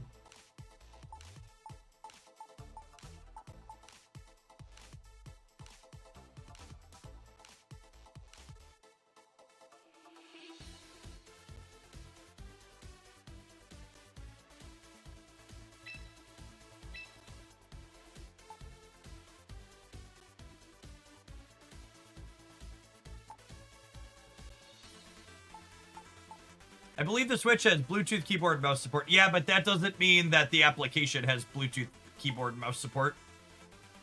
The app has to support it. Oh, this is... That's interesting. You're maxing on defense. Doesn't leftovers heal you a percentage? Are there breakpoints you're dodging here?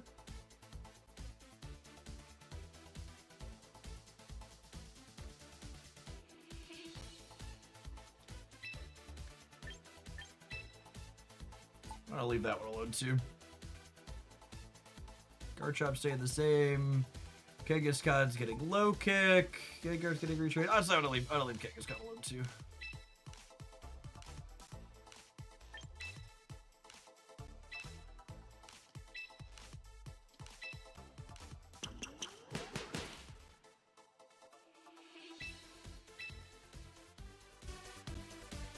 You want to have an HP stat divisible by 8. Yeah, but they were like, their HP was way down.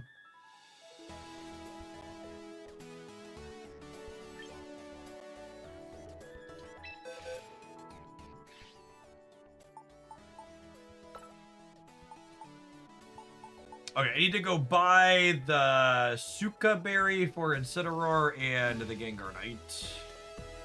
It's called.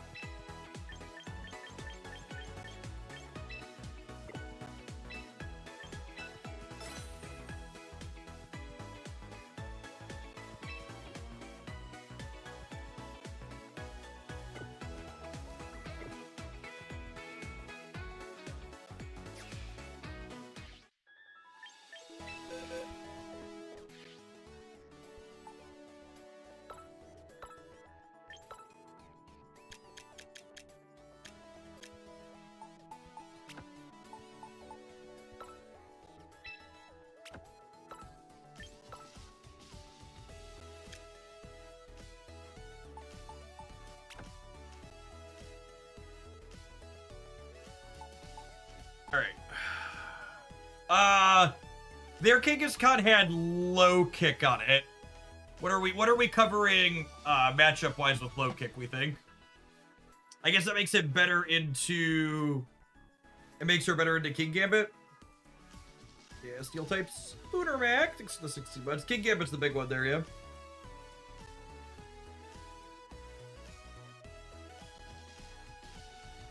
Are we okay? Are we okay giving up protect for low kick? Just going super beatdown, basically.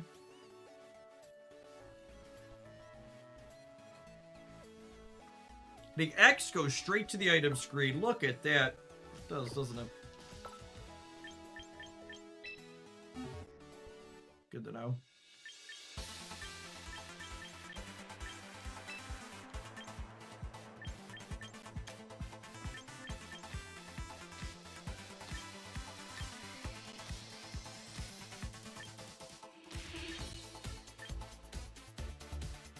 Is low kick better than drain punch?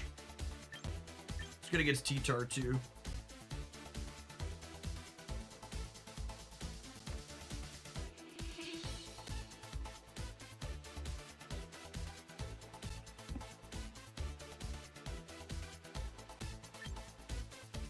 Healing is appealing.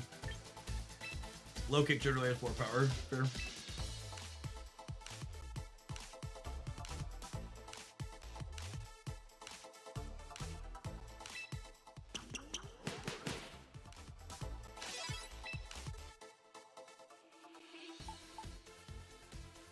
Alright, so what exactly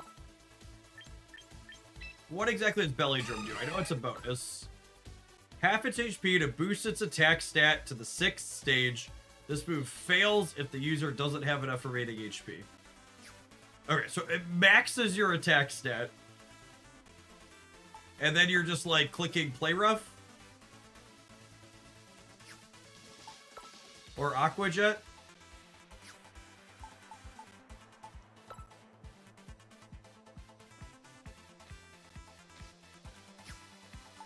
Oh, and Jet's a priority move. So once you max your attack, and then you increase your priority, depending on what you're looking to do, you could just like spam Jets.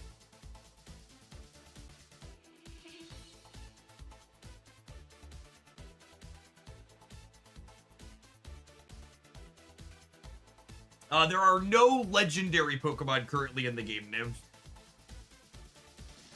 So only a selection. So one of the ways they rotate through balance and seasons in this game is they add new Pokemon and remove other Pokemon from being playable and stuff like that.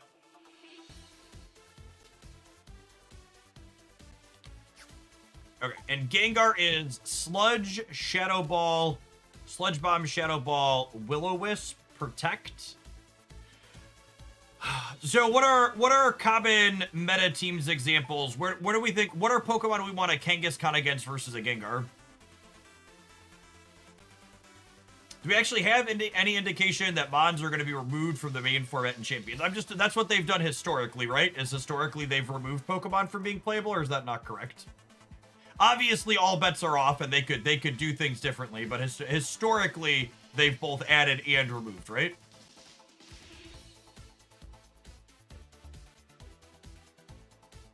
Usually they go no legendaries, Pokemon who aren't quite legendaries, a few legendaries, full-on broken Pokemon, and then they like rinse, repeat, start the cycle again? Or does a new game come out at that point? Is that how it works? There's like a new game will come out and then it would reset? Okay, so we'll have to see. They might approach it differently then. Interesting. Okay, let's hop into a game with them, see if we can fumble around. I expect our 1855 will be our highest MMR snapshot as we head in to try and play different things now. Gonna spew some points. Do we think our general start is Kangaskhan with Azumarill so we can fake out? Probably Incineroar or Kangaskhan with Azumarill. We basically always want to fake out user up front, I think. Take a picture, it lasts longer. Yep.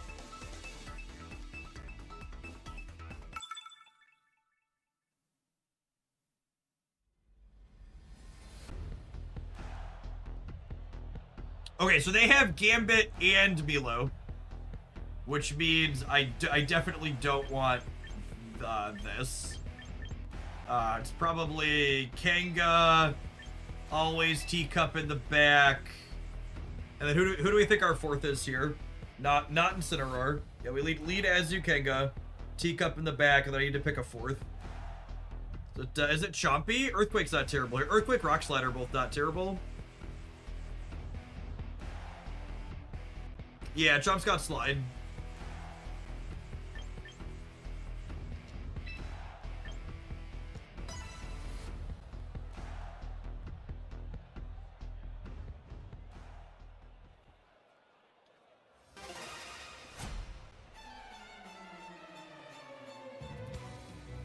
If the rabbit leads, it outspeeds Kango with the fake out. Okay.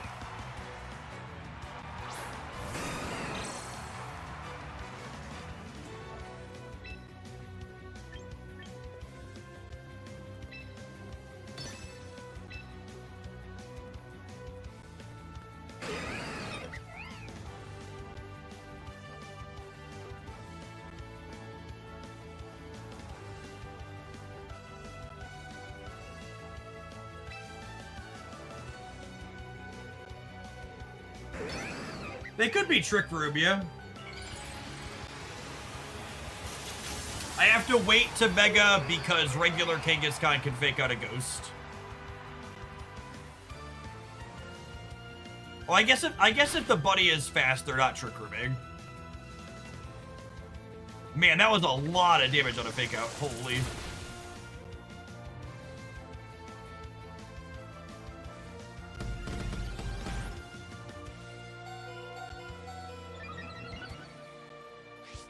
Okay, so we're cooked.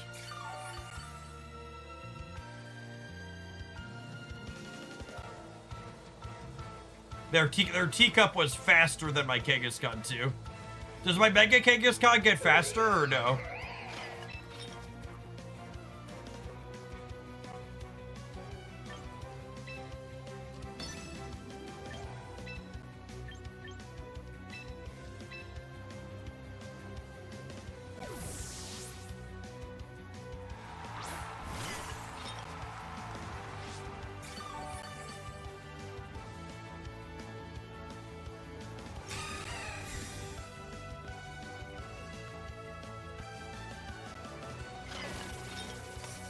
Yep.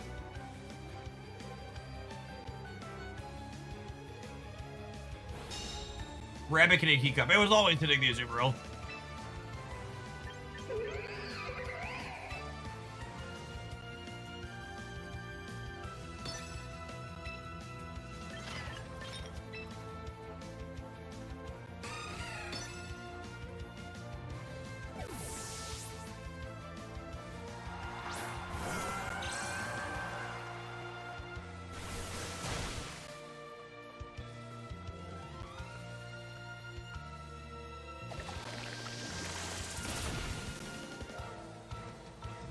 I don't think Azumarill is playable if it dies into Tamagotchi shit. And this is, honestly, I think this is the worst feeling part of this game, is it feels so bad to spend so much time and energy putting a team together and then be like, you play a couple of games, you're like, actually, this just doesn't work. But I just spent a bunch of time doing it. Like I just did so much, and now it doesn't work at all.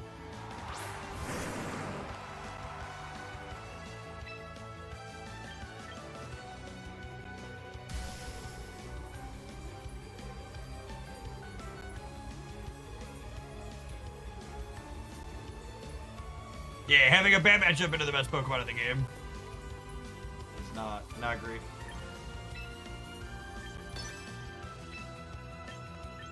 I'm gonna do the do.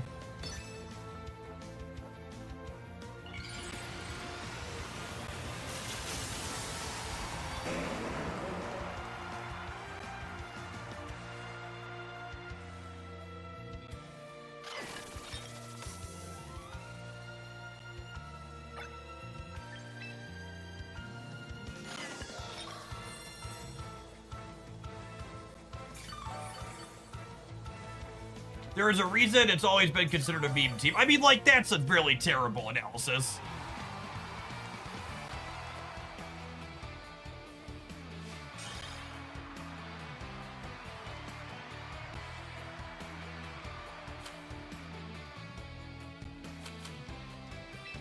No, I don't want to continue battling. Stop. Please don't make me. Please don't make me. Like, dying into a character that's a support character is different than like dying to a common meta threat that's supposed to be attacking. So it's not just like we're dying into like premier attacker. Like we're dying into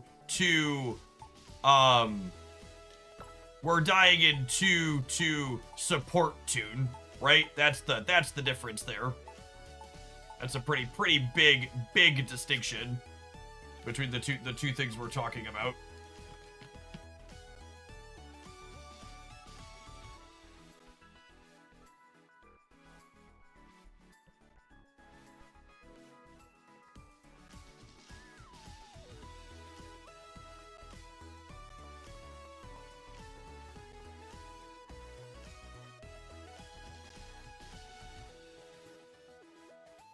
What do I gotta do? This is probably bad. Shell Smash Blastoise probably has similar problems to like what we just looked at.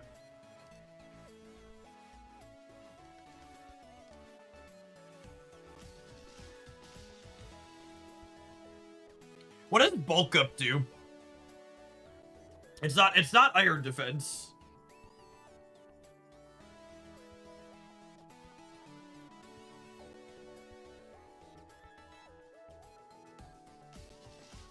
It increases attack and defense by 1. Interesting.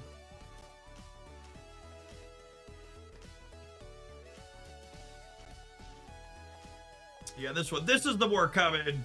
You iron defense and then you body press. Although it's interesting to me that this I feel like I want to build Corviknight Teacup.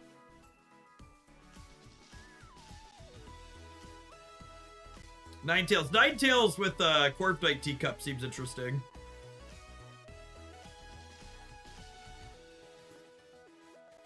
What's the type spread if we were to like try and play Corviknight with Ninetales that had Frostlass as our mega? Super dead to fire. So we need rocks. Yeah, you have freeze dry to cover Maloctix is nice. I would need a plan for rocks. We full Dizard. So we could play Teacup Corviknight, and then what if our other 4 were Ninetales, Frostlass, Garchomp, T-Tar? Because we could Earthquake with Corviknight, and then the rocks cover us on the fire. Yeah, you could Aerodactyl instead of T-Tar as well.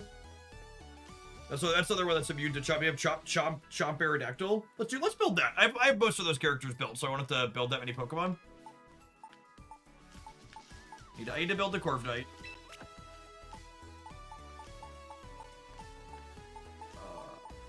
Obviously, I want the Teacup.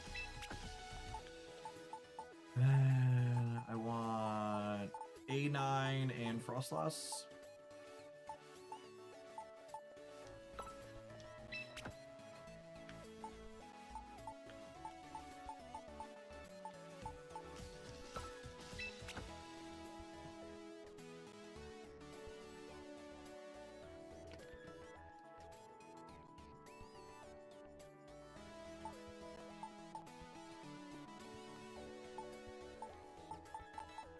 Any discussion on Mega Arrow versus Mega T-Tar? I think I definitely want Chomperson. Chomp's definitely happening. Any thoughts on coverage spread Aerodactyl versus T-Tar?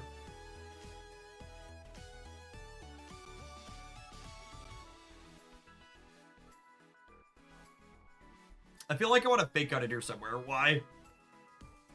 I think not playing fake out is fine.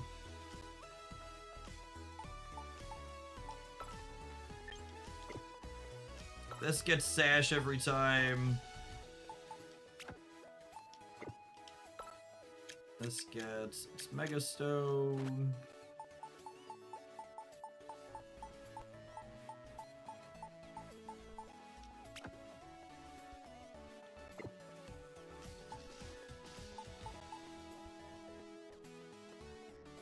This definitely gets leftovers.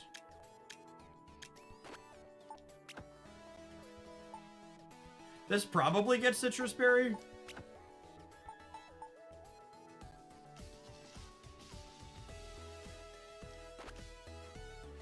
Chomp to have. I think he could use a few different things. What about Choice Chomp? It's like get in there and Quake. He's already zooming. Locking Chomp into one attack, I think is fine. Lets him beat other Chomps too, which is great. Just lock it. A lot of time you're just locking in Rock Slide anyways. T-Tar gives you coverage into Delphox. Do Chomp? If we're planning to lock in Earthquake, Arrows the play. Yeah, that's probably the tiebreaker. Is being able to lock in Earthquake. Yeah, I don't think Delphox has been irrelevant. I've seen people playing it, like some content creators post videos with it, but it's not really a very common thing.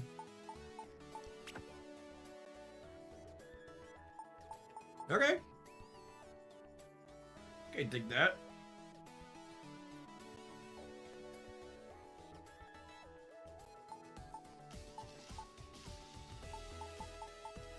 All right, let's build Corv Knight, huh?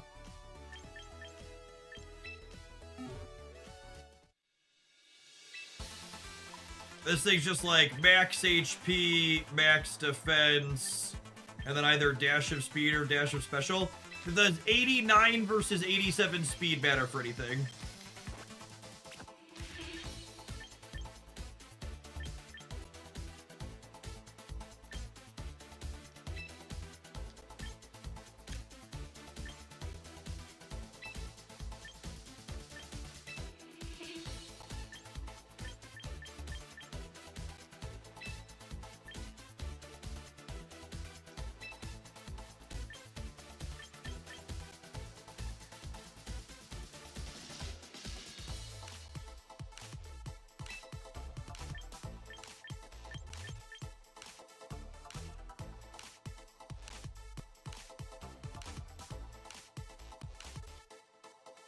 Mega Arrow and Scarf Chop both outspeed one shot. Okay. I think that's the only 2 points are like, dude, this. Let me check my speed chart really quick here. The difference between 87 and 89. Is there?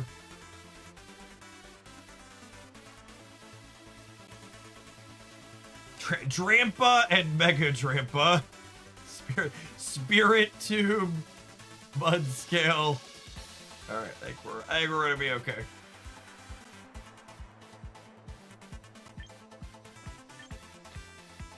And I want special attack down and defense up probably.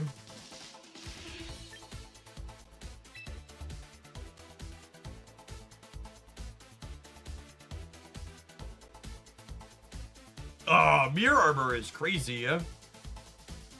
That seems great.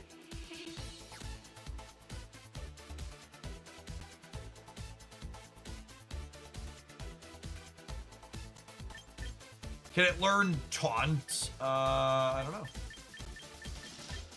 Yes.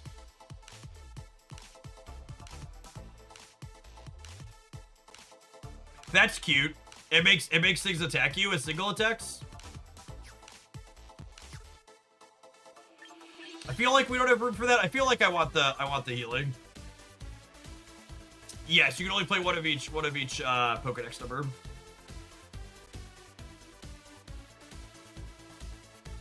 Taunt means no status moves. You want body press to be the only way we can attack? Does taunt mean they have to attack it or they can attack anything? So what does taunted status do? Is there a glossary here?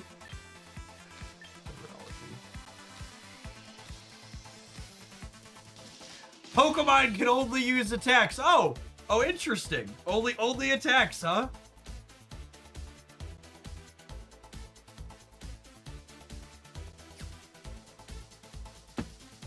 I think I want this.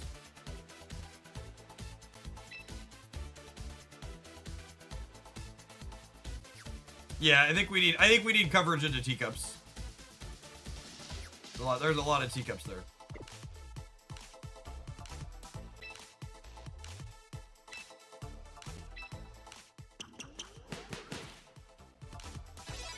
Attacks are distinct from status moves definitionally. I mean, that's the distinction that should be there, though, right? And stop trick room. Sure. I just don't have room in the character's kit for it, right? I absolutely do not think we can drop Brave Bird. And is taunt only for one turn or is it multiple turns? How long does taunted status last? Do I have to do it every turn?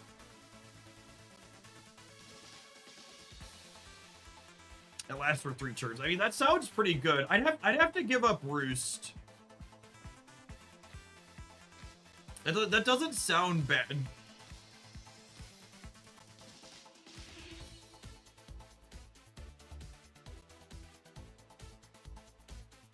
It's funny listening to you talk about team building and you're just like, I don't have room for X or Y is more important. I know this is a card game and it still makes me laugh. Yeah, exactly. Although, you know, I will say, One of it, part of it could be the time of day, but I put terrible teams inside of Masters as our stream title, and we have fewer people clicking in than we usually do when we stream this game. Typically card game players love them terrible decks. Apparently VGC players do not enjoy terrible teams.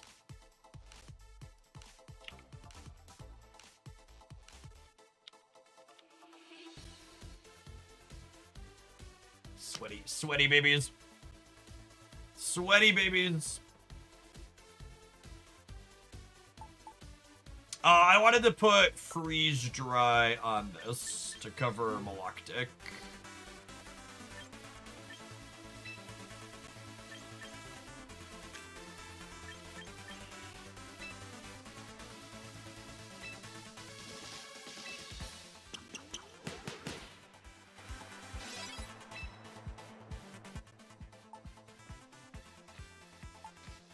Someone asked what we're doing with Frost Lats. It's just like Blizzard spam as a secondary.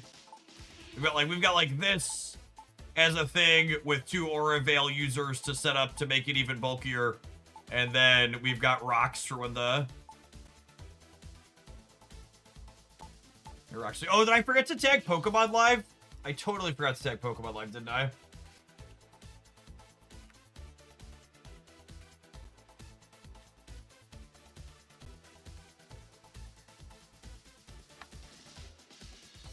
I'm not used to doing Pokemon in the middle of the day.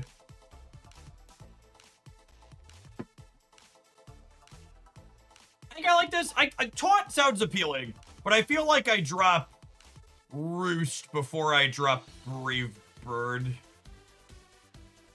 Are there any other ghosts in the metagame? Like what is because like the concern is body press. Like what are the common meta things that like body press is useless against? Because I'm concerned about like using Iron Defense and then like having this in play and having to switch it out because it literally can't damage things.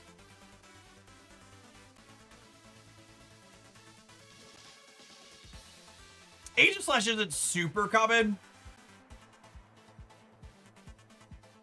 It's probably mostly Teacup.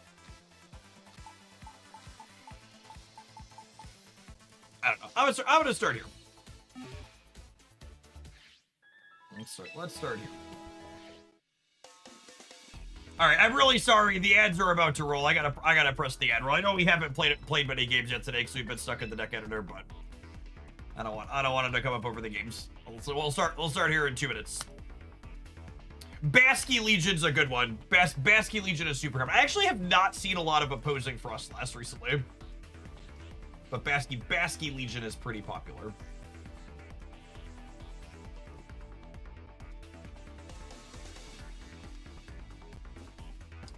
Basky Legion is a good shout out.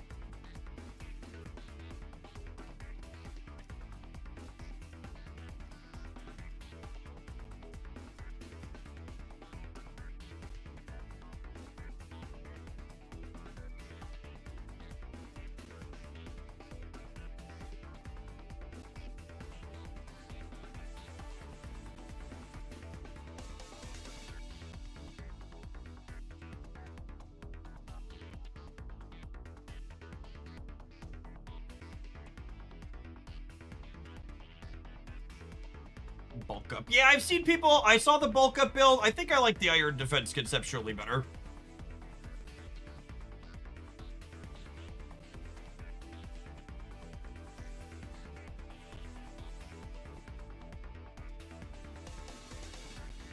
Has this been an off-stream game for you two recently? I can't. Literally the only off-stream games I play are mobile games. Like even Archetypes and Genshin Impact, I've been clearing dailies on my phone. April is just like the most insane month for extracurriculars for my children. And like next week is tech week for play the boys are doing that. I'm running all of their audio, and it's tech week for ballet that Haley's dancing in. That I am also dancing in for a song. They have the dads of the Ballet 1 students dance in one of their songs, so it's gonna be fun, but it's like crazy week. And the show I'm running the audio for we pre-program the songs on for the digital audio board to like mute and unmute microphones automatically. So I've been spending extra hours doing that this week too. For alligator. All right, well, definitely this up front. They're not fighting me for weather at all, so I think it's just Corviknight, Ninetales, and we're gonna get the Aurora down. And I think it's just these, right? We're maybe a little weak to Talon, but I think we can punch through. Yeah, when this is on my cell phone, it will absolutely be something I play when I'm like doing my walking or getting cardio in or like out. I would love to be able to like build teams on my phone instead of having to click around on the Switch. But yeah, the Switch just lives in my office.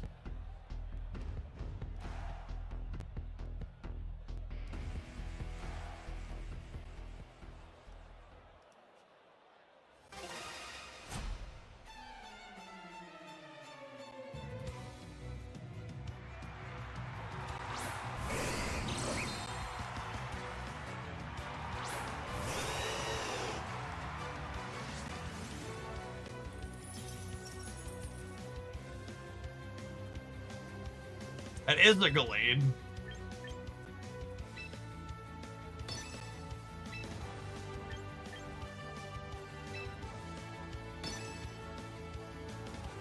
There's been a lot less weather teams as the metagame's matured as well, which I found interesting.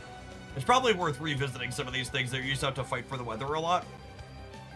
It's been less common that I've been having to fight for weather.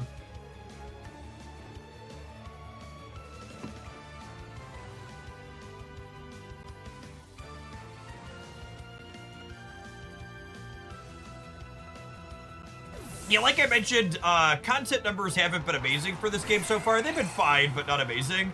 But I'm definitely looking forward to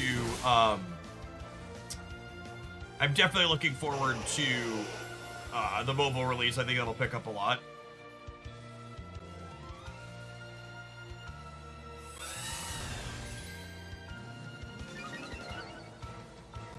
Yeah, it's gotta be a scarf on the Gallade.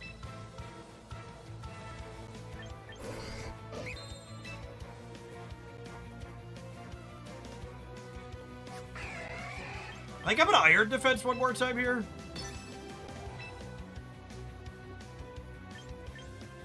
I was gonna protect on the Ninetales for the turn.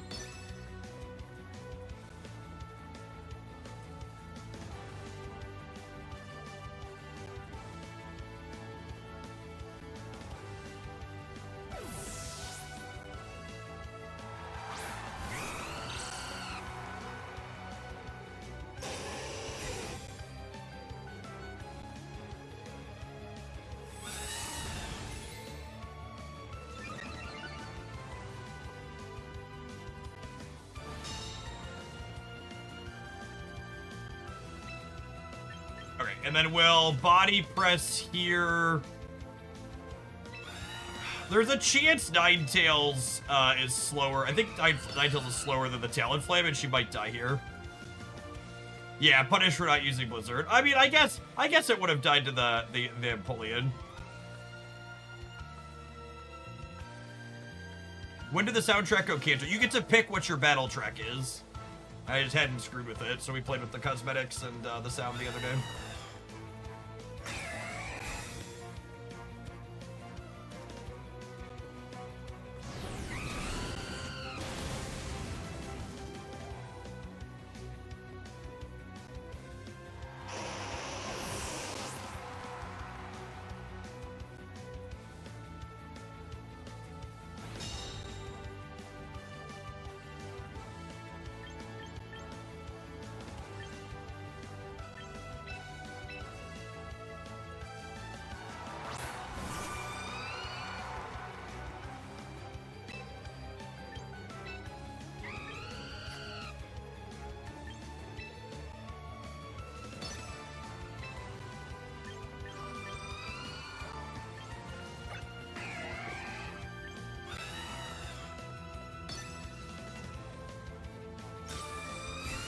I think I'm just protecting here, trying to clear these out. Tailwinds, whatever.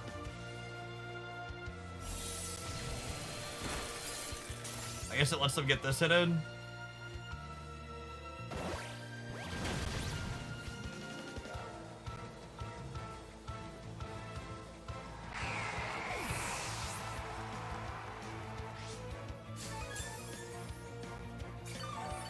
Just mostly didn't matter.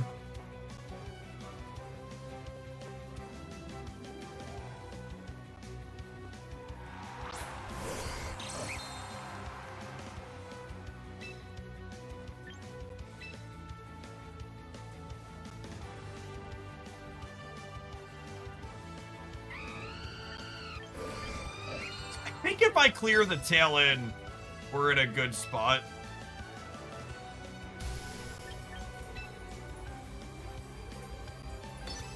The Mega Frostlass might die to the tail end, though, here.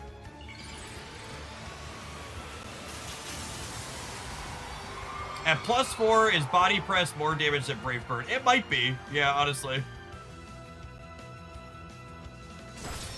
That's one of those things where I wish I knew. Nice, Frostlass is so tanky. We have Aurora Veil up here too, which certainly helps.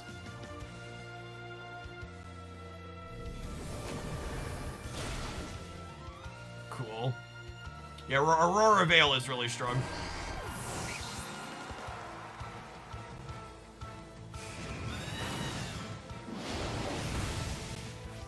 Wow, that didn't finish it? That's so sad. Oh, and my snow is gone now. And the Aurora Veil's gone too. Yikes.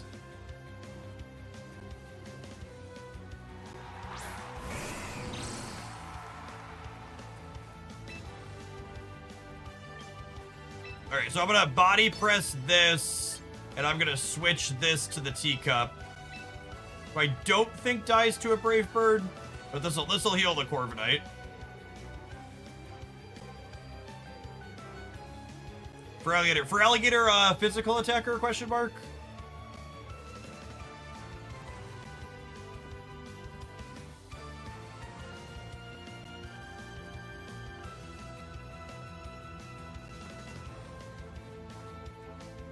It's specifically a physical attacker that use defense boosts and damage. Oh, it's similar to Corviknight. Neat.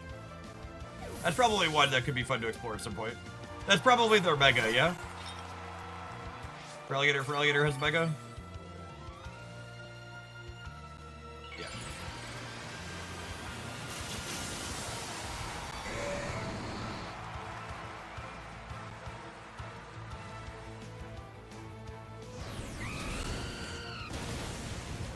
Alright, Teacup survives, and then this dies to its recoil, I assume. Cool.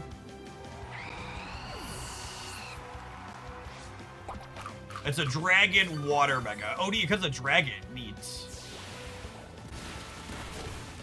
Oh, yeah. Good luck, Godspeed, gamer. Moosh.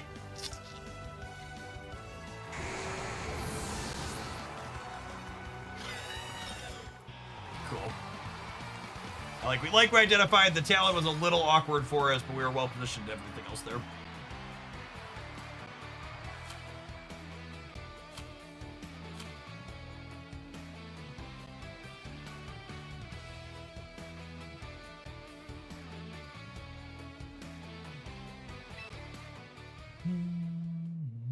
I don't think that crit matter. Probably not. Or +4.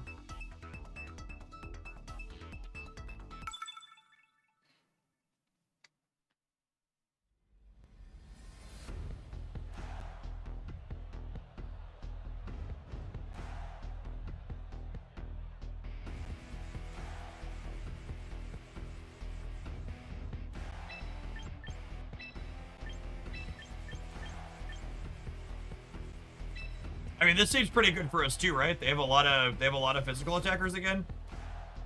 And ice steel's resistant to ice, yeah? So their one special attacker is resistant to it. I think this is our typical start. We use the Ninetales to set up the Veil, and then we start bulking it up, and then we have a healer and a Frostlass in the back.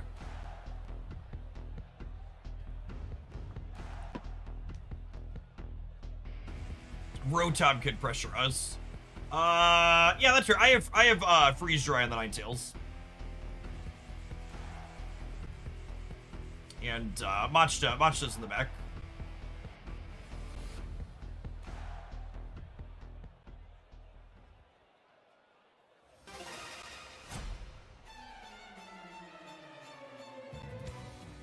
I feel like once we tap bulk and then get the veil down, and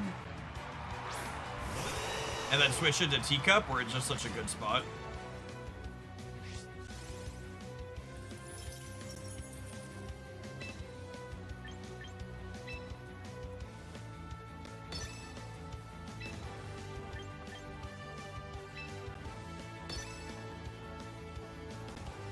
I assume they're just gonna set tailwinds here. Oh, they're mega. Alright, let the rocks begin. Oh, are rocks 2x?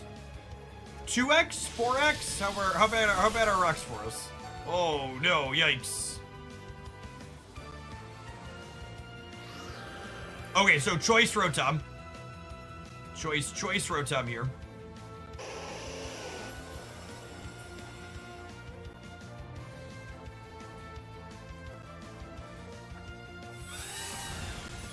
Rocks are 2x into Ninetales. Okay.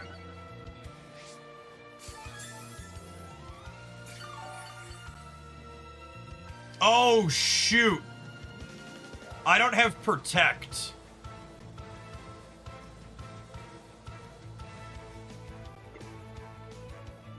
Alright, well, we cooked.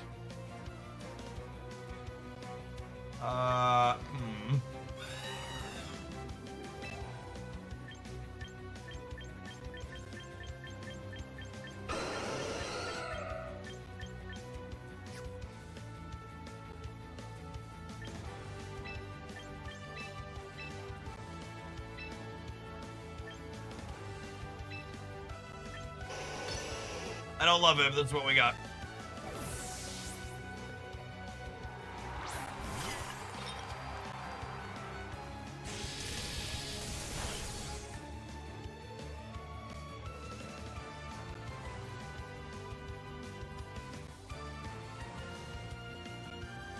Alright, we have a sash. Oh, that didn't do much damage at all. Can we dodge a flinch?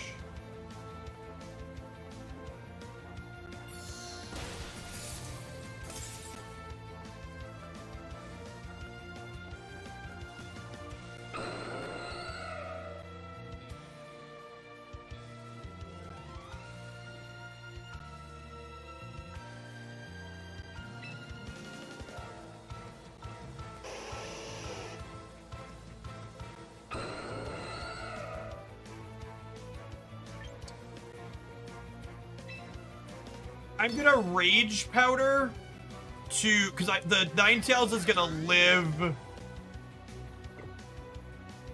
Well, I guess I could protect the Ninetales. Yeah, maybe it's Machta, Gotcha, and then protect the Ninetales. Yeah, let's do that.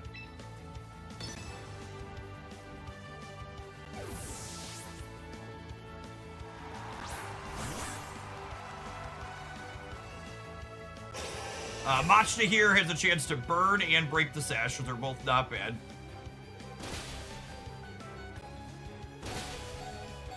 Man, Aurora Veil just like punching the clock here. Going to work so hard. Punish for protecting on the Ninetales though. Opponent read that really well. 2 hits. Eddie Birds. Eddie Birds. Nice. Yup.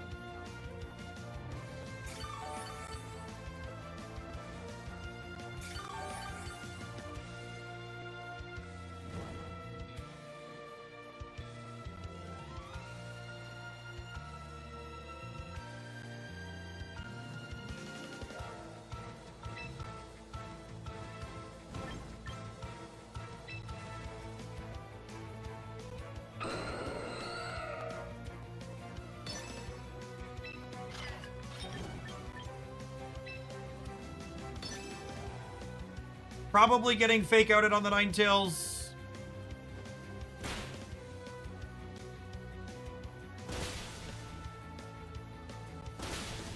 I should have switched the Sinisthe out.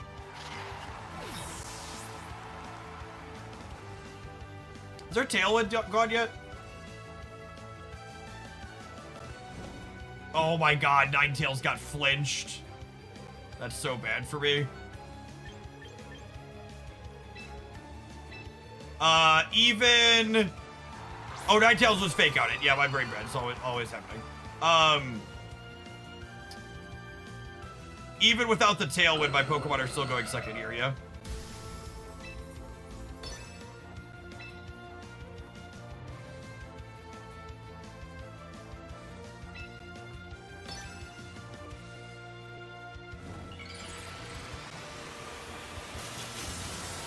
Frostlass is kind of fast.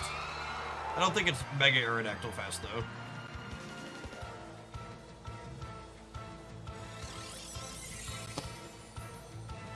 I've never seen that attack on an Aerodactyl before. That's so fucking brutal. Holy shit. Well, we're dead. Well played, opponent. Oh!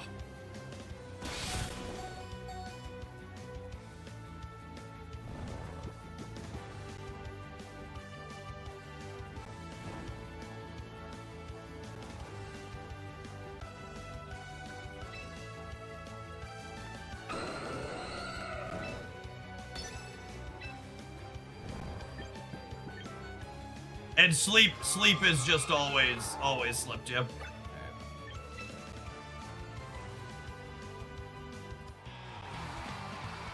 I should not have let the teacup die. Yeah, they were definitely the main character there. Everything that could go wrong went wrong with that one.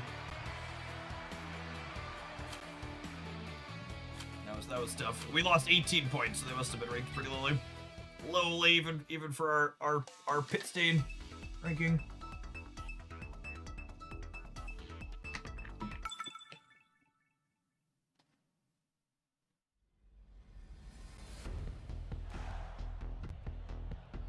A Heracross enjoyer. Our Steel friend's probably pretty good there, yeah?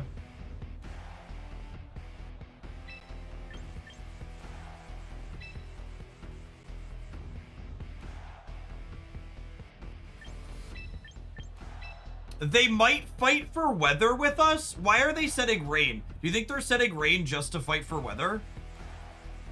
I think it's still these, because I have Freeze Dry on the Ninetales.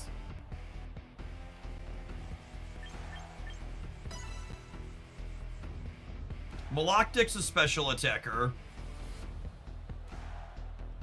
But water's also...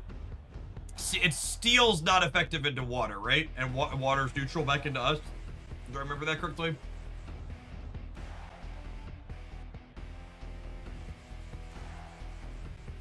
Yes, they're definitely Trick Room. Giga Freak only is a one trick. Always the room. Teacup could also obviously do tricks.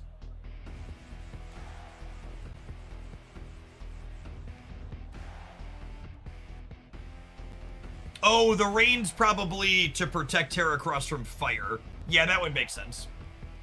So we'll see if they bring it in against us or not.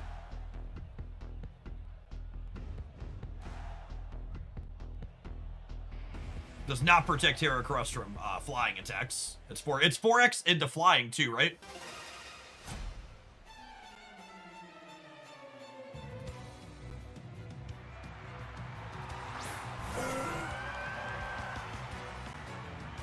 We're probably faster, which means they get the rain, yeah?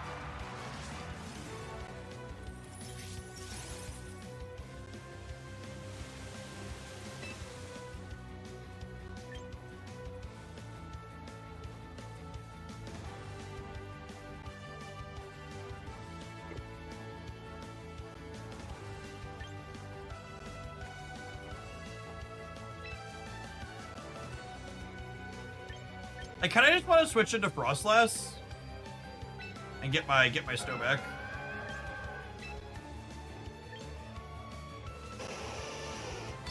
I'm gonna try and clear the block deck with the freeze dry.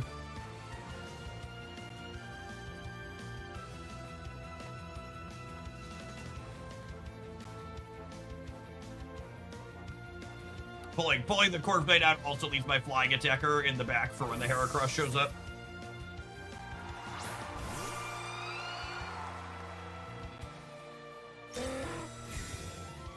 read that wrong, gamer. I wonder what they were expecting me to do to the developer. They just expected me to go after it because it's the Tailwind Center.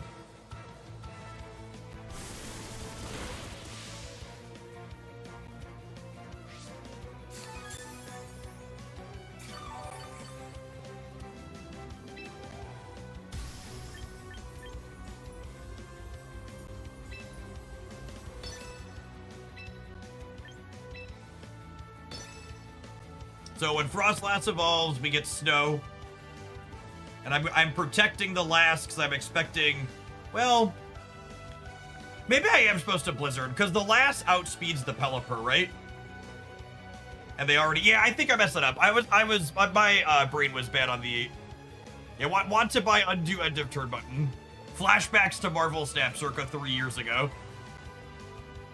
I've locked in trying to play quickly and my opponent is taking forever and I can't undo my mistake after I realize it.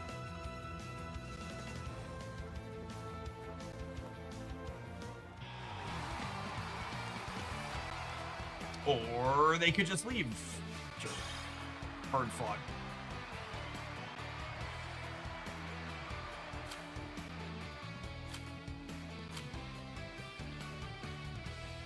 Oh, yeah, maybe that's why they protected. Maybe they were DC'd.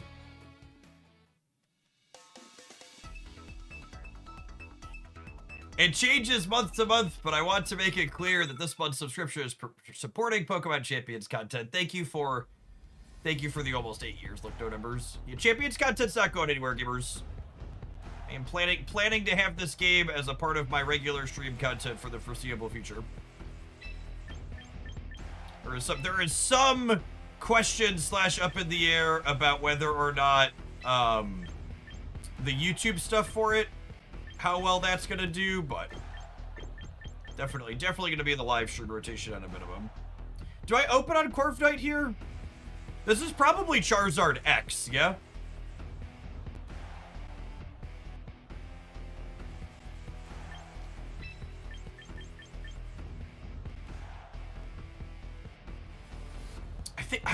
I think we don't bring Corviknight here. I think I'm gonna lead on the rocks, and I'm gonna put Ninetales Sinistcha in the back, because I want Ninetales to freeze dry the Maloctic.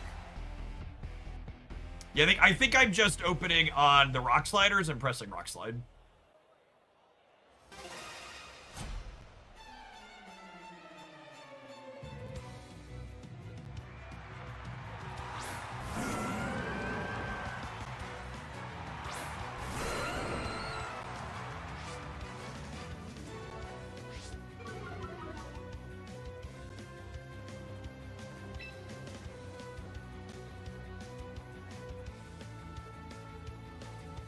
Now do I go for Earthquake spam? So I get same type attack bonus on that one, right?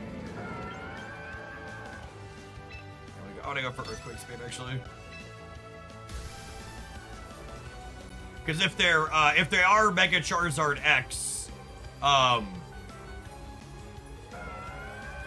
if they are Mega Charizard X, it'll get tagged by Earthquake.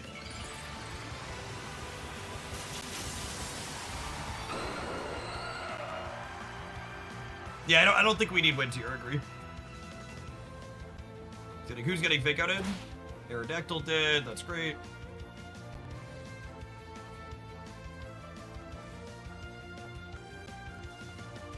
Now we do have an attack penalty, so probably not killing Incineroar here.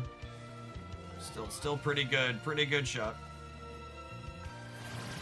Oh, it's Coil Maloctic, gross. So probably the Hypnosis stuff.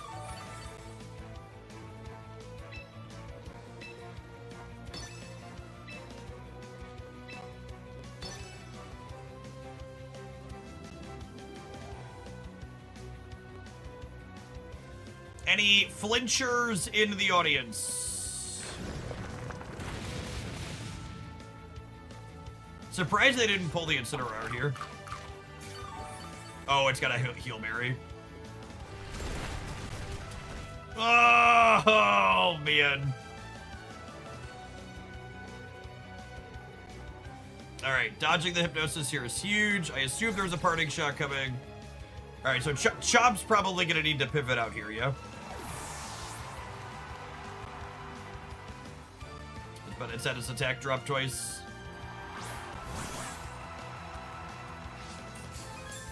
Is Choice Chomp faster than Sizzler? Mega Arrow's faster than Sizzler too, yeah?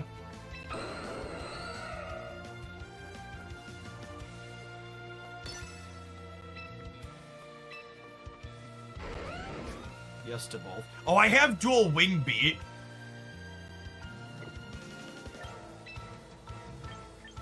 I'm gonna switch into Ninetales, and I'm just gonna dual wing beat the Sizzler.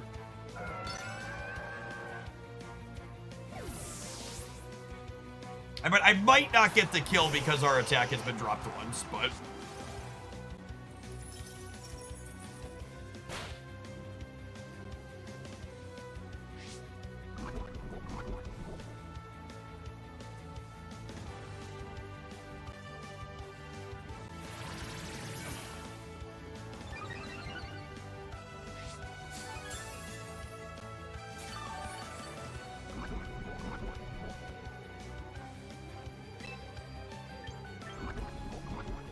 I think I need to clear this Maloctic before it gets too crazy.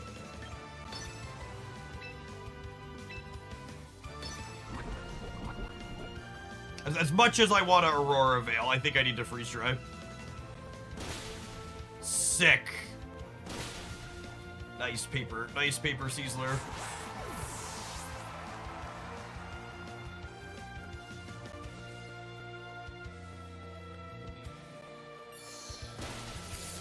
Freeze dry is such a good coverage attack.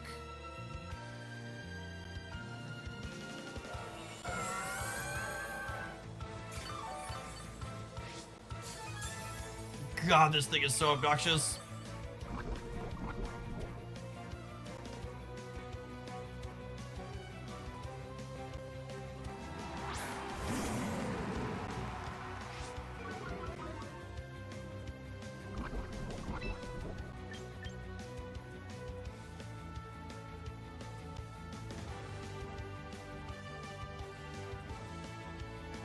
Do you think they're faking out Ninetales or Maloctic?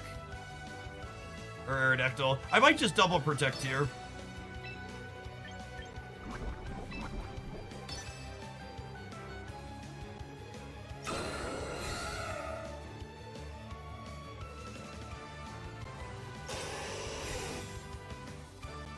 We're hoping they're hypnosising and not coiling. If they coil again here, it's kind of a big deal for them. Okay.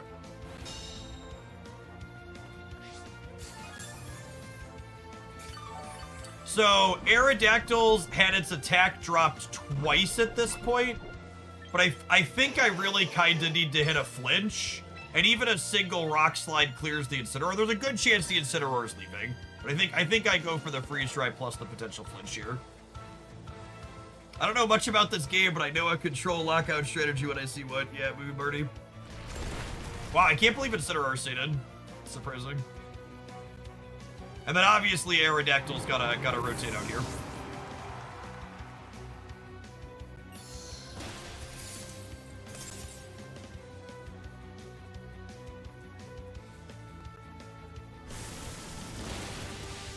I'm honestly kind of surprised they didn't hit Ninetales there.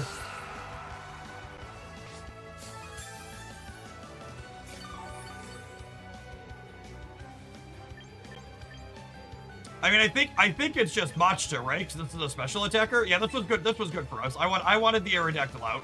Not having to switch it is great.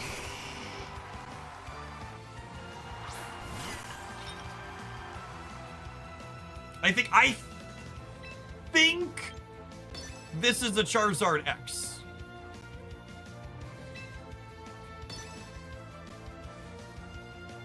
It could be a Y, but I think it's an X.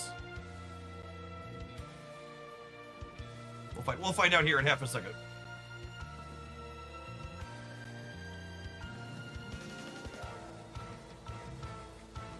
Yeah, I don't believe there's Protect on the below. Yeah, Hypnosis, Coil, Recover, Scald.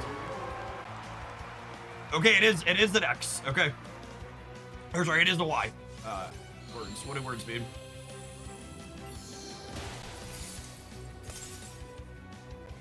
The Y is about to be faster than my teacup, though, and probably kill the teacup in the drought.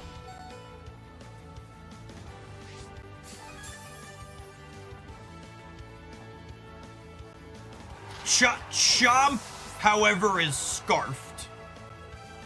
And Scarf Chomp's gonna one-shot this Charizard. And then Ninetales is gonna finish the Maloctic.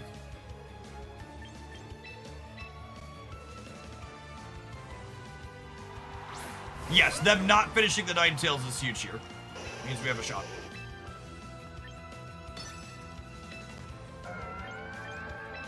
And obviously, any flinchers! Any flinchers in the audience? Rock Slide could miss. That's our lose condition. Our lose condition is Rock Slide missing. But if we don't low roll the Rock Slide, I think we're good to go here.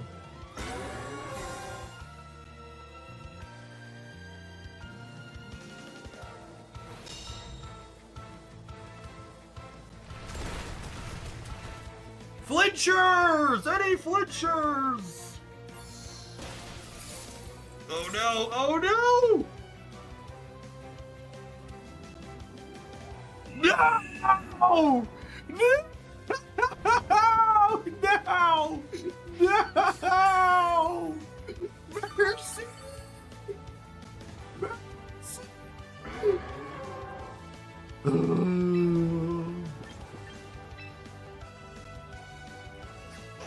We can still clear Milo? Can we?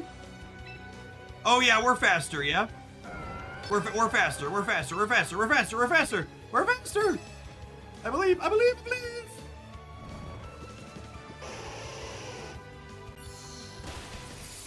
Alright. Alright, we killed that one. We're one in 3 to wake up next turn, yeah? We're one in 3?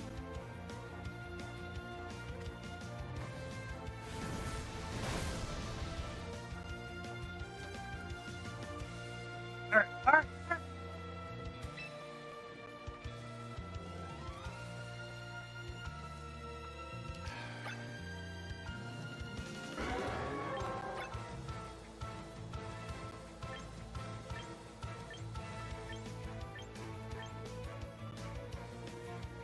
Come on, what's the play here? Is it just protect? The harsh sunlight's running out. The blizzard is super inaccurate. Yeah, it's just protect. Alright, 1/3 of the time it works every time.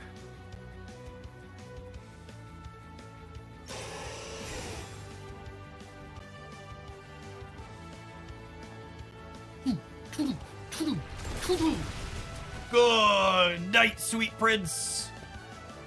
That was a hype round.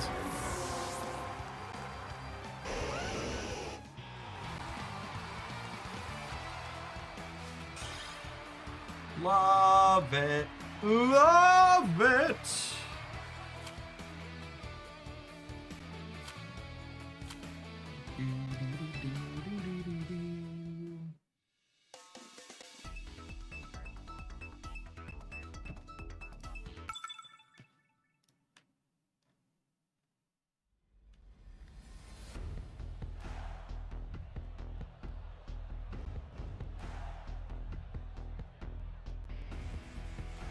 Corviknight looks lovely here. They're not fighting me for the weather. So Ninetales up front. This in the back, and then our Frostlass is our Mega. That seems fine, yeah. How do ghost attacks line up into Fairy? Are they 1x, or are they... How is Ghost into Fairy? They're 1x. Okay, cool. That's good. Frostlass is pretty okay then.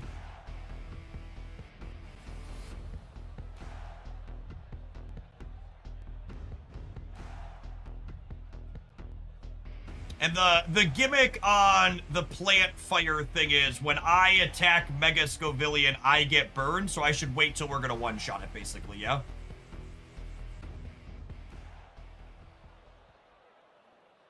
You think they aren't bringing it? Okay.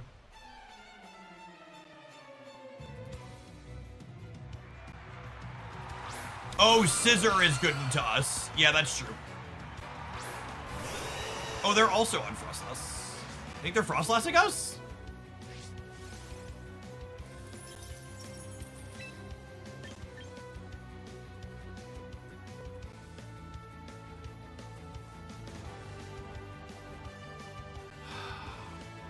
Do I ever just Brave Bird their Frost Last to open?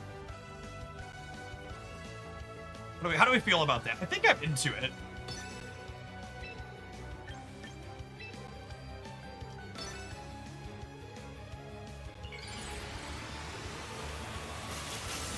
They have a def boosted snow, so what? I mean, I have to kill them at some point, right? It's mostly my def boost doesn't seem necessarily stellar.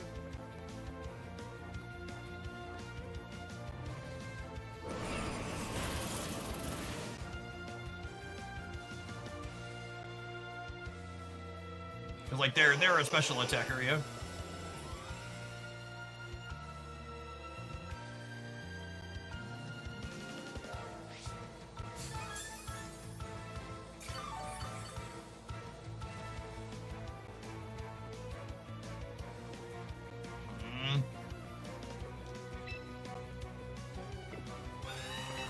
Teacup seems bad to their Frostlass.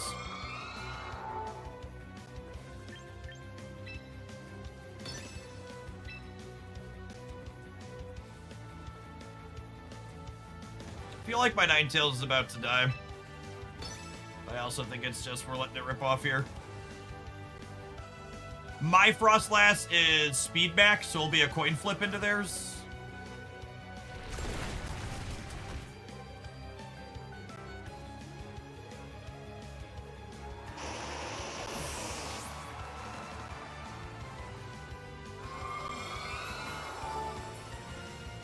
Oh, that seems good for me, yeah.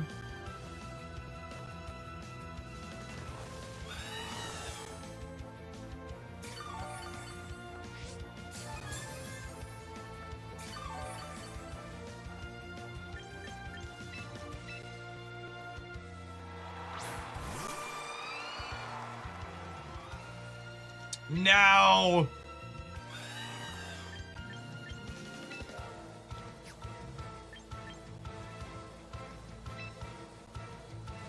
they could protect here, expecting me to double, or to go, they could protect their Frostlass, trying to rock slide my Frostlass, which is why I'm getting my Iron Defense here, because I'd rather build that up than like double into their Frostlass. So I would not be surprised to see protect rock slide here. But I think our turn still hedges that. Our turn hedges that while also having upside if they don't do that.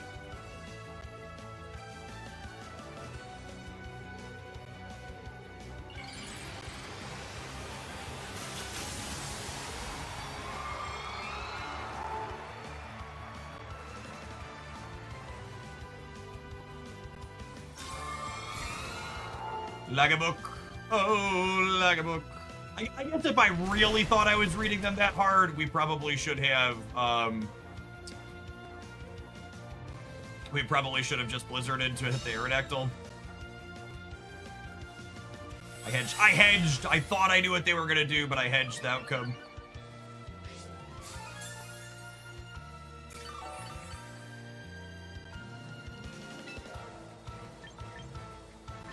I'm gonna tap this again, honestly.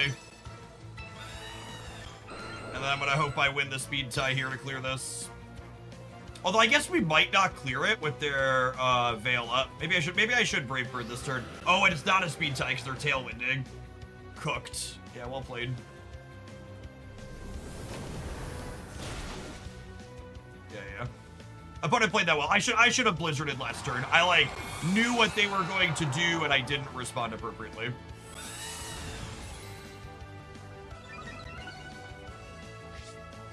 That's on me.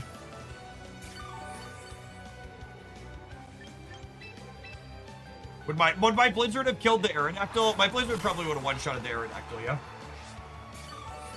It's extremely effective.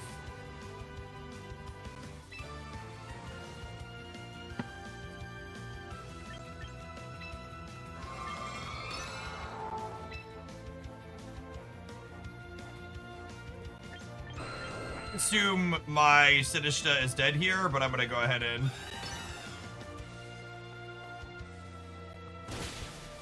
I'm gonna go ahead and try this. Oh, I do have the... What's it called up?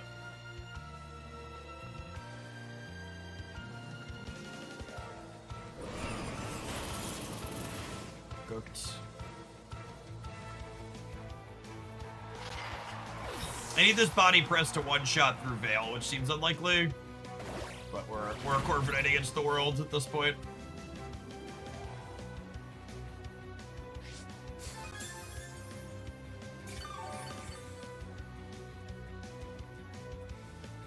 And their Veil's still up for a turn, yeah.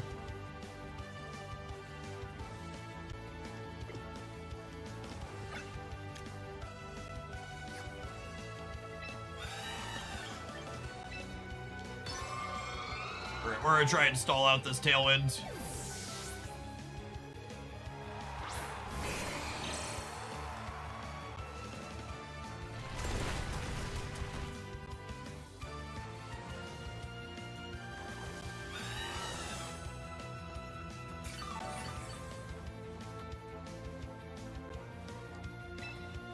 So do I count as a flying Pokemon right now or no? Help me understand.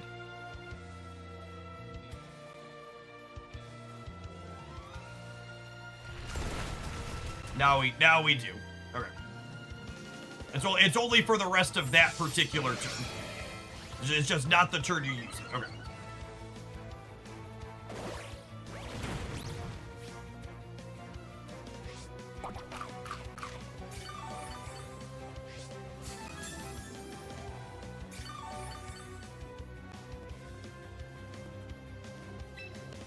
The Tailwind doesn't matter though here. They're still much faster than me.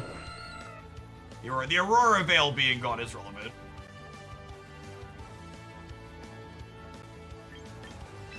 I'm gonna max the defense now.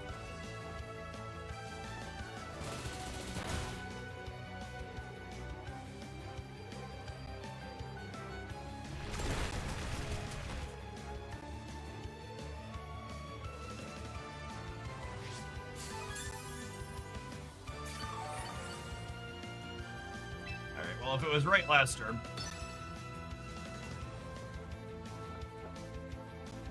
I assume the last comes back in and cooks us here, but for now we can let Corviknight fight against the world.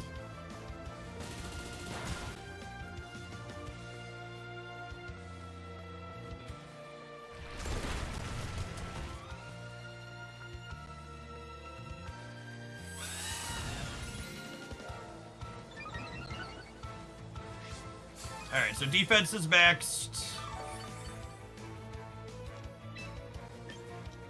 We're gonna go ahead and roost here to top off. And then we'll start clearing things out.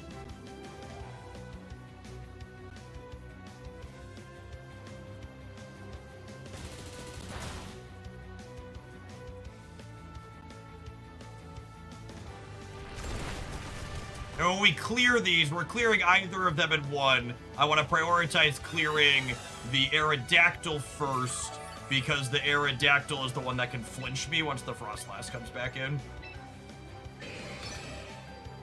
I'm gonna have a shot. We probably don't, but if I do, it's gonna involve not getting flinched most likely.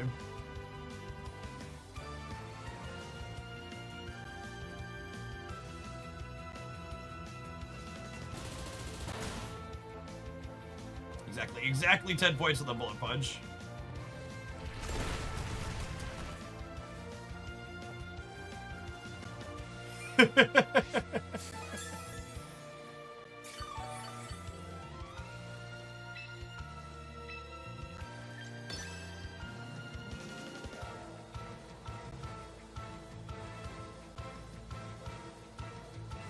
I thought we were gonna have enough time. I think I can snooze the ads. Pre-rolls are gonna turn on before this game is done, though.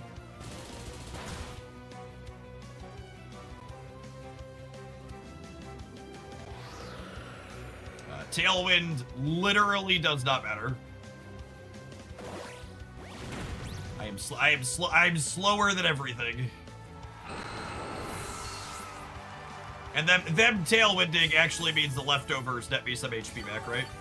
I'm getting 12 HP, and their bullet punch only did 10. I'm up 2 HP on the turn.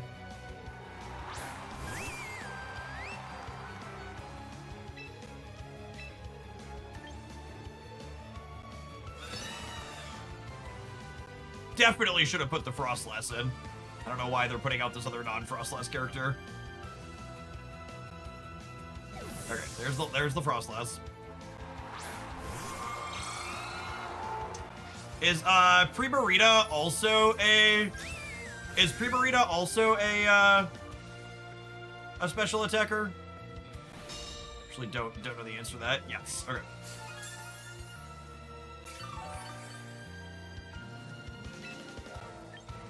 Oh, this thing's at a cool 100? Sure is. I assume they're gonna, based on how they played the rest of this, I assume they're about to Aurora Veil.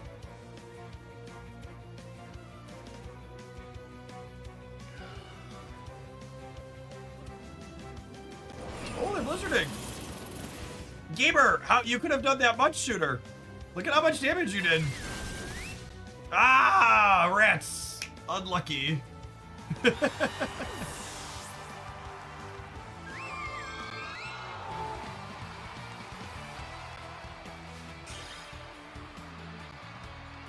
All right, let's take a quick ad break. I'm gonna run to the rest here. We're gonna play some more with this team when we get back. It's been amusing. Thanks everybody for hanging out. Don't go anywhere. If you're watching on the YouTube side, don't forget to tap the like button, gamers. Appreciate the folks that have done that already today. Yeah, we got 100 people up through the YouTube channel. It's not terrible.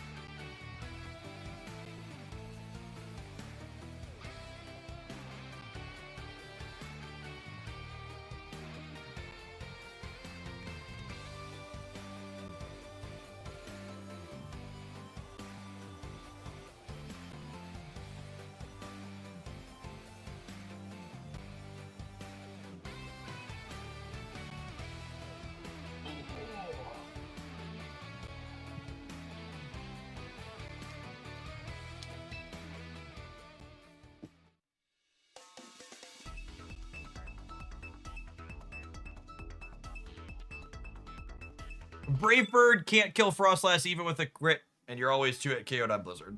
Sounds right.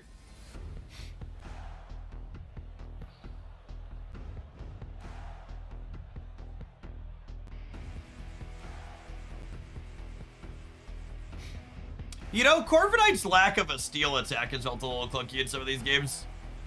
I wonder if one of those is better than the Brave Bird.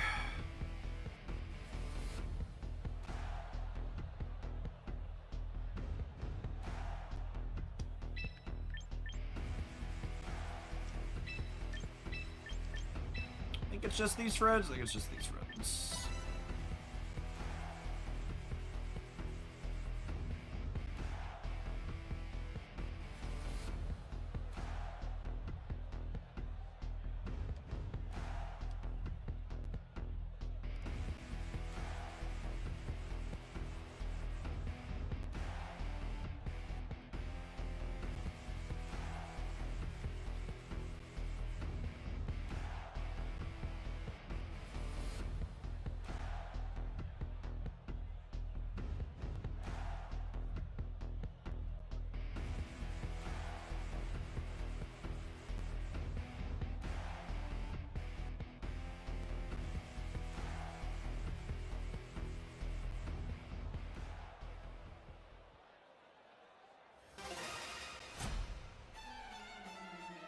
I really don't think taunt helps anything we're doing, Duck. I want more coverage moves, not more utility moves on my characters that I'm playing.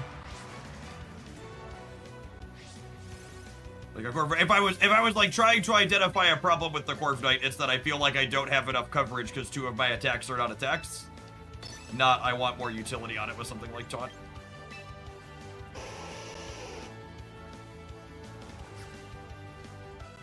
Man, part of me just wants to hit Blizzard here. I think they're gonna switch out. They're not. They're just like pressing rocks. All right, well, that's bad for us.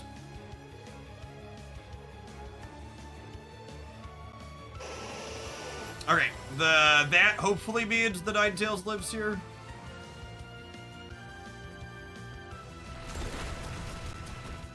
Cool.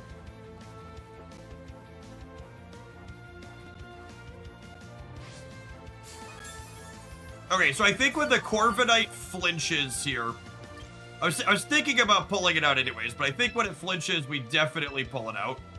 And then we just go ahead and tap the Blizzard here, because they're expecting Aerodactyl to knock out the Ninetales. So we do this and get it back up. And then we get to go ahead and tap the Blizzard and get a knockout back. Hopefully they could be on Sash. To stay alive, I suppose, but we'll live the rock slide now.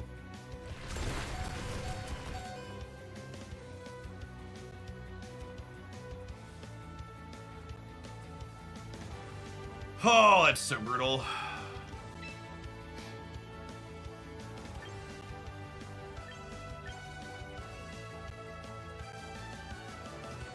I'm gonna switch this out to Frostlass. Maybe I'm supposed to switch to Corviknight? I might be switched to Corviknight, actually.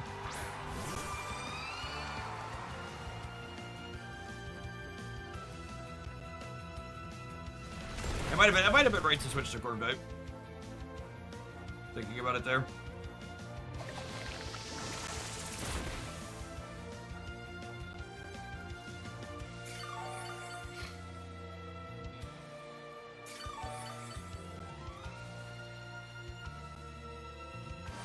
Was the dark attack? Does that one-shot me? It does not. And a berry.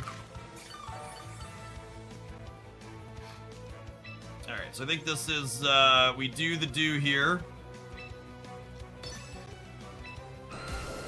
We just tap the old Blizzaroonie. What's some of my favorites so far?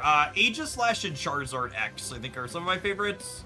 Milotic, another one that's up there.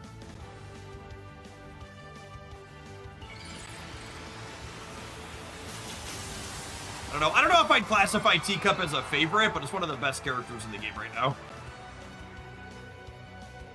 Just insane utility.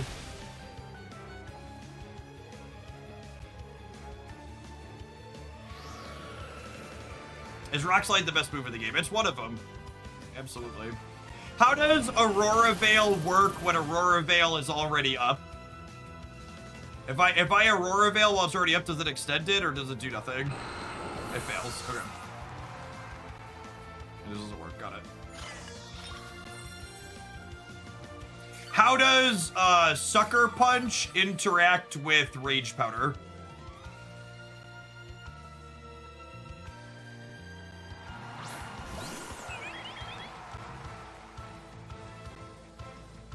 Okay, so Rage Powder wins the way I want it to. Okay. That's what I was looking for when I asked that question.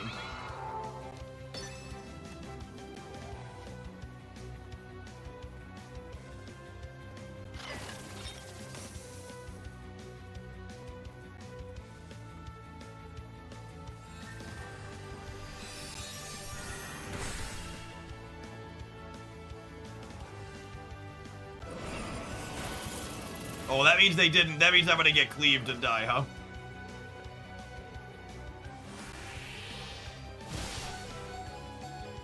Didn't die. Did not die.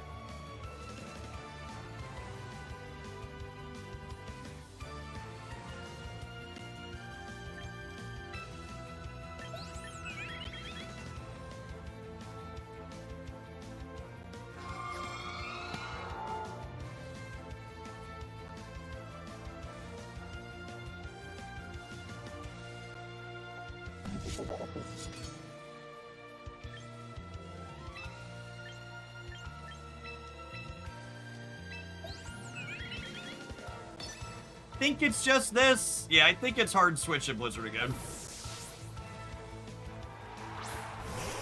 The problem is they could sucker punch me now.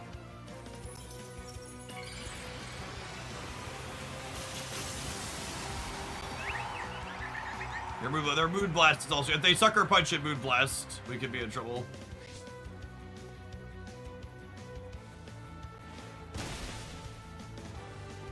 We probably still live punch. I'm blaming this KO on Gap.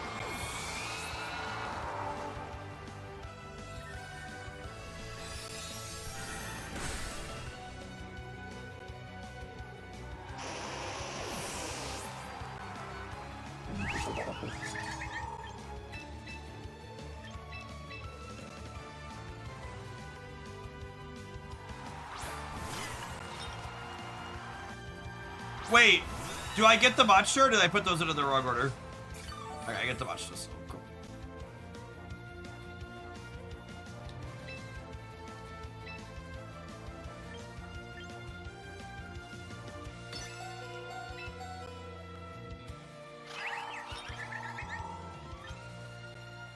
cool. I mean, this teacup is super dead, yeah?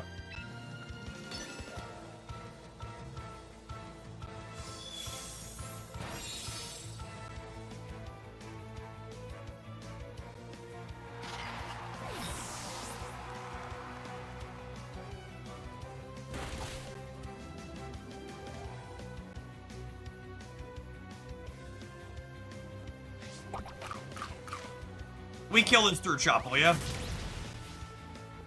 Nope. I think that means we're dead.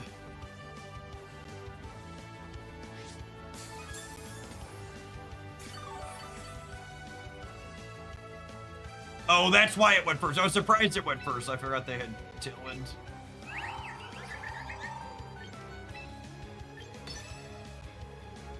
Is Dynamaxing a thing in this game? No, Megas. Megas are the gimmick to start. They rotate through gimmicks. I've got like one more loss than me with this team. And so we've had some okay games, but the games where they have special attackers, Corviknight's real bad. Unsurprisingly.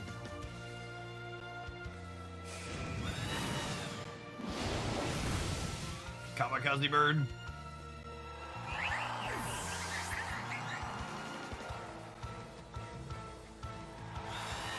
Maybe I'm just not supposed to play the Corviknight in the games where their best attackers are special.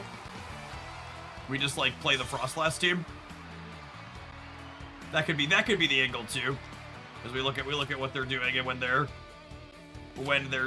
not a physical attacker, we do something different.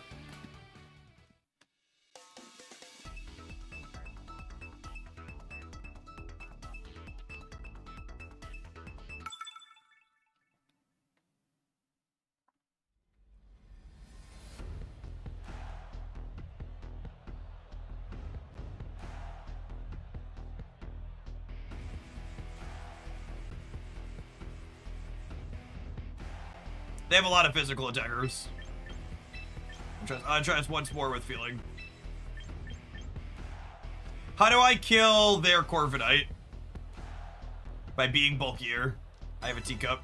My Corviknight's gonna beat their Corviknight, chat. Yo, dog.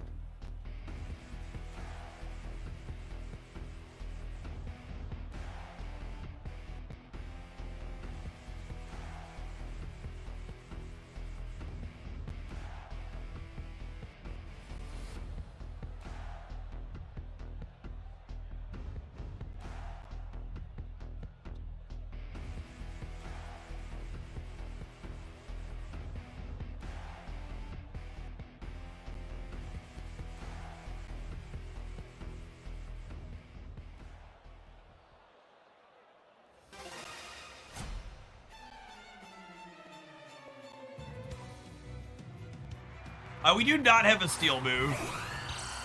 I've been going back and forth on that. Only iron defense. I also wonder if because we're on Teacup in the back, I wonder if we necessarily need Roost. Could be a thought as well.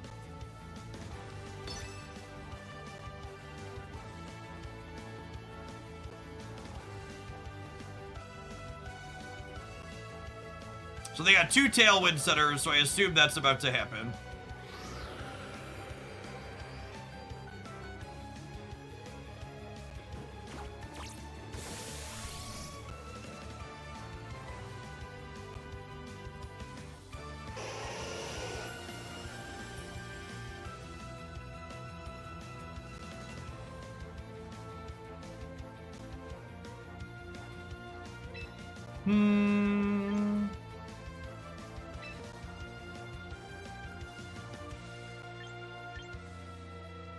When you're recruiting a Pokemon, what are you looking for? Just the Pokemon itself or anything about stats or nature? Just the Pokemon itself. You can change everything else.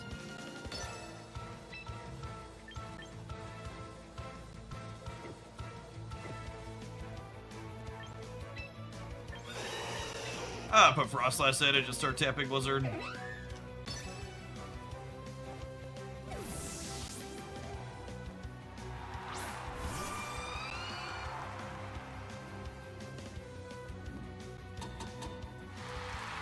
I should have expected that after they taunted.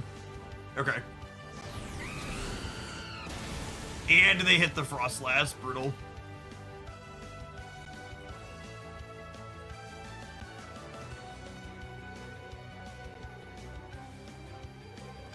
Kinda just can't play the game.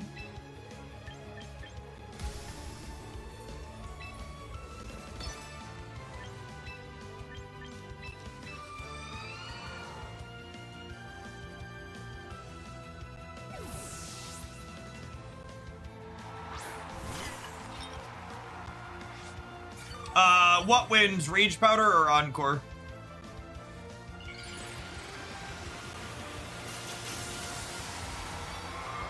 Rage, alright.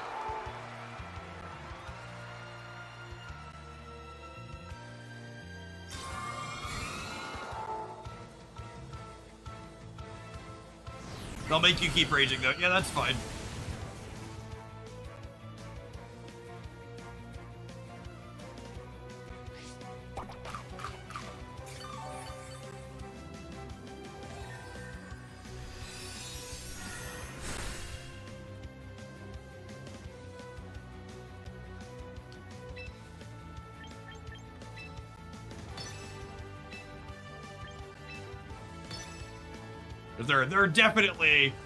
They're definitely encoring Frostlass.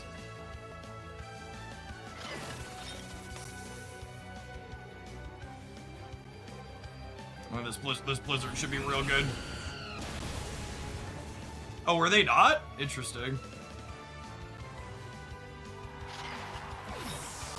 You had to get cooked by a Moonblast? Interesting, alright. I mean, I guess that's good for us, but no, if they had Encore, it would have been bricked, yeah. Rage Powder doesn't work on grass type, so it wouldn't have mattered. Oh, yeah, that's a good call. I always forget that's a thing.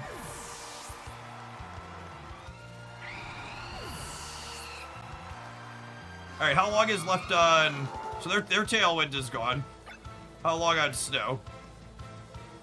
1 out of 5. Does that mean... the Snow is still up next turn, or it's going away next turn? Is this the last turn, or is there one more? Anyone know? The turn you're going into is the last one.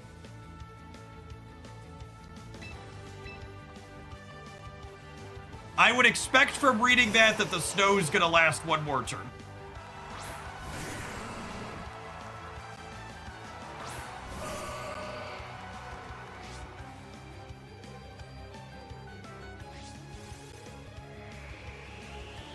Oh, but we know they have Tyranitar in the back. Oh, shit.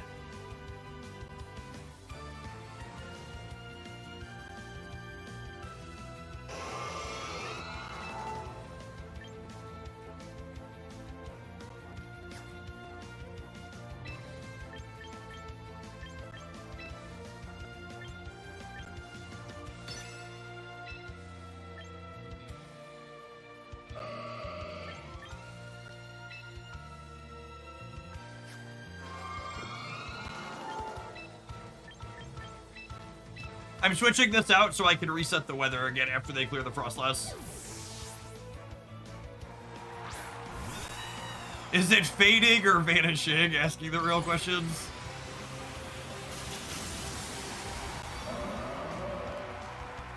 Yeah, Corv should be pretty well positioned here, I agree.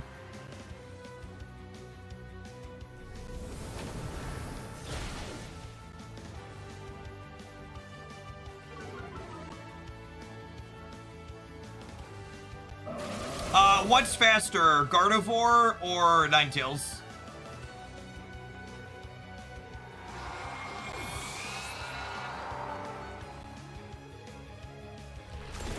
Ninetales. Okay, so that's really good for us then. Yeah, I'm full zooming. No scarf, but I'm full zooming. And Ninetales is definitely faster than what's this name? So this switch out means we get to pull the Sandstorm off. Which means I get to go ahead and Blizzard with impunity.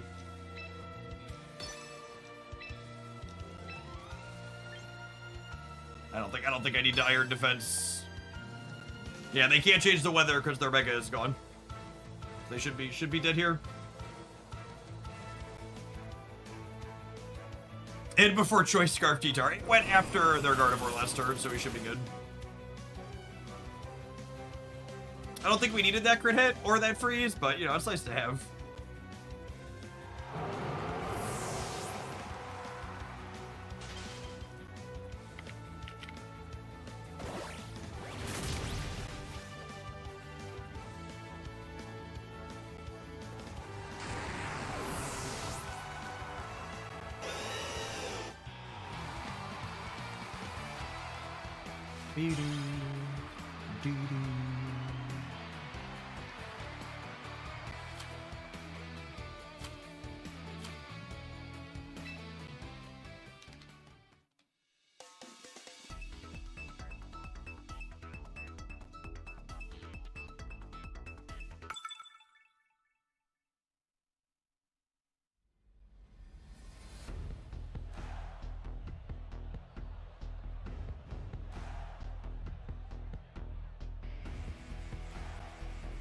Man, Corviknight's nuts here, right?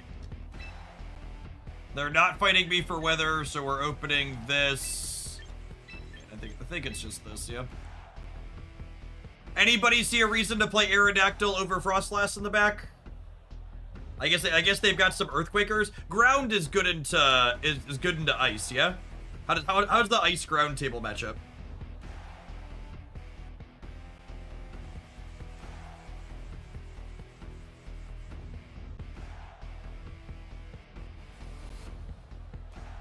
Oh, the sand cone can spit out sand. That's good to know. Huh?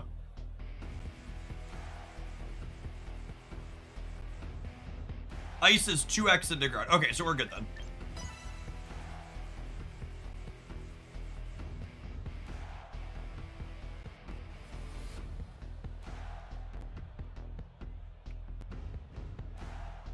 But steel is good into ice, right? But Corviknight covers their steel friends. Ice is super versus ground, weak into steel. And we should generally be quicker than what they're doing, right? Except Low Putty. Low Putty is like super fast, yeah? And she's a fake out user.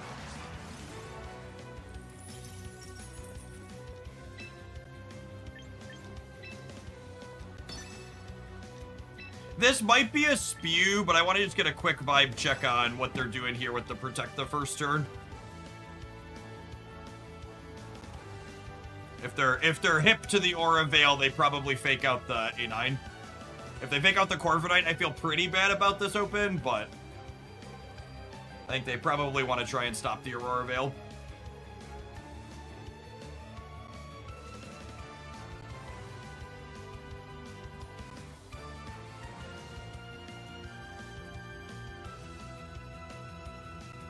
Corv could probably defense. I did defense the Corv.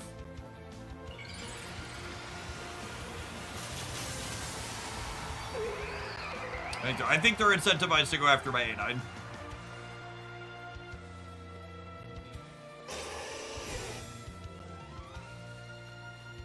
Yes, Ninetales is Sash.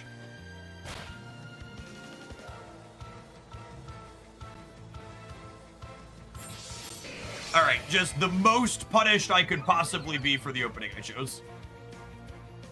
Actually a worst case scenario.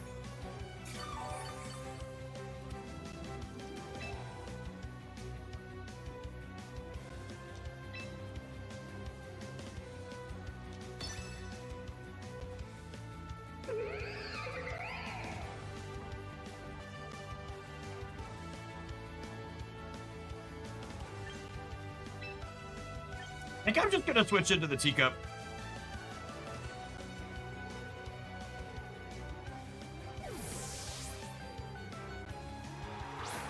I don't love not getting a big heal out of this, but against these two Pokemon, I don't really need a big heal, so.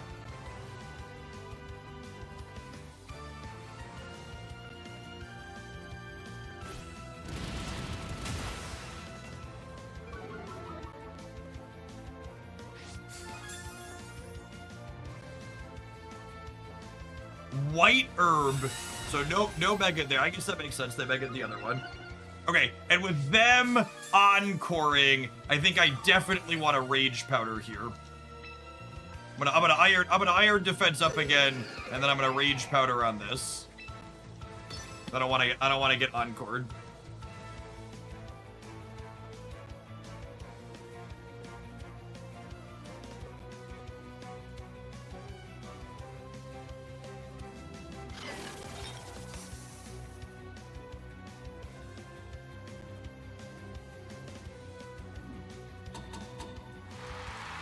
So we read the encore was coming correctly.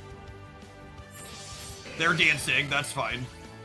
And now we're just gonna keep Rage Powdering, which is fine. Honestly, thoughts on going to 6x on the Corviknight?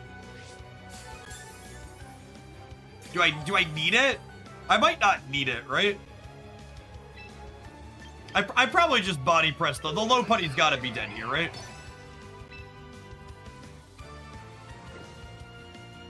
Although, do we think this one-shots the Scissor? At +4? It definitely one-shots the low putty. I kind of want to one-shot the Scissor. I try and take the Scissor out because it's charging up. The Scissor is super scary. If this is one of those spots where, like, if I was running a damage calculator, it would be beneficial. Yeah, the Scissor's kind of bulky. It might be right to go for.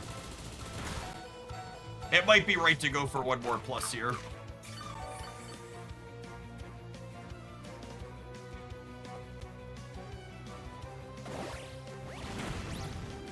JK, we cool, we Gucci. We Gucci, gamers, we Gucci. We +4, we slamming, the leftovers are doing work. What do you got in the back? Bring 'em, bring 'em. Vibes greater than damage calculator. Yep. Oh man, it's super effective on that one too.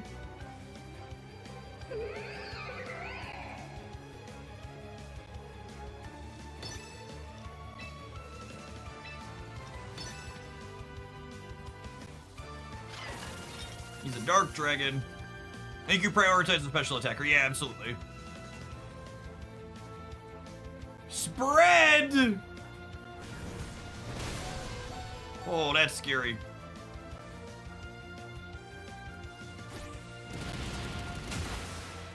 Wait, oh!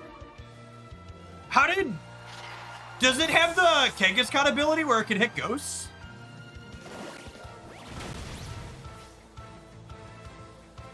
It does. Okay, cool. I mean, that's bad for me, but it's neat to know.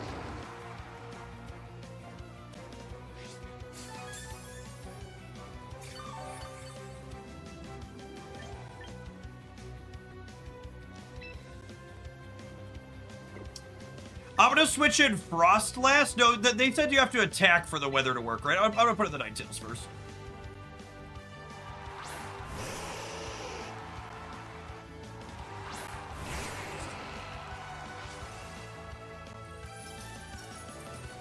Okay, so...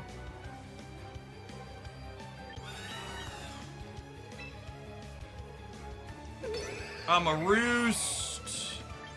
I'm a Orovale.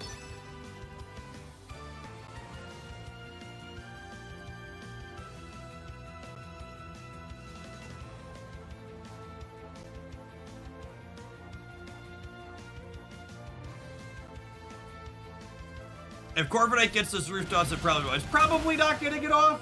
Oh my goodness, I cannot believe we lived that.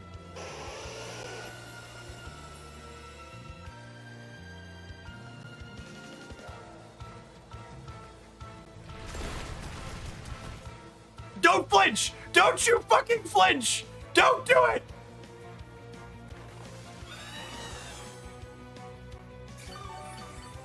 Live, you beautiful bastard! Live! He's immortal, chat. He's immortal!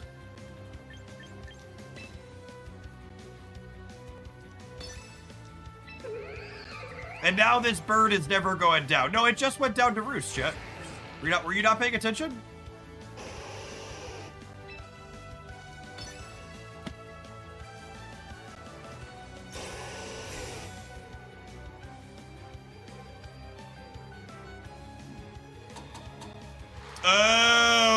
Oh, I forgot about that. Oh, shoot. And I just used Protect. So now they're gonna encore my Protect, right?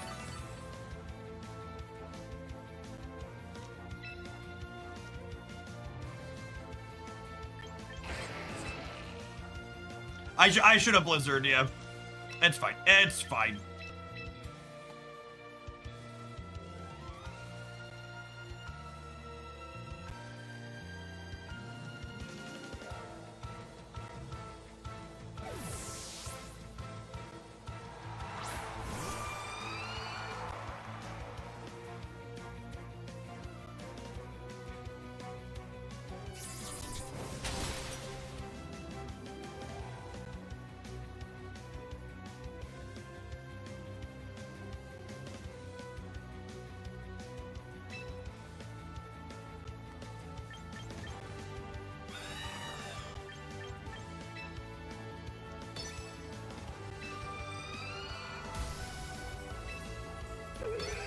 Buddy is faster than last, so we're probably dead then?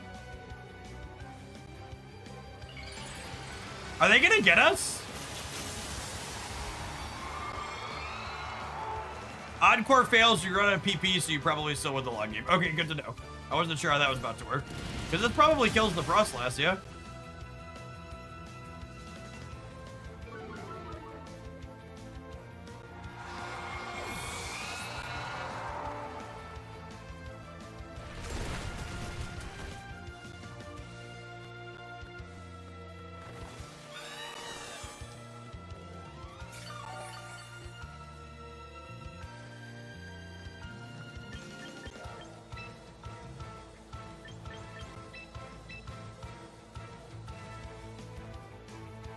Okay, and if they're close combating the Ninetales, they're not re-encoring me here, is how this works, yeah?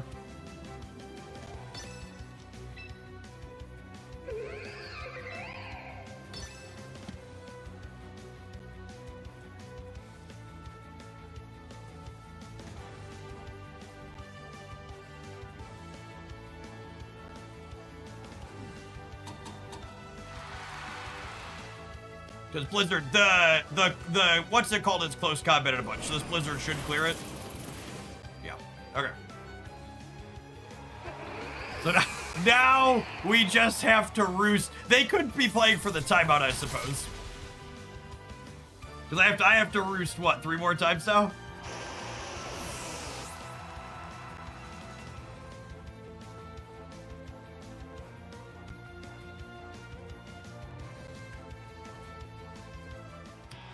As I say, the 3-minute timer is not up yet, so our immortal lad gets to grade the game out there. Very fun. Got him. Carried through my couple of mistakes. And that's, you know, you'll often hear people say things like, that team's not bad, it's just hard to play. But a sign of a team that's actually powerful and perhaps good is you can make a mistake, and the strength of the team is going to allow you to carry through mistakes periodically. And Corviknight definitely did that there with how polarizingly strong he was into their physical attackers. I almost lost to the Encore. Oh, wait, hold on. We need to run an advert. All right, have an advert, gamers. We're going to play some more of this afterwards. Thanks for hanging out. Don't go anywhere. But that was solid. Yeah.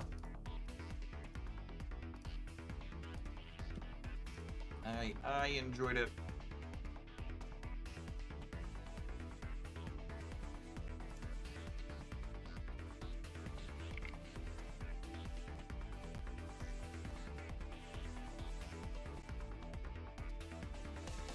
Is Mega Lopunny good?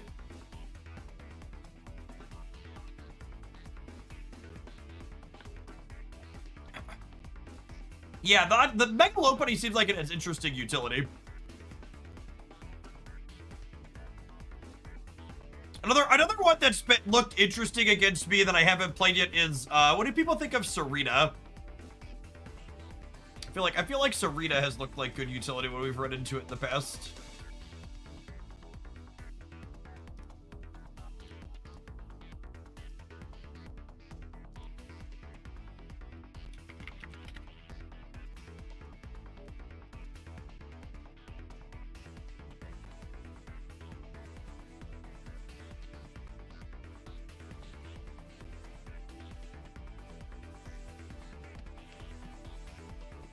Against players not making mistakes, I expect the threat of Encore is more dangerous than Encore itself. Yeah, it kind of warps how your opponent's allowed to, like, choose Protect and stuff, right?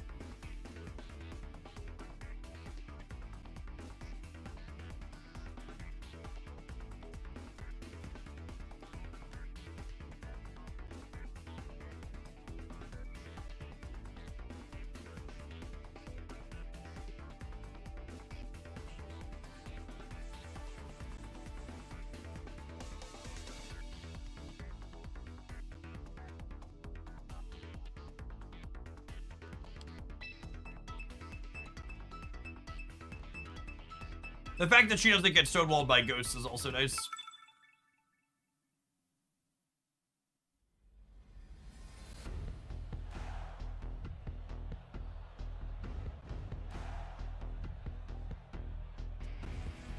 Is that a Venusaur without a Charizard? Is that legal? Venusaur is a special attacker, but Poison and Grass are bad into Steel, right? And we're flying there.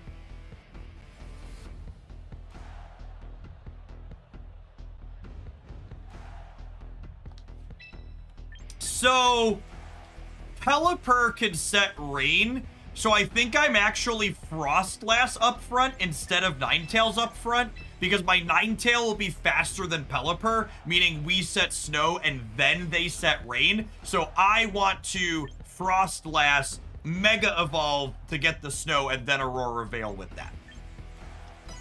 Is the game plan here. So same 4, we've been bringing a lot, but I'm changing which ice one is in front because they have a Weather Center.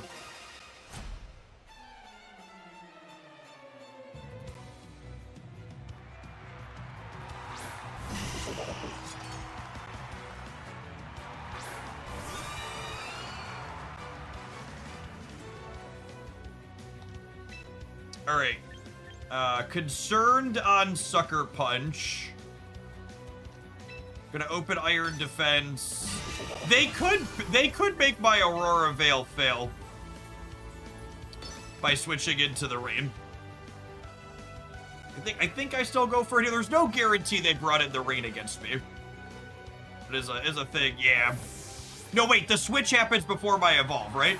So we're good? Okay, yeah, we're good. We're good. Never mind. Yeah, I had the ordering wrong in my brain. Switches are always first. So this is correct every time. Yeah, we're good. We're cool. We're cool.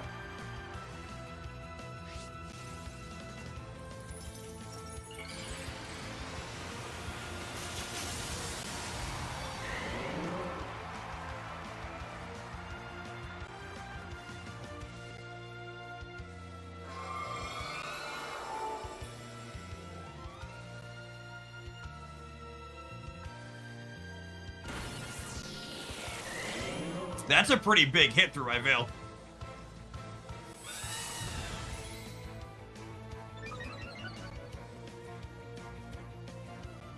What do you think of Frostlass Protect this turn?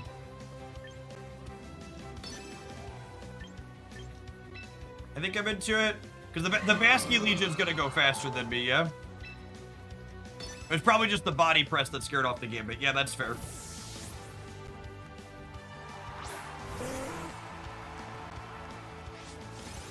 How's the Snowbird team felt? That's such a good name for this. Absolutely gonna call it Snowbird in the highlight.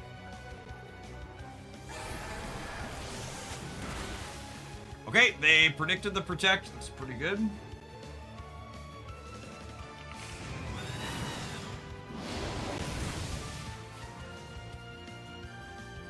He tickled you. They did tickle me.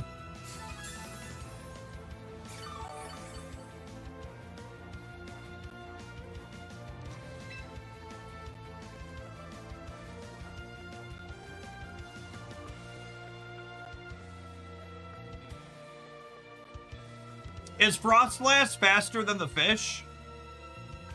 Not in raid. It's probably Swift Swim, right? Do I switch the Corviknight? I have one Protect up, but I probably just go get the Snow back. I think I just get the Snow back and then Shadow Ball. So I should be faster outside of with proper weather. It sucks to give up the +2 defense we built, but I think it's right for the weather control plus the ball here.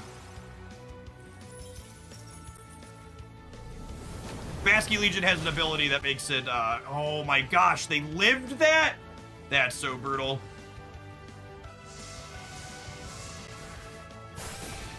And we resist this weather ball now, which is sick.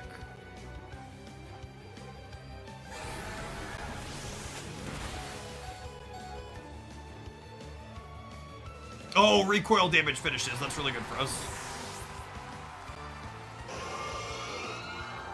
And now King Gambit's coming in, almost assuredly.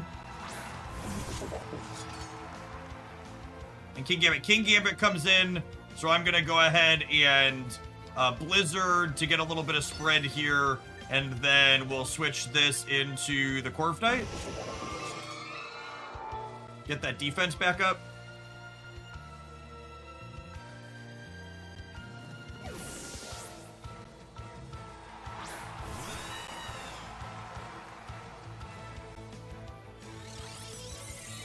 Excellent play from them here. Wide guard's such a solid attack. I feel like I should probably be playing more wide guard in general.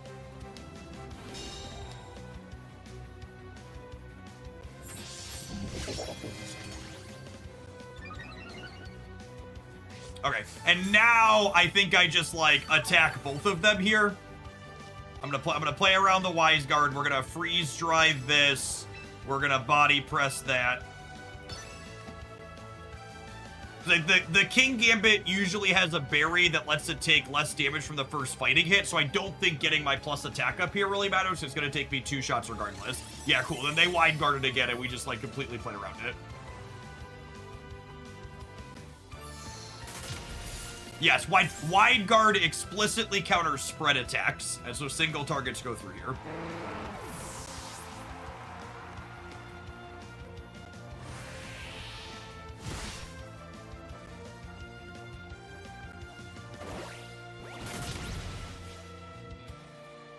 Whoa, they're not on the berry. Okay.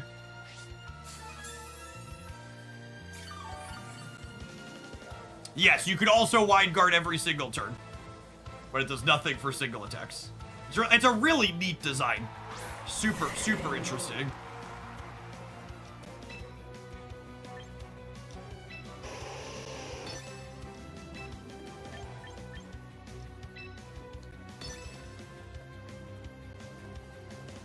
It could be Sash, then you would have killed it in one shot. Anyways, yeah, that's true. If it wasn't the berry Sash, it's likely we haven't seen Sash on anything else. Pelipper sometimes wears Sash. But yeah, could be on the King Gambit too, so I can call out.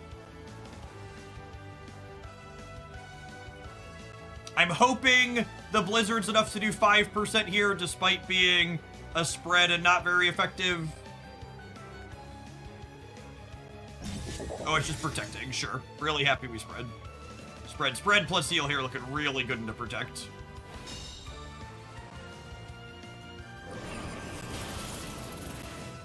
Man, Vinu is tanky. Ooh, frozen tank. Alley-oop. Okay, can someone please explain to me how you can thaw out the first turn, but I can't wake up from sleep the first turn? Make it make sense. Because I don't get it.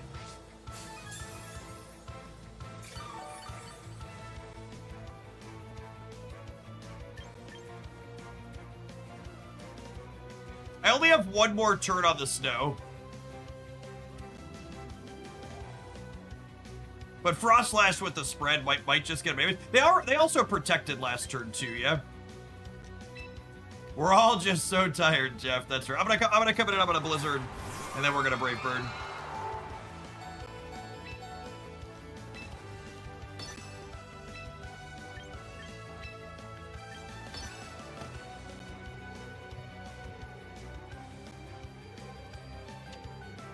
Freeze is never an intentional status a la Thunder Wave or Sleep Powder. Yeah, but sleep being intentional seems like more reason for you to be able to wake up from it.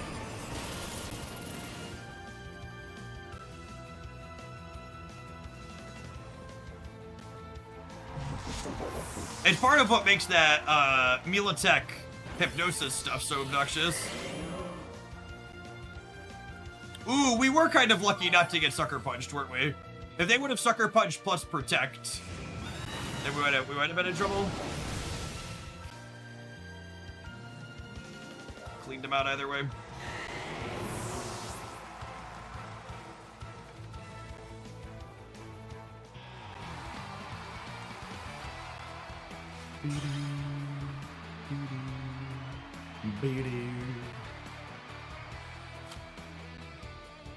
Win streaking, gamers. Can we get to 1900?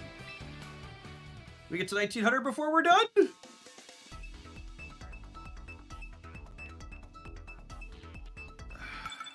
Maybe.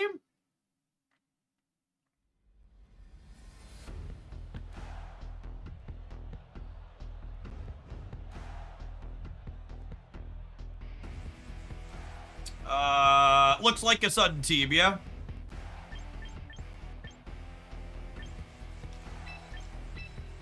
So, no ice. I think we still want Corviknight. And we just lead on rocks.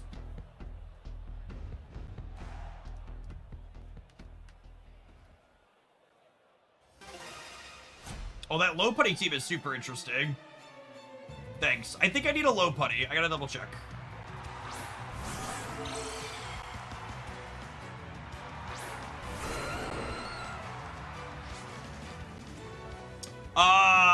Dragapult is one of the few things that's much faster than us, yeah?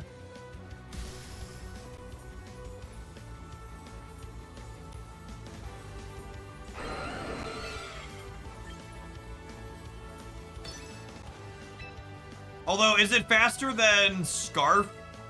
Is it faster than Scarf, Garchomp?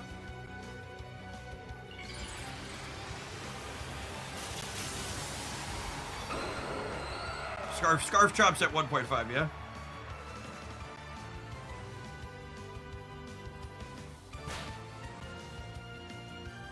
Obviously, Big Out's going first. Any flinchers? Any flinchers? Flinchers?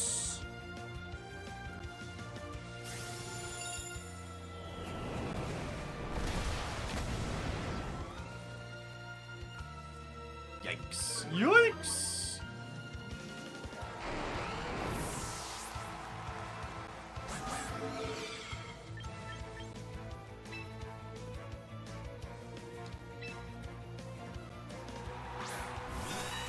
If they have the sun in the back, we're probably cooked.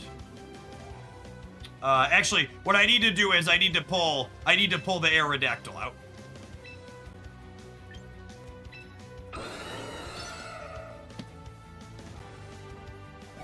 I'm cooked to the Charizard if I let the Aerodactyl live. So if I want to have a shot here, the Aerodactyl needs to be in the back.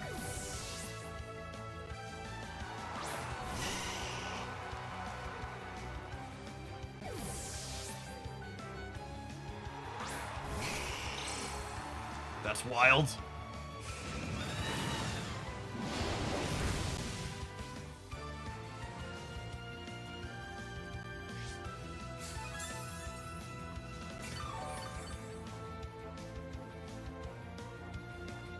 Yes, had I just clicked Rock Slide, the game ended.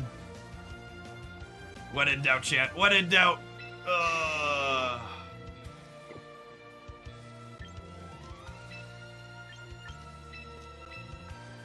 Okay.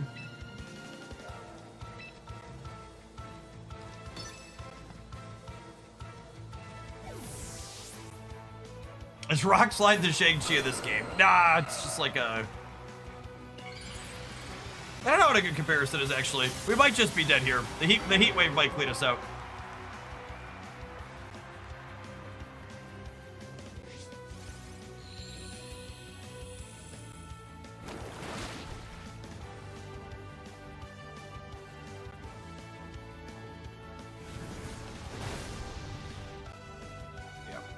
And the problem here is,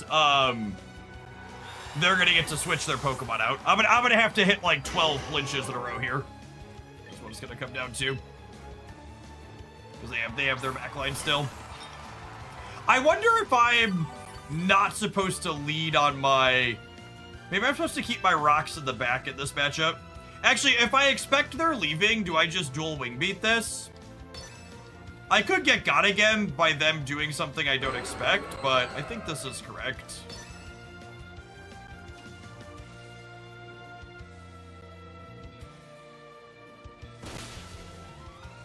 Yeah, they left the Charizard in. So again, should have just pressed Rock Slide.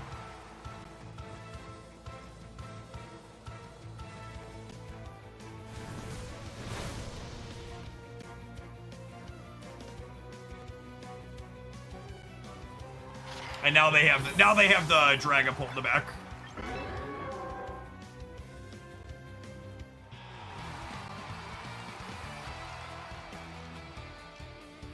I should have just kept the faith, Jim.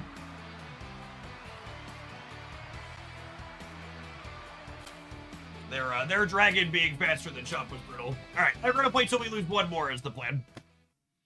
Let's play till we lose one more. We'll either get to 1900 or frag out.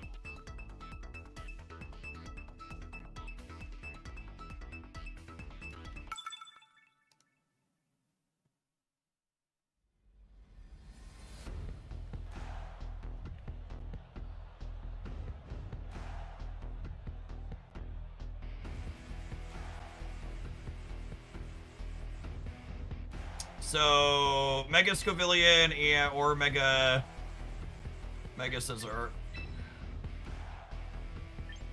I think we're just setting up our ice friends here.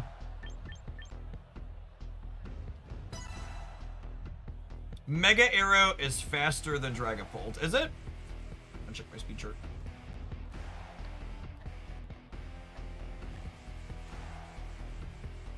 Oh, it is. It is the fastest. Mega Alakazam and Mega Aerodactyl are the fastest. Good call out. Good to know. I guess I technically had a shot there with flinches then.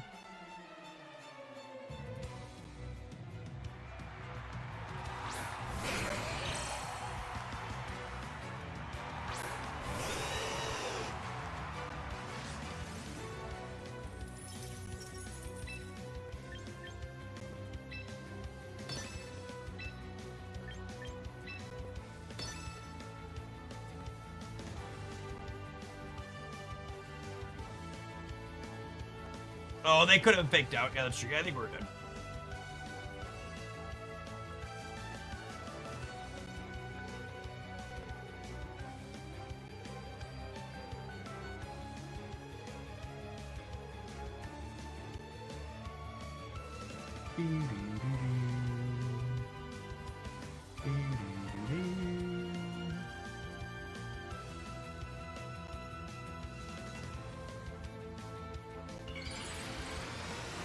Okay, so this is, whenever this thing takes any attack, it burns the thing that's hitting it with the attack, right? It doesn't matter if it's contact or not. As just any attack you get burned.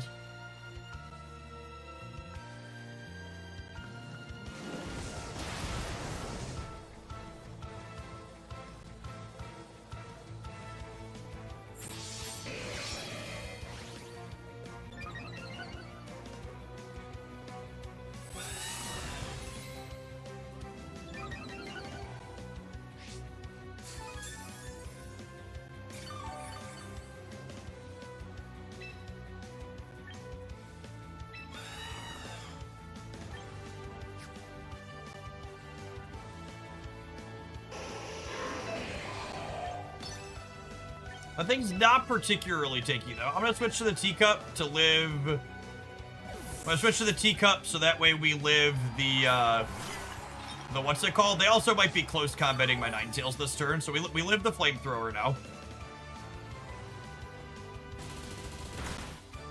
Oh, I guess Bullet Punch would have also killed the what's it called?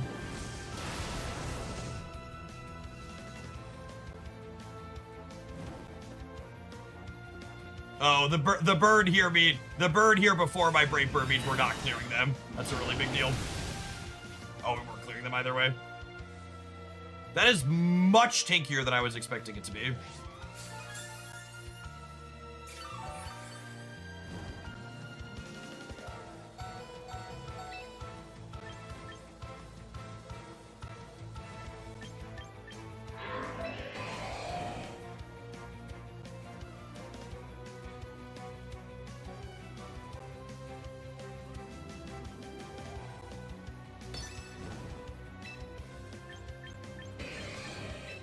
What a Rage Powder to try and get a hit in with the Corviknight. The burn doesn't impact body presses damage, right?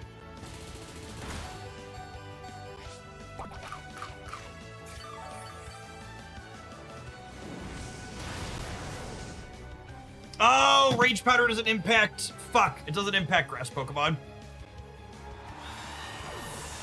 That's one of those things where, like, the UI should absolutely remind you of it, and then some sweaty nerd's gonna pop up and tell me, actually, it's still testing for you to lose the things the UI should tell you. If you would just be better at the game, Jeff.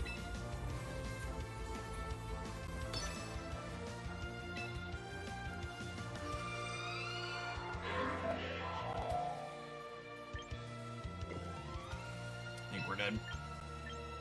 Well, we tried.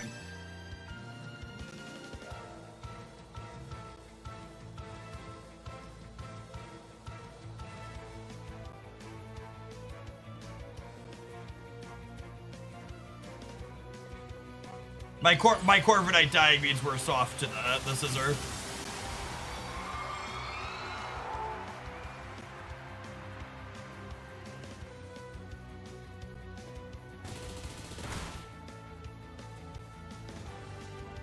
I don't know that I expect this Blizzard to clear since it's a spread attack. If the Blizzard doesn't clear, we're cooked. Honestly, maybe I should use the non-spread attack to try and get the clear here.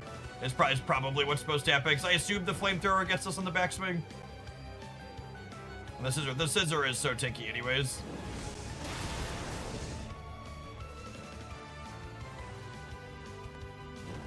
Yeah, GG, buddy. Alright, gamers, I'm heading off for the afternoon. We're definitely gonna do some more champions tomorrow. We're gonna start with some Archetypes in the morning, though. They've got another one of their creator speedrun tournament things, so we're gonna have an all-access account to build up a Fengi team and try and see how fast we can clear one of the bosses on the highest difficulty. We're probably gonna do that for like a couple hours to start, and then we'll do 2 or 3 hours of this in the middle, and then there's a new Snap limited time game mode at 2 o'clock tomorrow. So I don't know when exactly we're going to start champions, but we'll play champions until about 2 o'clock Central. And for those that are time zone challenged, that is currently 3:30. So about, yeah, it's all about that. Peace, gamers. I'll catch you around.